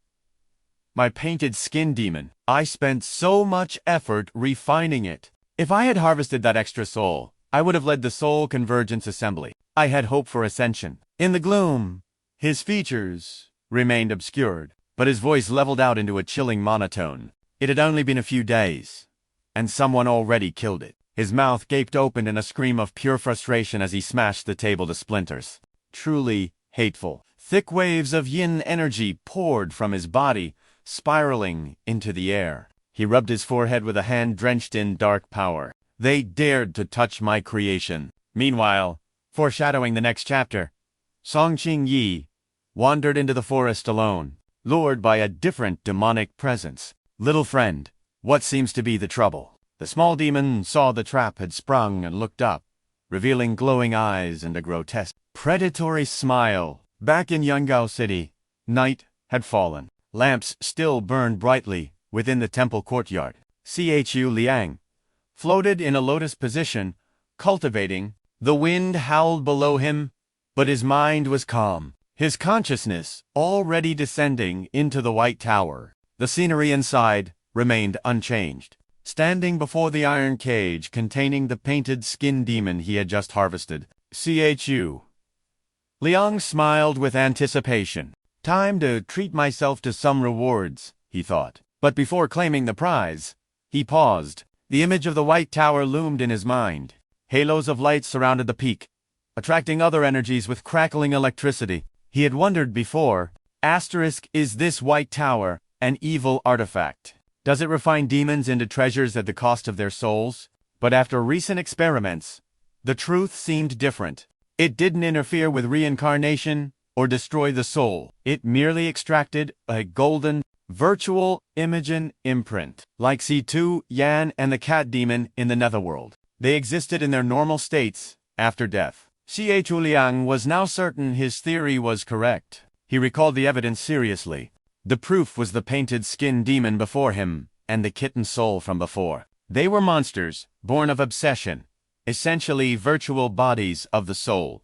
If the tower stripped them to refine the soul, the captive inside would look identical to its outside form. Staring at the illusory soul of Chu Liang floating in the cage, the logic finally clicked. In his hand lay a faceless effigy. Chu Liang mused. This wasn't sealed by the White Tower. It was merely a hollow shell without consciousness. He nodded, convincing himself. No need for wild guesses.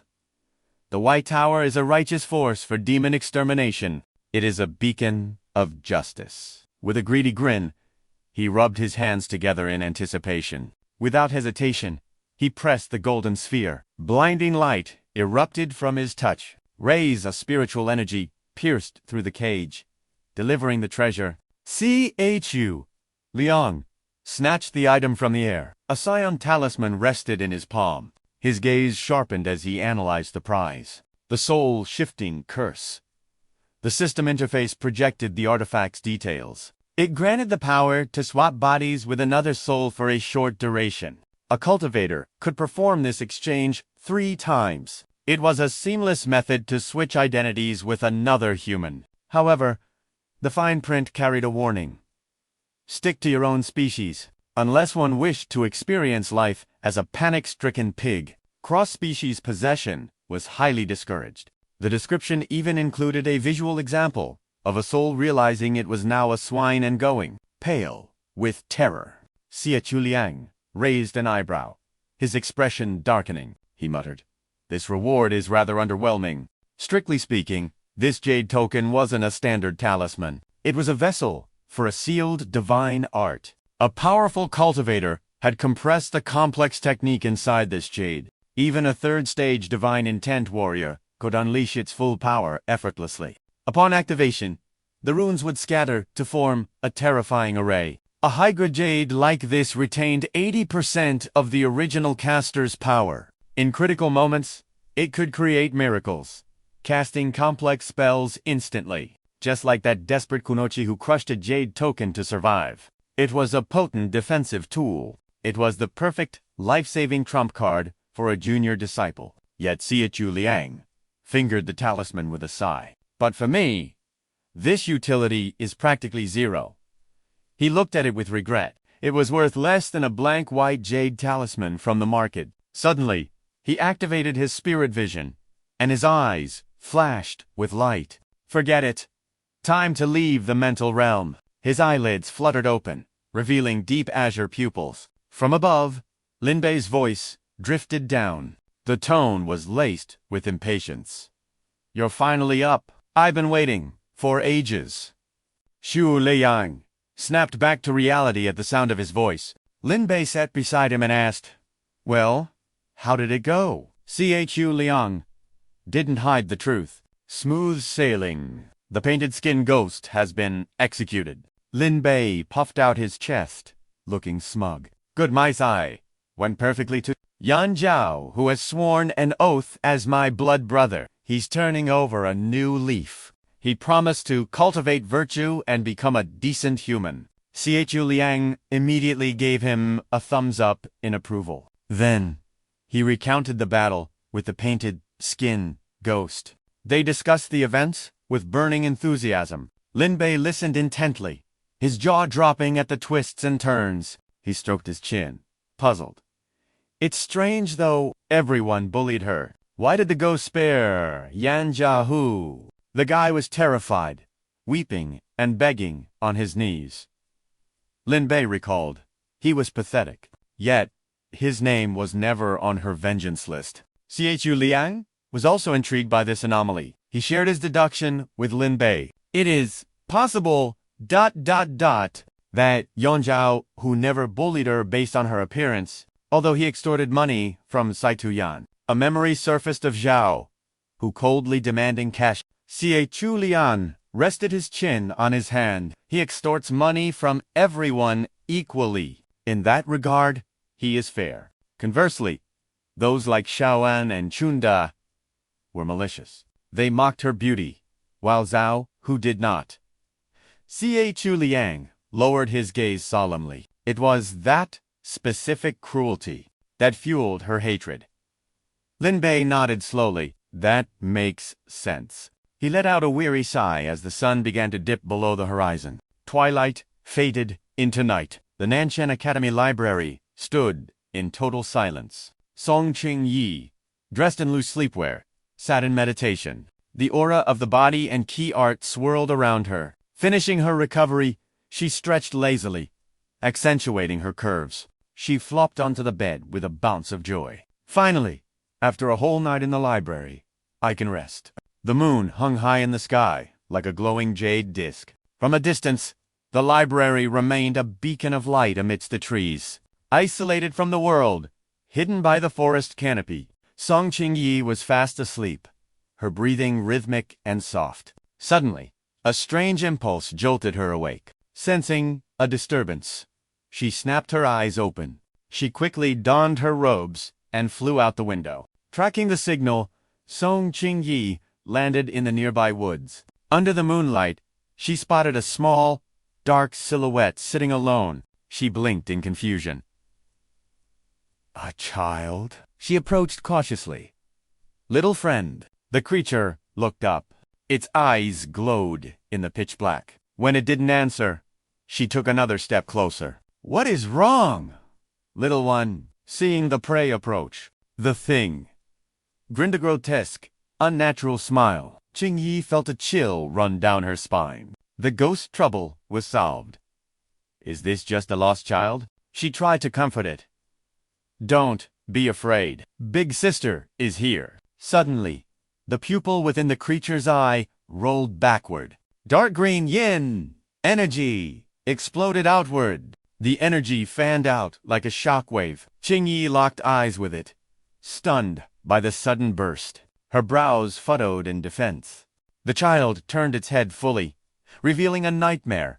A large patch of skin sloughed off its face, exposing raw flesh. Its eyes bulged, and it bared rows of jagged teeth. Crimson lightning shot from its gaze, filled with infinite malice. Song Qing-yi had fallen into the trap. Her soul felt like it had been struck by a massive warhammer, a spiritual, mental attack. Paralyzed by the demonic art, she stood rooted to the spot, helpless. Terror flooded her soul as her body refused to obey. Then, a flicker of will. Temstan-Y's fingers began to twitch, fighting against the paralysis. Control was returning. She felt the oppressive weight lift, the suffocating aura fading away. Yet, her mind remained clouded, her movements sluggish and heavy. She had to escape this hellhole immediately. But just as she took a step, nightmare hands burst from the earth, seizing her ankles in a vice-like grip. The cold, slimy touch sent waves of panic crashing through her veins. She looked down in horror, and witnessed a sight that would rot the eyes. Elongated, corpse-gray limbs with withered skin crawled up her body like snakes. They clawed at her robes, inching higher towards her thighs. Her composure shattered in an instant. She bit her tongue until copper filled her mouth, using pain to clear her mind. With a surge of spirit energy, she launched a desperate kick. She needed to break their hold. Simultaneously, her hand flew to her back, grasping her artifact. Her eyes scanned the darkness, analyzing their attack pattern. Just a few more breaths, and her cultivation would stabilize. But trapped in this domain of death, cold sweat soaked her brow. The odds were stacking against her. It was a trap. A bone-chilling cold assaulted her from behind. Ethereal, phantom hands materialized from the void, pressing against her spine. Rotting skin slithered across her back. Her skin crawled, a primal shiver of terror shaking her very core. A demon had manifested right behind her. White hair like withered grass, a face distinct as charcoal, and eyes burning with hellfire. It locked her in a crushing embrace, even with the heart-inch ruler in hand. She was too slow! Her body froze as the demon's yin energy paralyzed her. The hands, from the ground, elongated, wrapping her like a cocoon. She was completely overwhelmed. Who is there?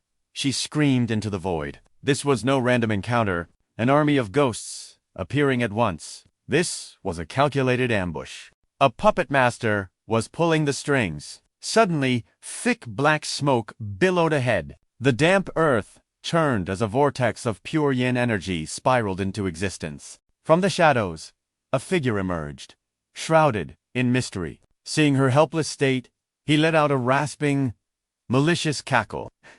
Heh, so, it is the little miss.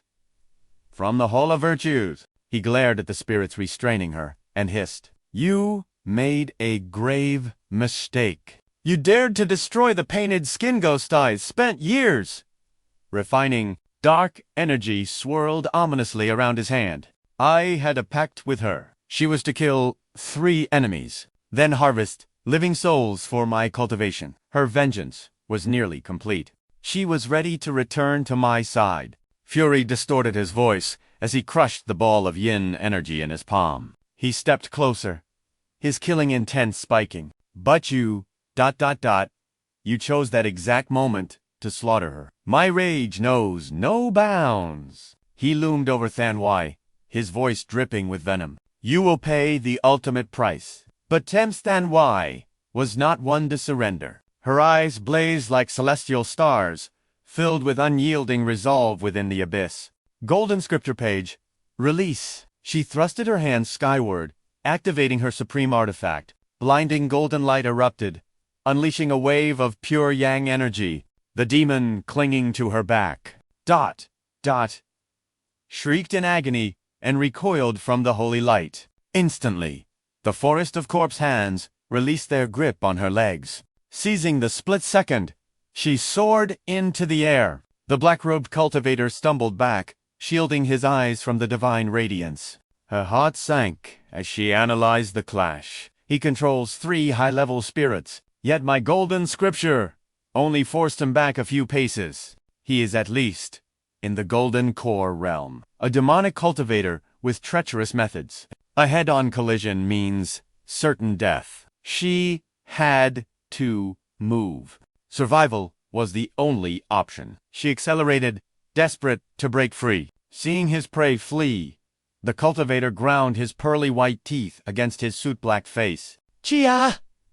He reached into his robes, pulling out a sinister object, radiating darkness. With a slingshot in one hand and a cursed projectile in the other, he took aim at her retreating figure. Run, little mouse. He released the string. The crystal projectile tore through the air like a streak of black lightning. Thanwai, defenseless in her flight. D-I-D-N single quotes. T. Even see it coming. Bam!